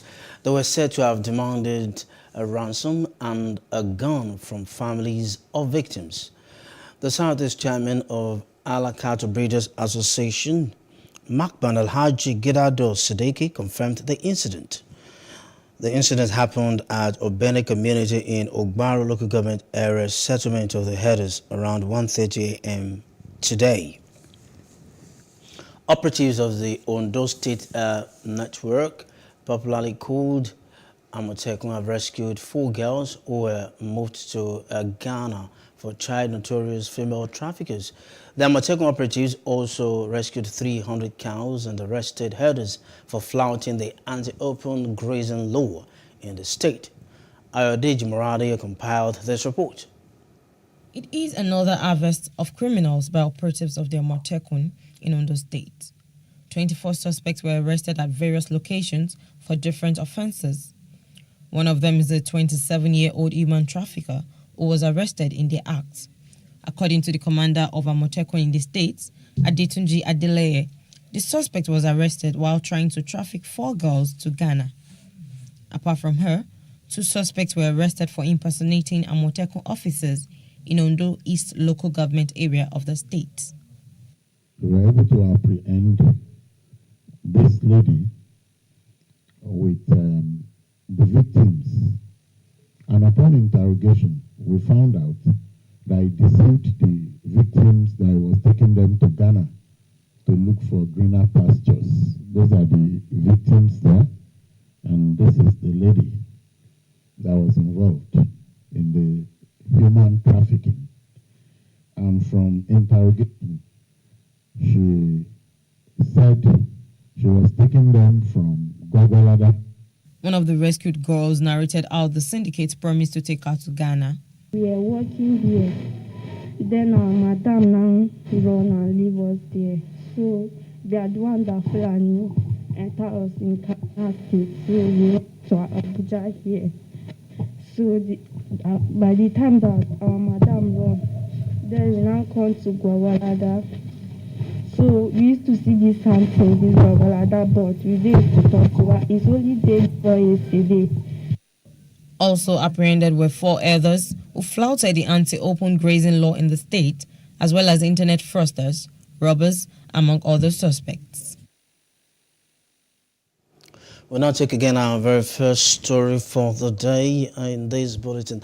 The burial rite of Alaafin of Oyo, Oba Lamidi Adeyemi, took place today at his palace, with dignitaries thronging in to pay their last respect for the eldest daughter of the king, Folashade Adeyemi.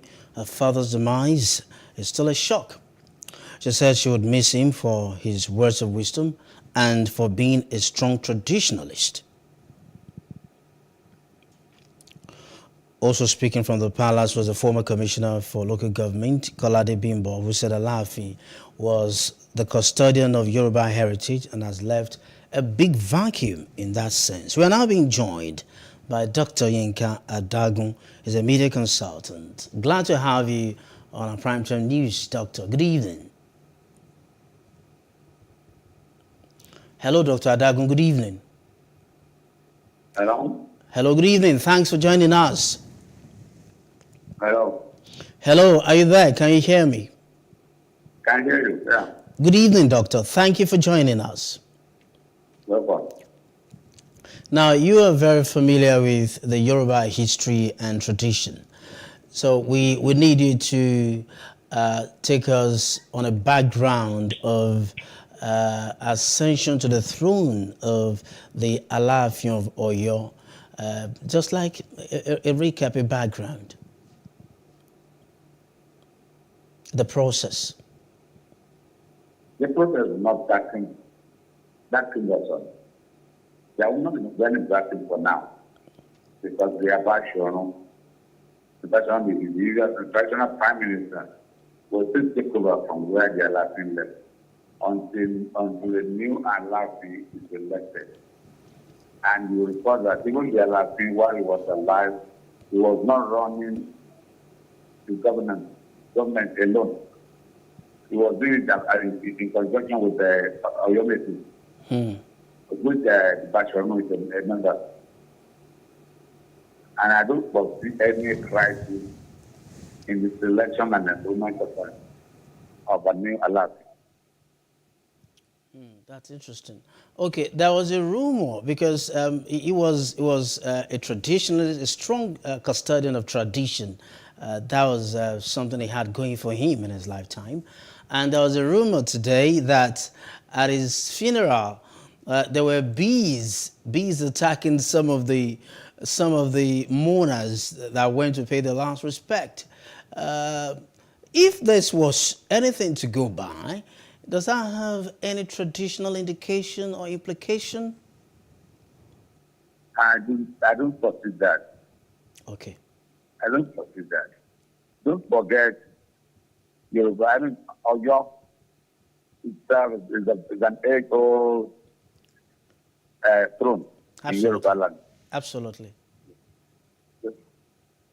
But for now, I know that the Alafin is gone. But another, there will be in the interim, the ruling by the Bashorno. Okay. Now, what are the limitations of Bashorno, or does it have absolute rights to all of the duties and authorities of the late Alafin? Bashorno has always been the traditional prime minister. Wow. If you are in tune with the governance in that area, the traditional governance in that area, the authorities are so powerful to check on the essence of an Alafin. And he has not been ruling without it. How effective? It will be because one of the first things. Can I come in here? How effective was that practice of checks and balances? How effective was it so far? It has always been effective from time immemorial. If the Alafin was getting despotic, remember the Oyomesi would just take an empty calabash to him. It's a symbolic statement that you are no longer wanted.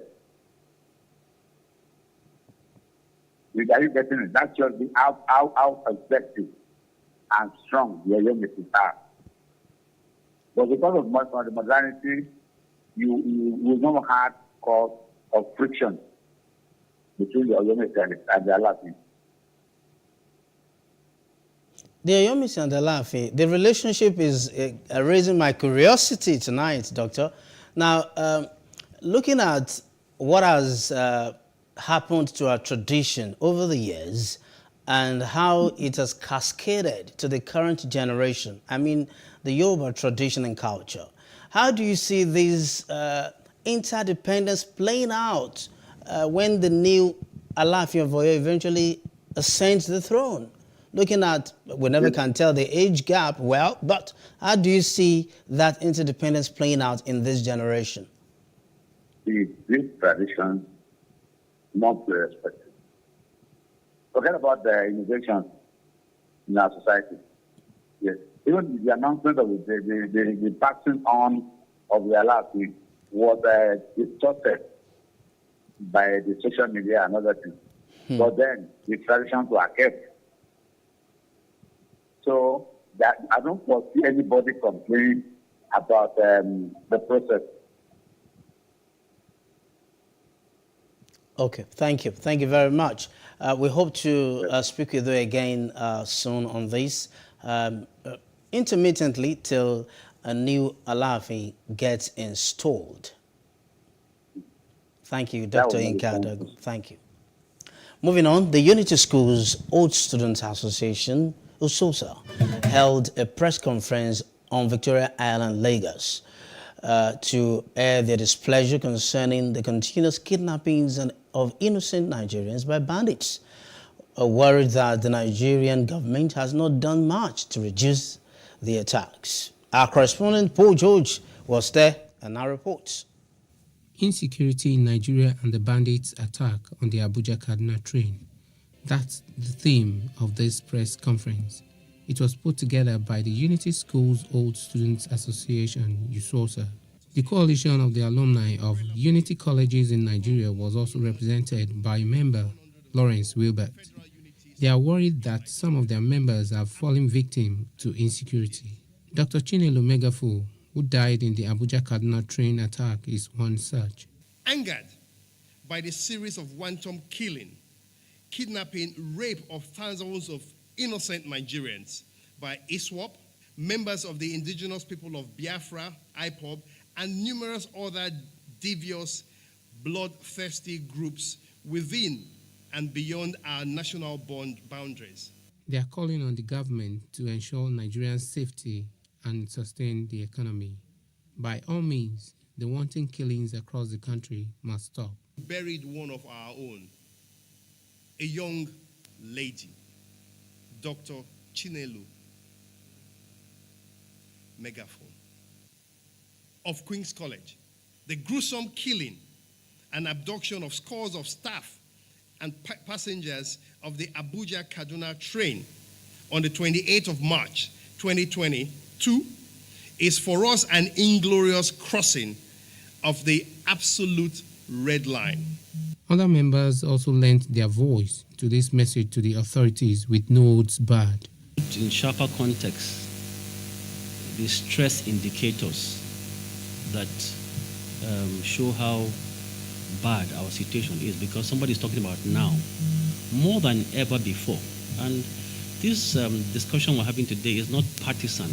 It's not partisan in that sense. It's about our development. We're talking development here. On every stress index of our economy, there's been deterioration. We need our people to be secure. We have a lady, a member, who has her 4 children and her husband. We don't know where they are. We don't know if they're alive. We don't know if they're dead. We have 5 sisters, and so on and so forth. People read and say, oh, they spoke about it. Who are these people? They're just being sentimental or being political or X. These are our friends. These are our family. These are people we grew up with. So the reason why now is that it even touches us more now. Strongest form of peaceful protest for the average citizen, in fact for every citizen, is the ballot box. If the government does not perform, you vote them out at the ballot box till they understand and recognize that they are there to perform a service and render that service. As insecurity is still a bane in Nigeria, the group wants Nigerians to correct the wrongs by using their voters' cards at the next election. Paul George, Plus TV News.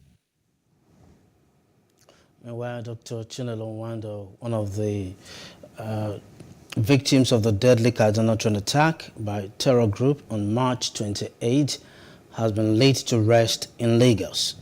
The 29-year-old medical doctor had tweeted the catastrophic moment before her death. Our correspondent, Paul George, captured the very emotional burial service. It was a solemn moment as family, friends, and well-wishers from far and near thronged Shepherd Hill Baptist Church, Obanikoro, to pay their last respect to the Megafools for the sudden death of their daughter, Dr. Chinelo Nwando Megafu. Engineer Ifeanyi Megafu, the father of the late Dr. Chinelo Nwando Megafu, played his saxophone in a tribute to her daughter.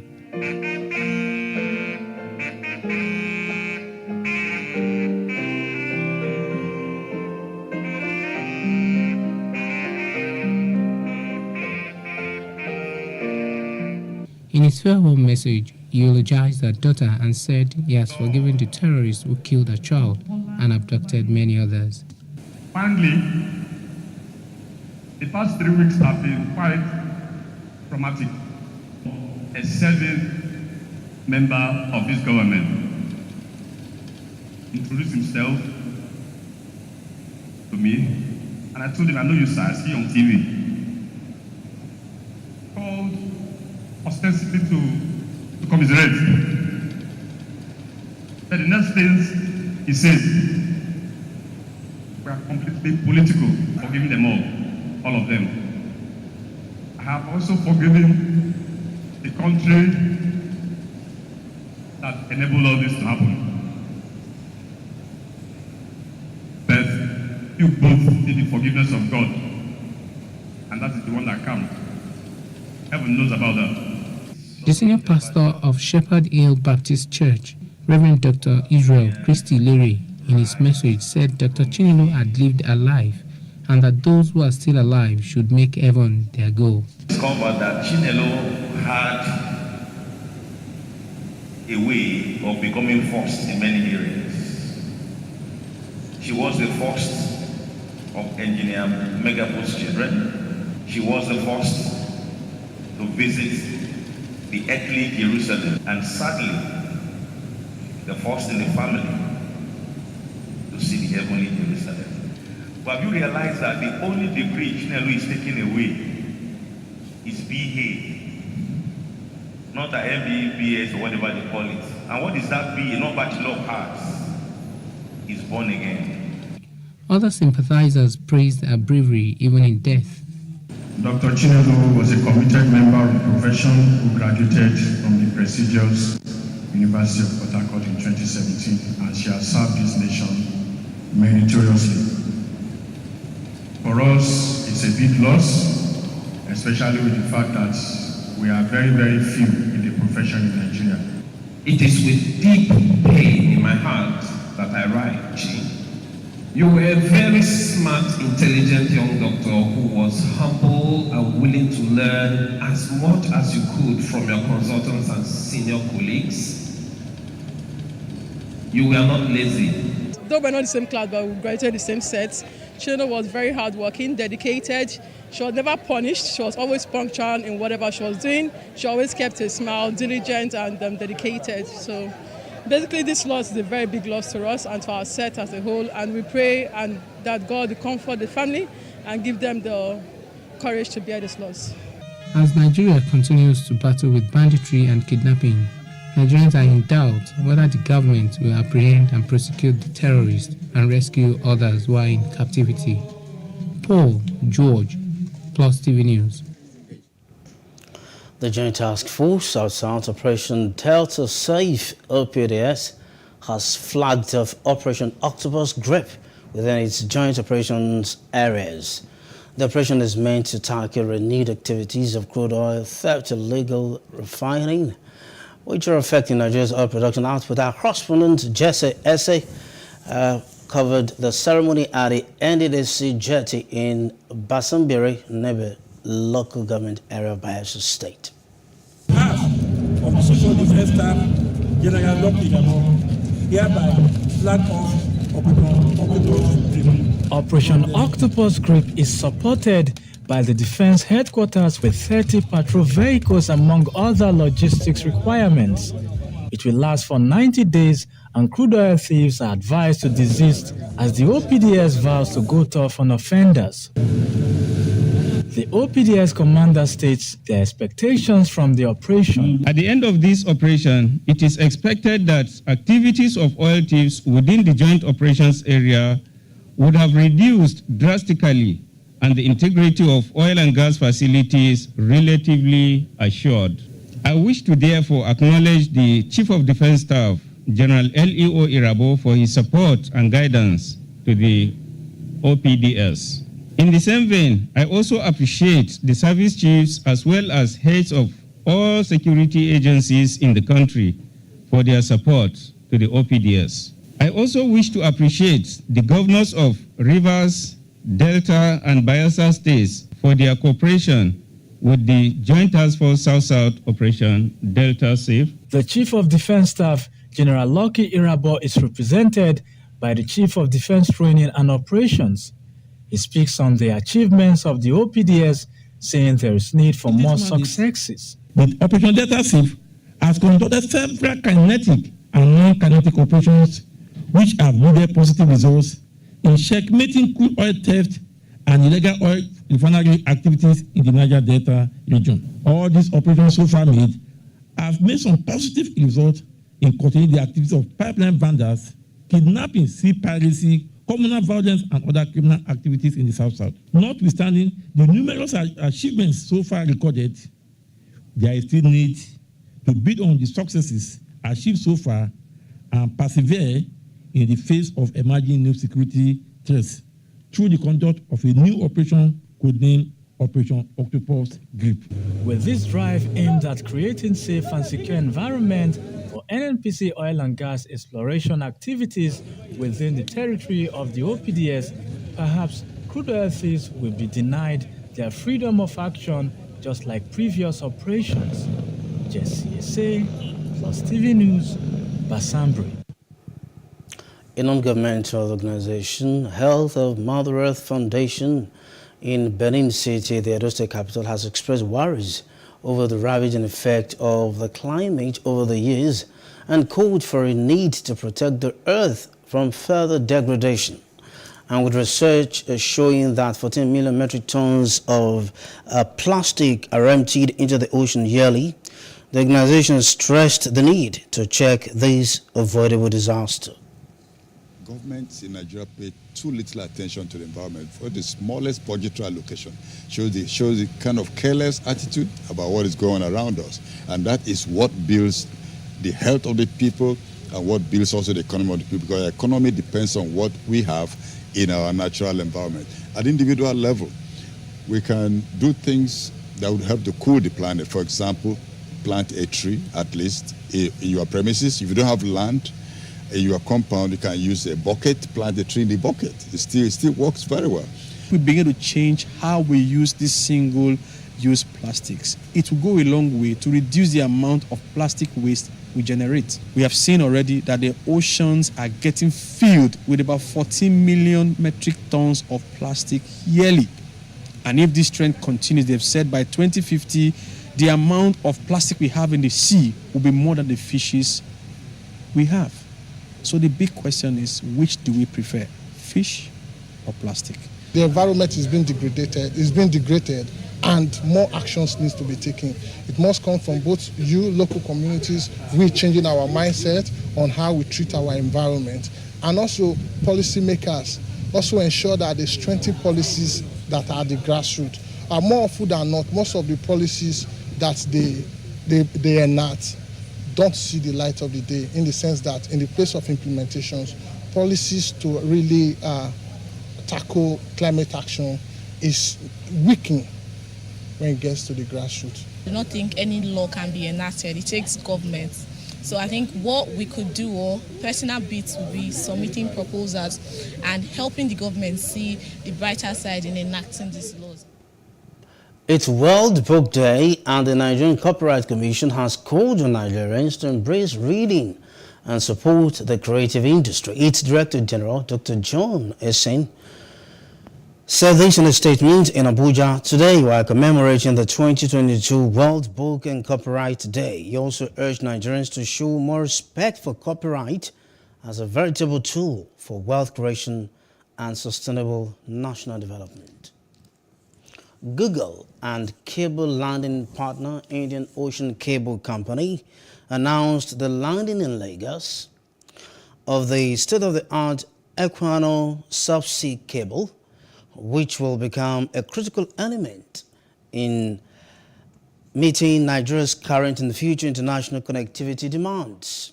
Named after Nigerian-born writer and abolitionist Olaudah Equano, the Equano cable will help support further data transformation in Nigeria, a country which has produced 5 startup unicorns, companies now valued at more than $1 billion in the past 5 years.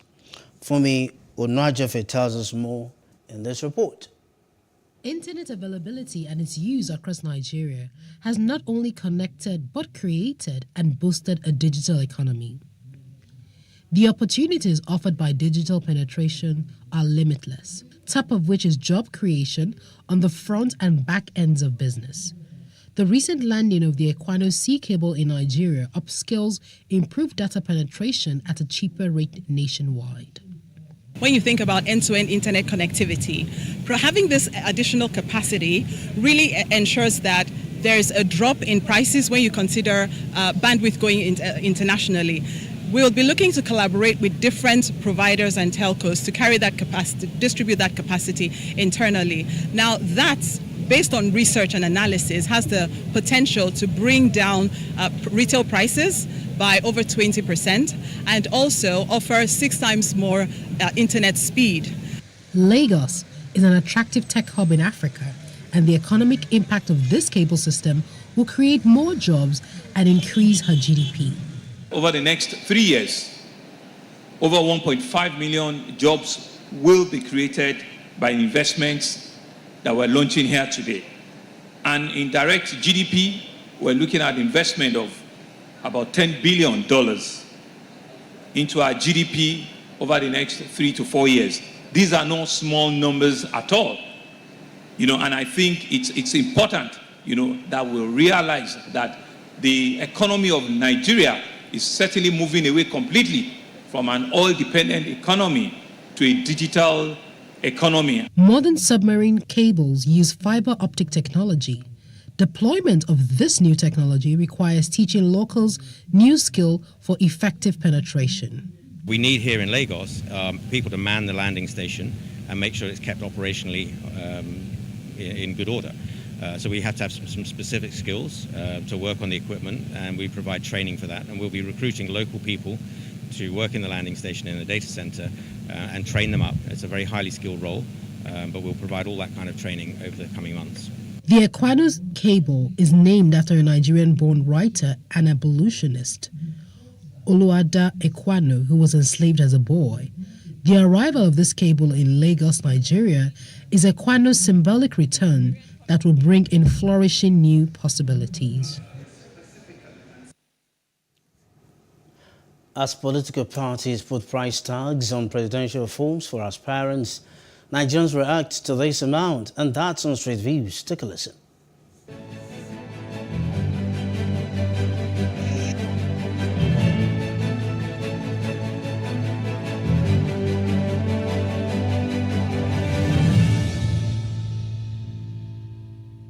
As a people, these are things that we need to take into consideration when making our choice of a party to support or the candidates to support, because there is consequence to such things being put in place.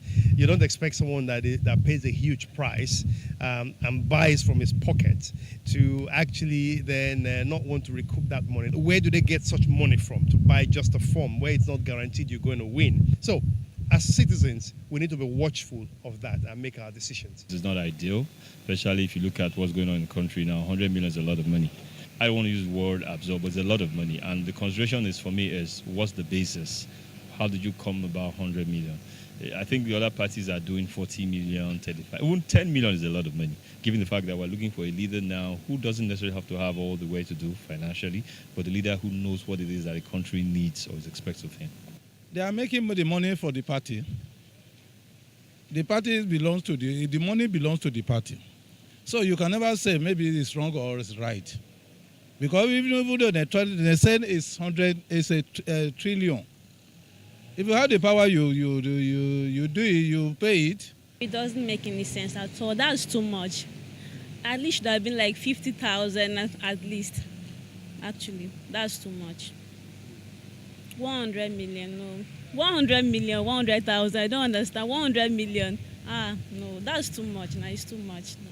If a Nigerian, an individual will bring out 100 million from his purse to buy for form to run for the presidency, meaning that he has trillions of naira in his account.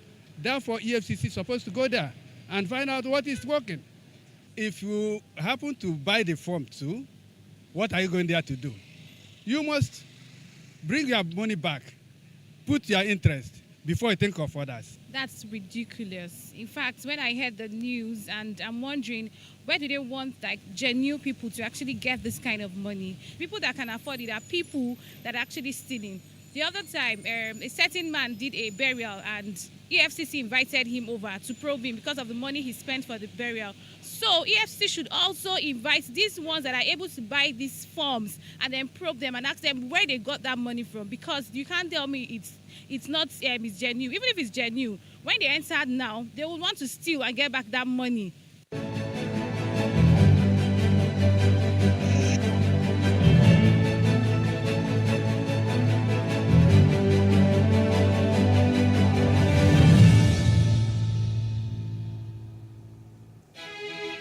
Still ahead, Kenya stares at another fuel crisis.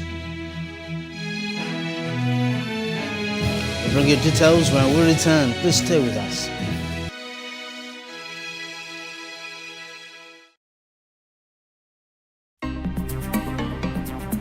Life can be fun and rewarding, but it also comes with some risk. As in business, you win some, you lose some. And that's why you need to be wise in the choices you make. It's like placing a bet. Again, you need to be wise.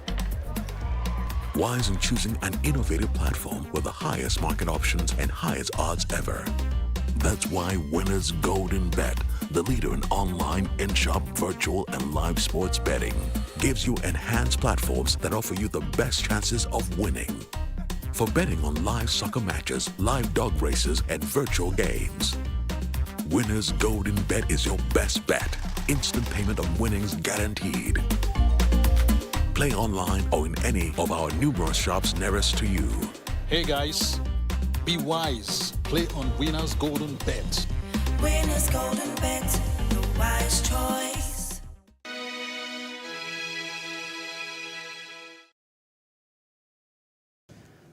Now to other parts of Africa, the trial of Citizens Coalition for Change Vice President Tendai Biti on charges of manhandling a Russian investor at the Harare Magistrate Court continued yesterday, with him insisting that the matter should be referred to the Supreme Court. Biti also said he was going to make an application for the recusal of the trial magistrate. He further said that in the previous application, he had made complaints against Mrs. Gowerero, the prosecutor, Mr. Michael Reza, and former Minister of Finance, Patrick Chinamasa. Kenya could be staring at yet another fuel shortage linked to fuel supply challenges brought about by insufficient local stocks in the market. An independent dealer who sought anonymity revealed that the country has enough fuel stocks, but there are dealers who are still prioritizing the export markets at the expense of the local market. He cited data which was revealed during a closed-door meeting held among energy stakeholders. A week ago, Energy and Petroleum Cabinet Secretary Monica Juma had raised similar concerns. She blamed a group of oil marketing companies for holding fuel stocks and diverting them to export markets, further worsening the crisis. The importers are expected to adhere to the ratio of 60-40 for local transit, but this has not been the case. A new case of Ebola has been confirmed in Northwestern Democratic Republic of Congo. This is now prompting health authorities to enforce urgent containment measures just months after the previous outbreak came to an end. The case, a 31-year-old male, was detected in the city of Bandaka, capital of Congo's Equator province. Around 74 of his contacts are now being tracked. The patient began showing symptoms on April 5, but did not seek treatment for more than a week. He was admitted to an Ebola treatment center on April 21 and died later that same day. We now move to South Africa, and the country has recorded a hike in coronavirus cases with 4,406 infections reported in the past 24 hours. In previous days, the number of infections was around 1,500 in 24 hours, falling below 1,000 cases on Monday. Hospital admissions have also increased over the same period, but not coronavirus-related deaths in hospitals. In early March, the country had gone 48 hours without a COVID-related death, the first time this had happened since May 2020. South Africa is the African country officially most affected by the virus, with more than 3.7 million cases and over 100,200 deaths. Let's now quickly get outside Africa. Rubble and debris littered the streets of Ukraine's northern Chernihiv city, some 3 weeks after Russia announced it would scale down military operations in the country. Drone footage captured yesterday showed the charred facades of shelled residential buildings and a large crater in the grounds of the local football ground, with the tribunes reduced to mounds and rubble. Cleanup operations have been underway in Chernihiv since Russian troops lifted their siege of the city. That was earlier this month. Now, firefighters in the eastern city of Kharkiv clambered over a blaze as debris fell on them to quell a raging fire inside a building at least 4 stories high today. 3 people were killed and 7 were wounded by Russian shelling in the heavily bombarded city northwest of Donbas on Saturday. The governor of Kharkiv said Russian forces had carried out over 50 artillery or rocket attacks in the area over the past day. Moscow denies its forces target any civilians. Meanwhile, protesters gathered in Paris today asking for more help as Russia continues its invasion of Ukraine. Protesters waving Ukrainian flags were seen holding Putin assassin signs as they walked down the streets of Paris. Svetlana Glivan, who fled Ukraine 1 month ago, called on people to support Ukraine and the city of Mariupol. We all, our family, we want to support Ukraine and tell about Mariupol, about help, about peace in Ukraine, about war with Russian people, and it's so terrible, and so much people die, and it's continue, and we want to stop, and we need ask for help from other countries, because we can't alone can stop this war. In the meantime, a father of 2 killed during clashes between protesters and police in the town of Rambukana, Sri Lanka, was buried near his home today. Over 100 Buddhist priests attended and took part in the religious ceremony for K.D. Chaminda Lakshan, who died after he was hit by live ammunition. Lakshan was 41 and had been waiting outside a filling station in the nearby town of Rambukana when people angered by long queues for petrol clashed with the police. His was the first death during an unprecedented wave of unrest that has roiled Sri Lanka since last month. French nationals living in the United States waited in long lines today to cast their votes in France's highly anticipated presidential election. According to the latest surveys for Sunday's, that's April 24 runoff, French President Emmanuel Macron and the centrist leads Marine Le Pen by 10 to 14 points, well outside margins of error. Voting proceeded smoothly and lines moved very quickly at the French embassy in Washington, D.C. this morning. Surveys by France's leading pollsters published on Thursday and Friday showed Macron's score was either stable or slightly rising to reach between 55.5% and 57.5%. Sitting bond traders in Kent, United Kingdom, laid on St. George's Day performance to help attract people to their high streets today. Performers in dragon, knight and other costumes battled each other, with the dragon appearing to beat his opponent for comedic effect in an alternative version to the traditional St. George's Day story. Traditional English Morris dancing also took place at the event.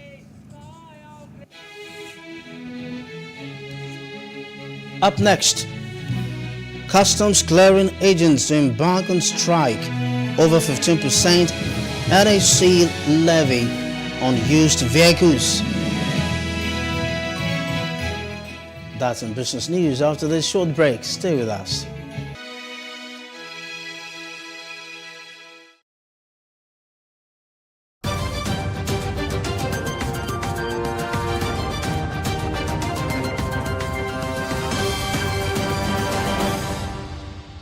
The Nigerian equities market maintained its bullish performance last week as the all-share index gained 2% in the week ended 22nd April 2022.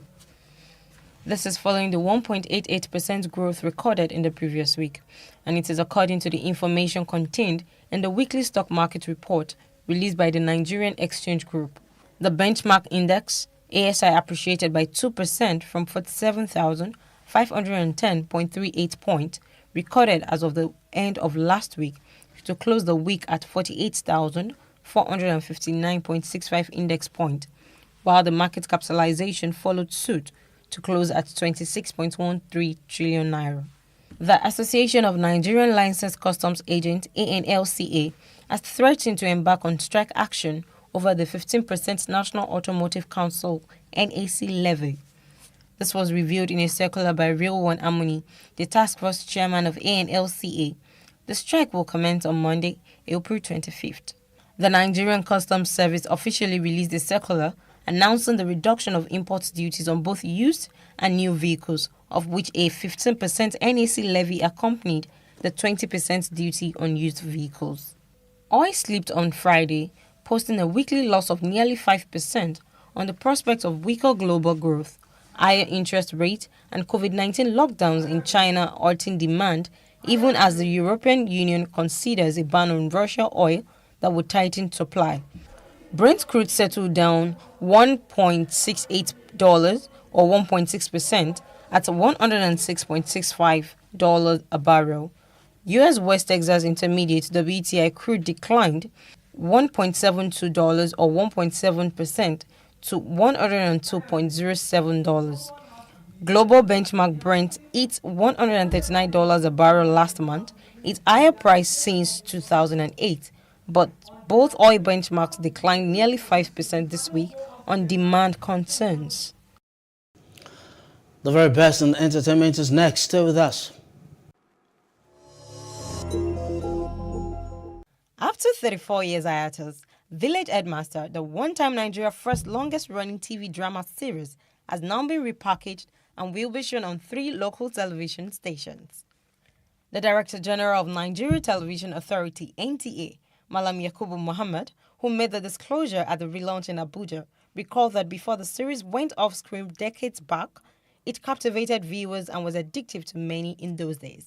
The NTA boss said the series was brought back to reenact the characters, bring back the moral values, national unity, and question it taught in those days. Janelle Monáe, the Grammy-nominated performer, actor, and author, has confirmed that they identify as non-binary in interviews tied to their new book. Monáe, in an appearance on Red Table Talk, said, "I'm non-binary, so I don't see myself as a woman solely. I feel all of my energy. I feel like God is so much bigger than the he or the she, and if I am God, I am everything." Monáe has previously confirmed that they identify as pansexual, which means they are attracted to people regardless of gender or sex. Netflix has cancelled the sequel to Will Smith's 2017 sci-fi action thriller Bright after he slapped Chris Rock at the Oscars. His National Geographic nature series, Pole to Pole, which follows the 53-year-old star to the North and South Poles and was set to begin filming in 3 weeks, has been paused until fall 2022. The sudden cancellation of Bright is apparently unrelated to the recent controversy surrounding Smith, who made global headlines after he slugged Chris Rock during last month's Academy Awards show. Tinder swindler Simon Leviv may face prison in Spain after an arrest warrant was issued for the Netflix comment. According to reports, the 31-year-old is being probed over the use of a fake driving license after getting his £80,000 Maserati stock on a Spanish beach during a day out with a mystery Russian blonde. Cops have now asked the court in the southern Spanish port city of Algeciras to reopen a criminal investigation against the man they now know to be Leviv after it was launched against Belton. Leviv, born Shimon Hayut, has already served time in his native Israel after being arrested for using a false passport in Greece. And the main news again. Tributes have been pouring in as Alaafin of Oyo Lamidi Adeyemi is buried.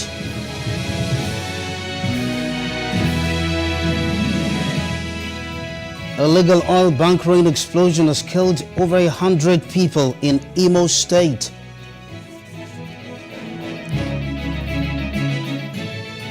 Again, gunmen have abducted 10 herders in Anambra.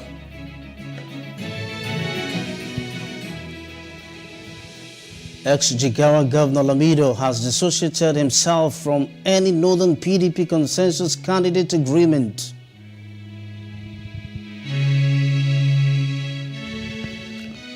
That's the news now. For more stories, please follow us on Facebook, Twitter, and Instagram.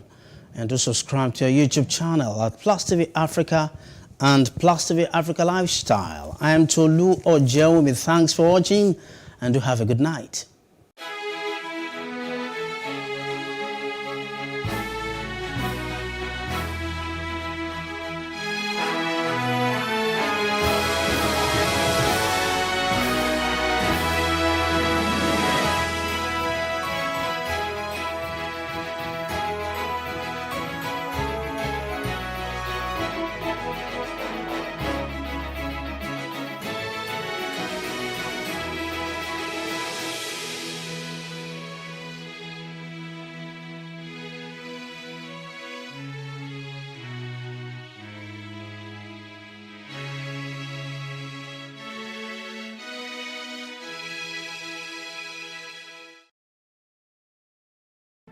There is no voting on social media.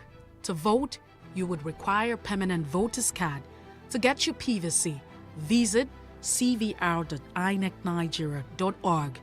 Create your account with a valid email address and start the registration process. An activation link will be sent to you.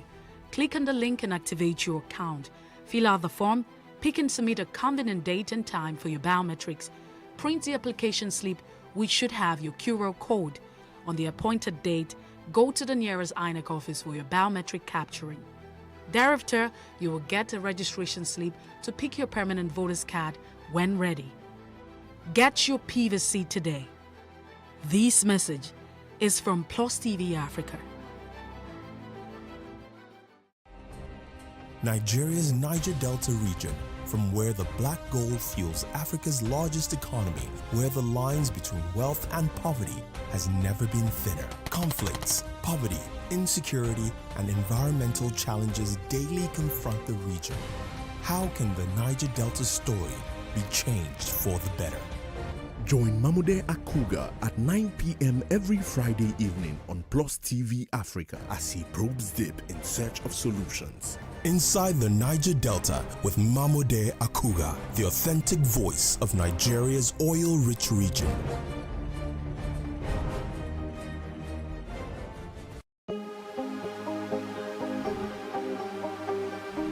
This is it for upcoming artists to blow in Nigeria.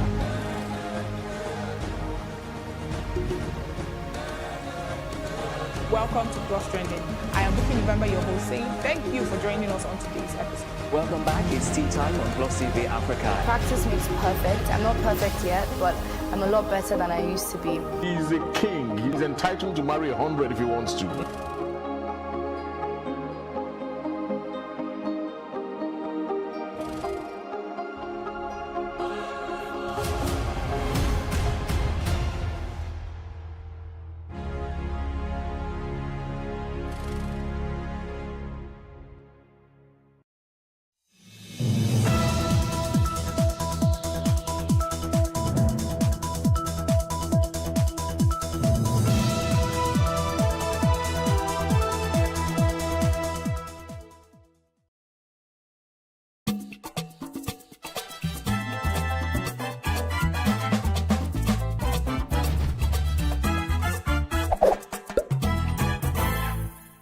Hello and a very warm welcome to you. Thank you for taking time out to join us this weekend for our conversation on the family and imputing the right kind of values. I am John Senaya. I don't know what side of the world you are watching from, but right here in Lagos, Nigeria, it has been, would I say an interesting or a mixed grill, week for me and for a lot of us, particularly if we remember the issue that rocked one of the schools here in Lagos, Chrisland schools particularly, and the allegations of underage children having sex. Yes, I will use that word as it is. We've been running away from it, and perhaps that's why we have loads of this challenge. So when they were supposed to be under adult supervision on an international school trip, there have been arguments and counter-arguments on responsible parenting, the school duty, and children finding out about their bodies. There have been questions about that. Who is responsible for what has happened, John? Yeah, well, today we'll be asking hard questions, real hard questions. Should we all have children in the first place, right? Is it a one-size-fits-all for raising children? And then how do we teach our children about their bodies and sex? Are we conscious of how we are raising our children, or are we just cruising along? That word, cruising along. Yeah. And the first question you ask, is it compulsory for everybody to have children? That's a big one. That's a very, very huge question. Yeah. Humanity demands, and even the Creator says, human beings should go forth and reproduce and replenish the earth. And he didn't, the Holy Bible did not say some. It was just a command. Even if humanity prescribes that, I think we should also prepare ourselves for that task. You don't take up a task without preparing for it. True. So we have to put ourselves in the right frame, prepare ourselves, be sure that we are ready to take on that role. And I would believe strongly that that is where we are falling short. I laughed because when you say preparation, yes, they tell you that marriage is a school that is ongoing, and parenting is a school too that you're learning from the moment you have a child until like forever. You're learning, you're constantly learning, evolving new things, how to do things better. Yeah. So there's really no point where you can say you have been adequately trained or prepared. That is in the detailing. The structures have to be put up right from the beginning. If you know where you're going, you may not have the details of how you're going to move. True. So you fit in the details. That's the learning. That's the learning on the job. Yeah. But the structures have to be there. You have to be determined that, one, this is where I'm going. This is what I want to achieve. This is the outcome that I want to see. If you have that in focus, then you're likely, to get the right results. We would like to get the right results. That's why we're seated here today with two brilliant, and well-informed guests who will be helping us through. But you see, some things that stare at us in the faces, really, what's the background of the parents who are expecting to parent children? How much do we know? How much do they know? What was the background of our parents who also parented us? And I think relatively, maybe arguably, our generation or the generation before us turned out better results than we are finding. Because the events of the week, particularly as we talk about this issue, threw out a lot of things. And for me, it's parents being so permissive, parents being so absent, parents not knowing jack about their children. Yeah. Anyway, we'll see how it goes on the program. All right, so many questions. We have two experts in the house, like I said earlier, who will be answering these questions and a lot more. And we hope that we'll be able to represent you in terms of, the arguments that would be going on in your mind right now. But let's take a break. When we come back, our guests will be seated and we'll get right to it. It's Today with John and Helen on Plus TV. Thank you again for joining us. I'm Helen Ongma Odeleye.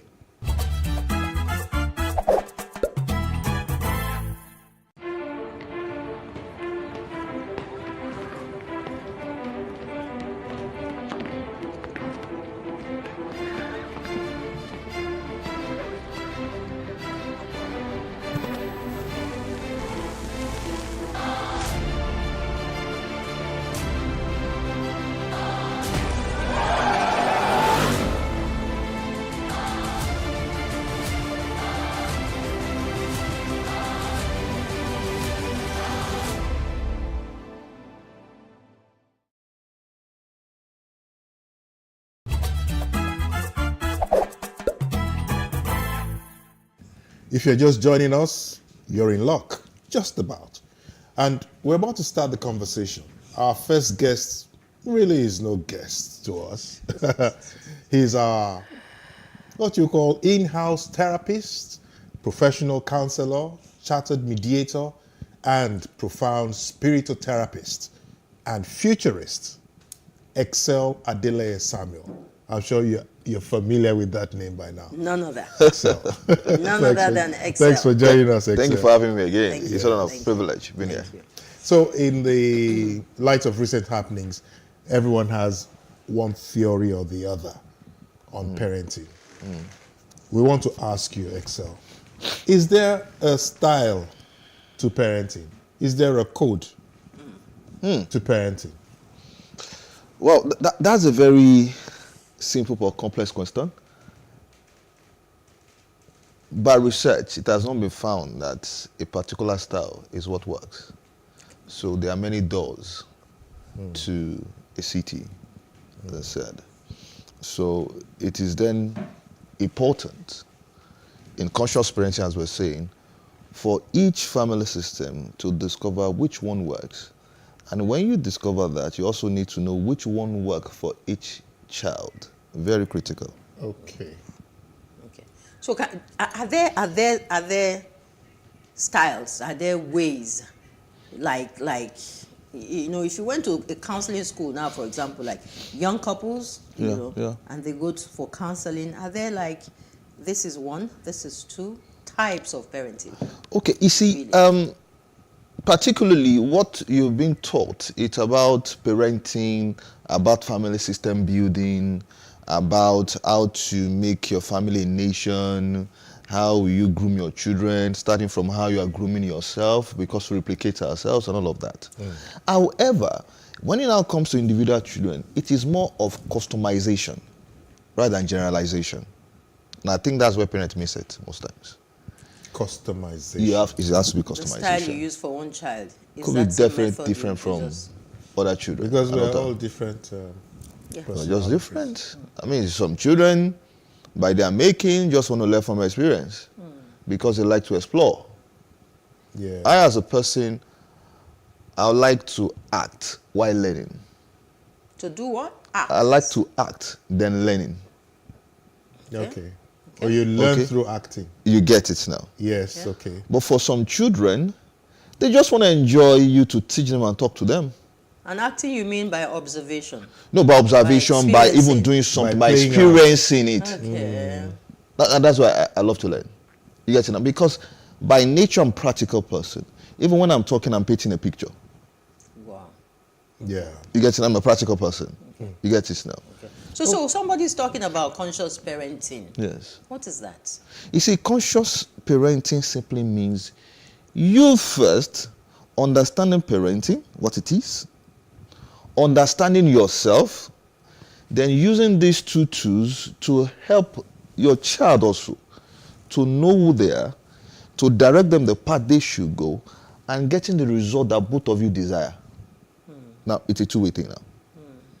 Would it be the same thing as intention, being intentional? Yeah, that's another word for being conscious. deliberate. You are deliberate, you are conscious and all You're that. conscious, And then when you use this adjective, you find out there's something that is similar about it. It's hard work. And presence. It takes a lot of hard work. Hard work and presence. Yes. It's like you waking up to go to your job every day. Hard work. Okay. Hard work. Okay, now Well, some of us, well, Helen, I know, belongs to the old school. Okay. We can't say the same. I know you belong to young school. We can't say the same. Yours belongs to the Generation Z. But, okay, now, where I'm going is this.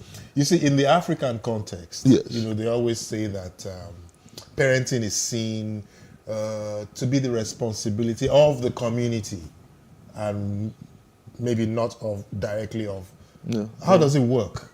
How does that concept, how does it work? Or does it still work? You see, for me, I try to take a personal observation beyond what is provided for us to use as research base. And we need to look, because one of the things also we are living in Africa is that we're not doing research about even our training. Our cultures and our values are not thoroughly researched. For example, there's no history in schools to even know. And if we begin to hear about Benin as a city, you see what history Benin has created in the world, but those things was eradicated. So the question then we should ask is this: were we groomed and behaved civil with our culture and our tradition? Yes. Were there many errors or what could have been done better? Yes. Including what we're embracing now, we can see the errors. So it is my submission that they said the community builds the children as you grow up. It's true. Yeah. I mean, my mother just have to say, stay at home, and then I stepped out. It takes somebody around to say, iya lagbajaba, like we say. I actually saw your son on the road. Then you know you are done. So if you want to commit your crime, you go very far. I know that. So I think our cultures and the community bring value and some level of sanity. And that's what they do. Values and morals. So when you talk, things are being erased. No, they are being totally. Because when you talk community, you're not talking Lagos, you're not talking Port Harcourt, No, you're not talking Abuja. Exactly. Because nobody can come from the next yard, if I want to use that word, and say, Lagbaja, your child. Yes, you know what? Like, you know what? You mind your you know what business? you just brought out there. What it means that what we had then was extended family. Though they are not your blood relative, but they are your family. So that when you grow up, you don't say that guy was my neighbor. You say my brother. Yeah. So when you're talking to other people, you say that is my brother now. Network. There was that strong bond. However, there was also errors along the way, of course. I mean, and that's life generally. Yeah, of course. Yes. So I think is my submission. How do we correct that? Now embracing the relevant parenting skills also. That is now, for example, there was no IT. There was no social media. How do we incorporate that also into the parenting that we do now? I think that's the missing link, because our children now are very far from us. Like saying you are going to America and somebody is in Oshodi somewhere. The distance is very wide. True. And parents are not admitted to that reality. True. Okay, Axel, last week we were about molestation, you know, brutality in marriages and all of that. Yeah.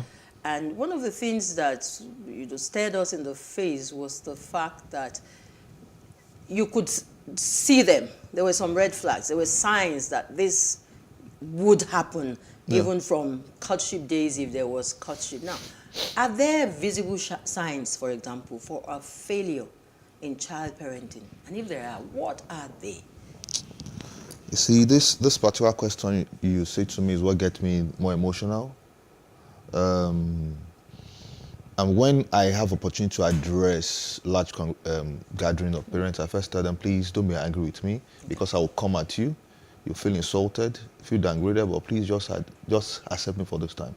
And this is about to say, as I think about the crisis that has been lingering on social media, I did a post on my status and I asked, in the last 6 months, have you read one book on parenting or attended 2 training, offline or online, on parenting?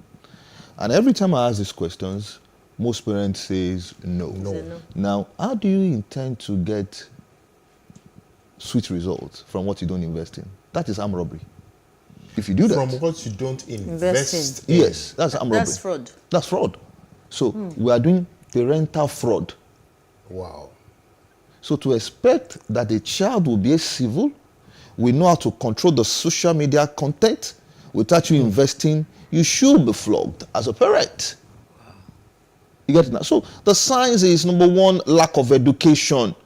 We rather invest in taking them abroad. We rather invest in paying high school premium, and we have not paid 150,000 naira, not what we $1,000 to just put something in you to update yourself. So we rather buy some designer clothes and make them some hair, or put an iPhone.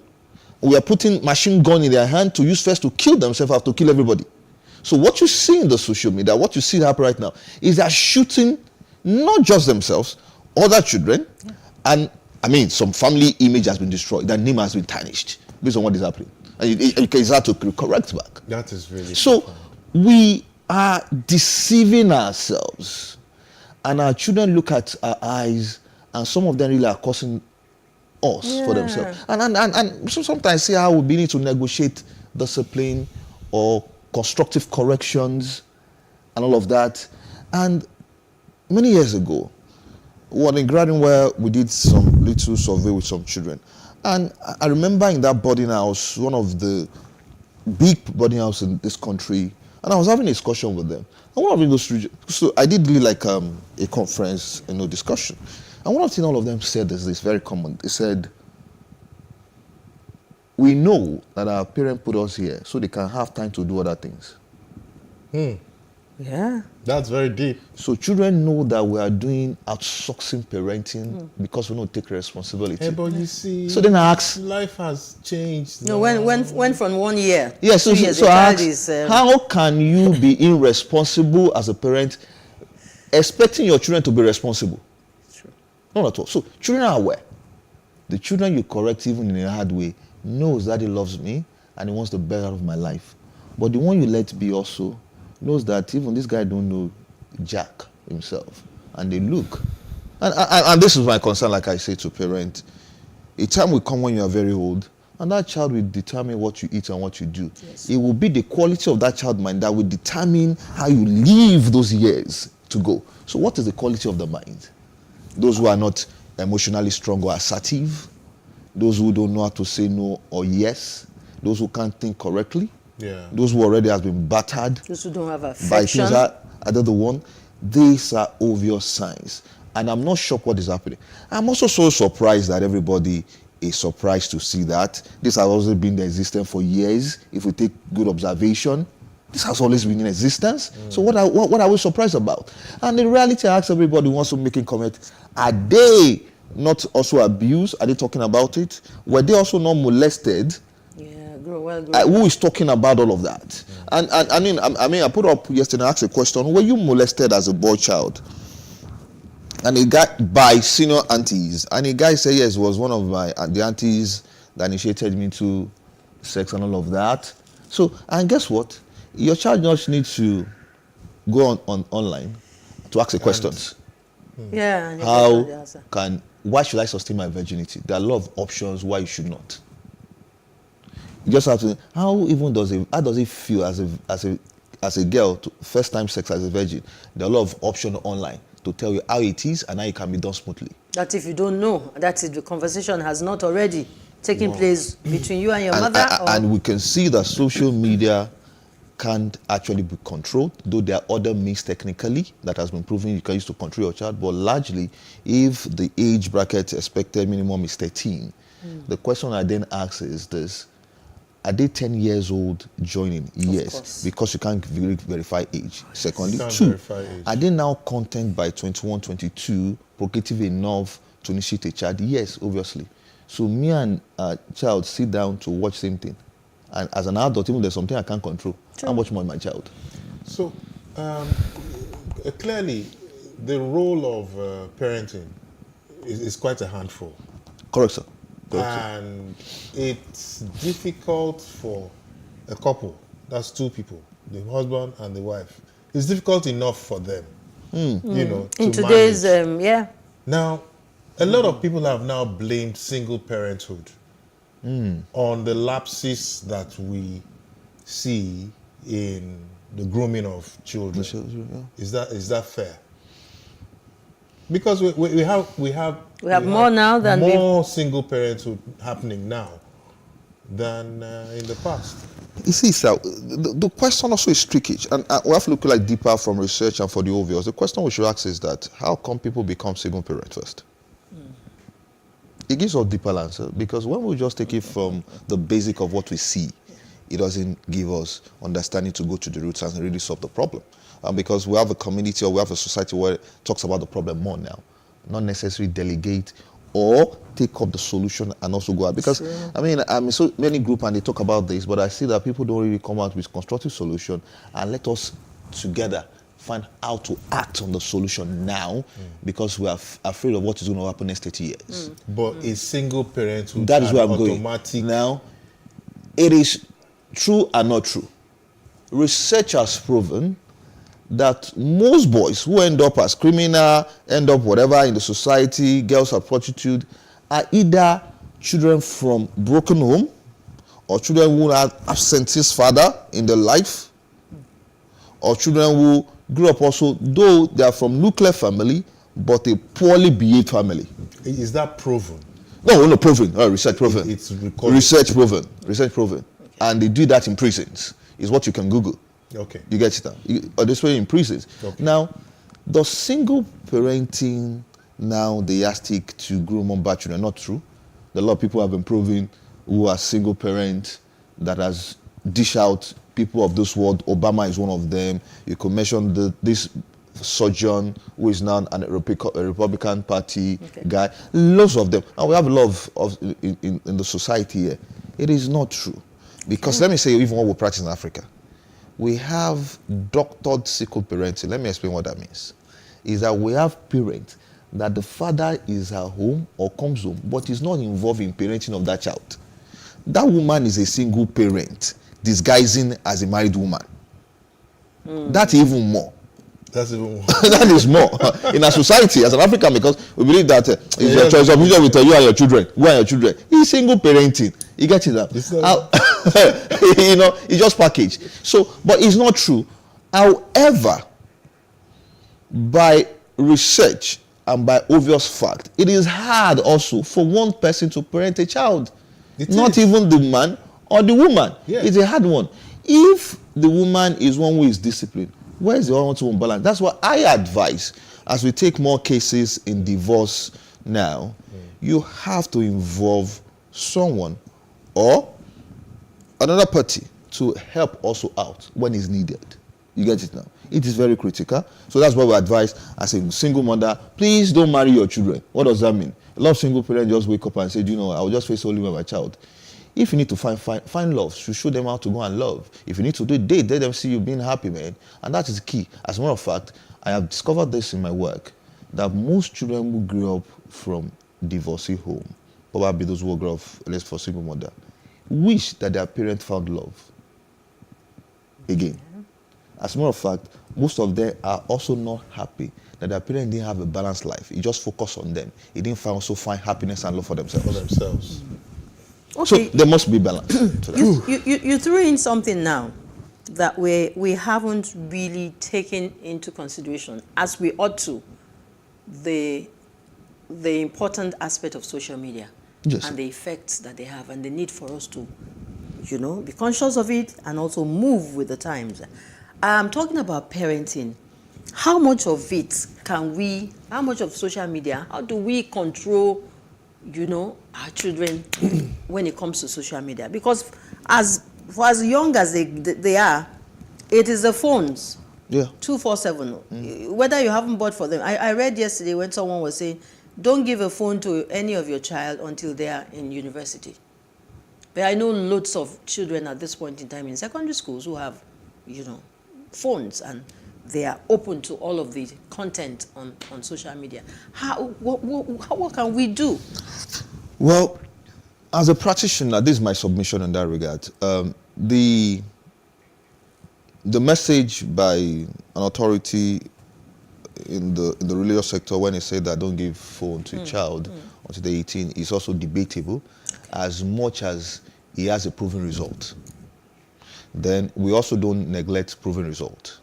And I did easily. I did a quick questioning with my daughter. If she's watching now, she can hear this. And I played that same message Okay. to her. She's not up to 18, she'll be 17. Then I said to her, what is your take about what this guy said? He said, it's actually true to a level. Then I said, what do you mean? Because sometimes you just need it for your education and all of that. Then I did a questioning of her. Tell me, have you used it well also? And I make reference to 3 incidents. Okay. Then he said, it's true. So what do we then do? Because sometimes you're also making a very big decision like that, coupled with what is happening, you know also to carry them along. Very critical. Because they also need to, they will need to replicate also your training and all of that. So sometimes we need, my submission is this, you need to give your children what they can handle, not what they can handle.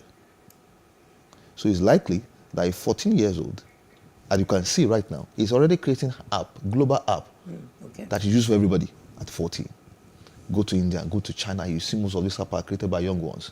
We see young people already developing things. Do we now say we will now limit their ability to create most of these things? No! That's why we need to now create curriculum and courses on social media, both the use and preventive use of it. First, the parents need to educate themselves. I will give you an instance.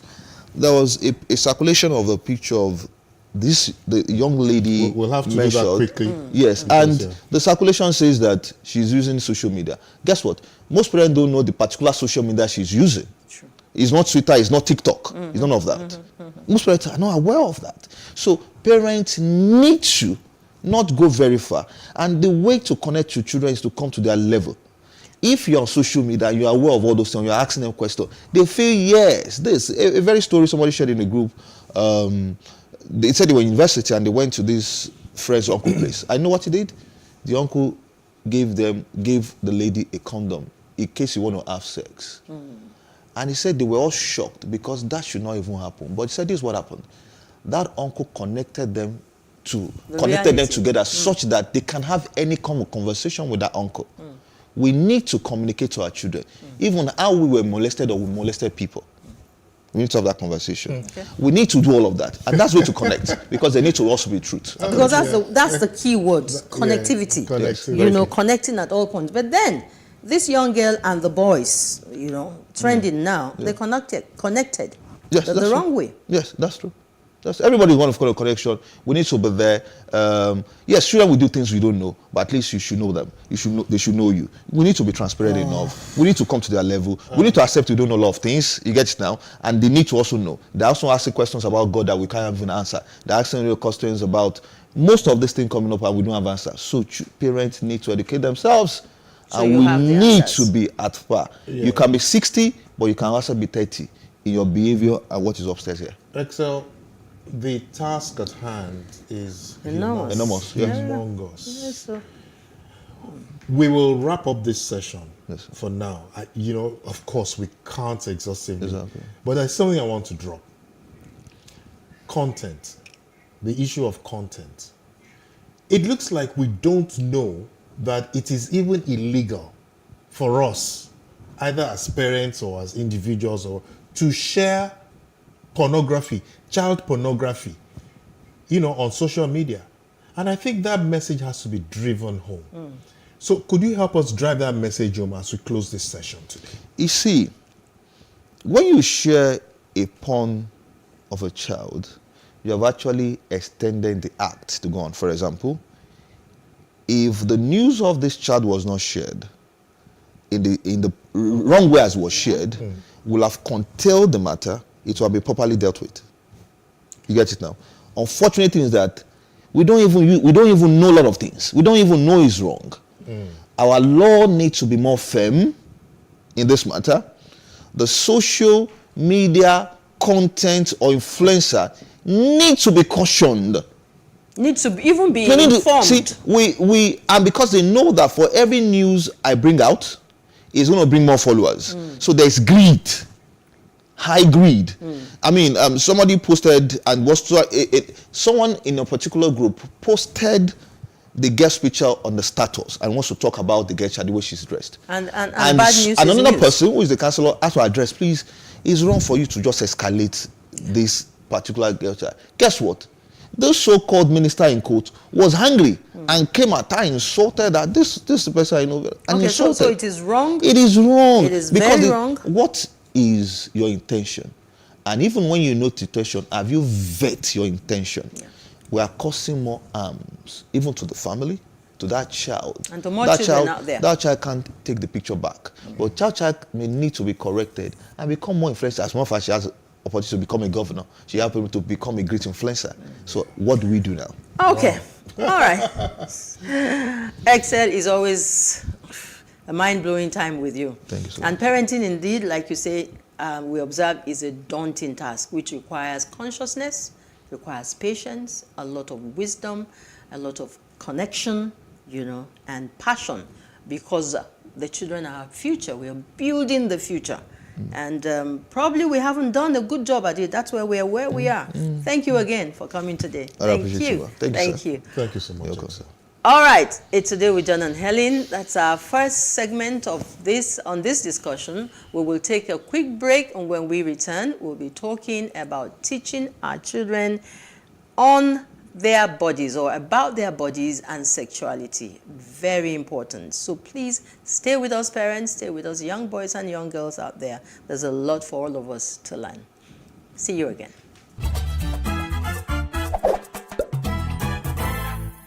How can we have peace without justice?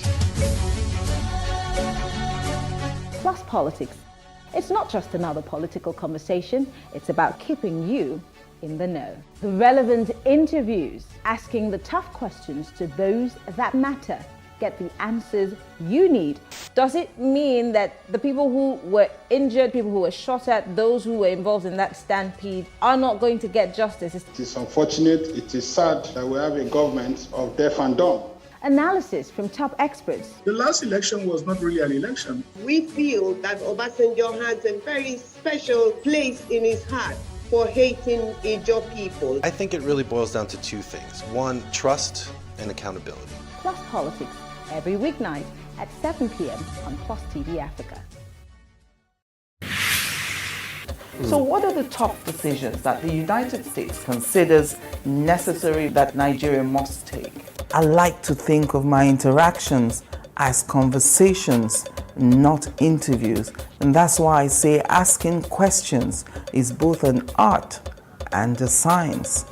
Everyone says in Islam, you are allowed to have 4 wives. Is it mandatory? The right question enables answers that educate, inform, clarify, and help you, the viewer, to better understand the issue before making up your mind. Our goal is to reduce from 10 to 2 days the time it takes to register businesses in Nigeria. Join me every week on this station, Plus TV Africa, and gain exclusive access to my conversations. I'm Angela Ajetumobi.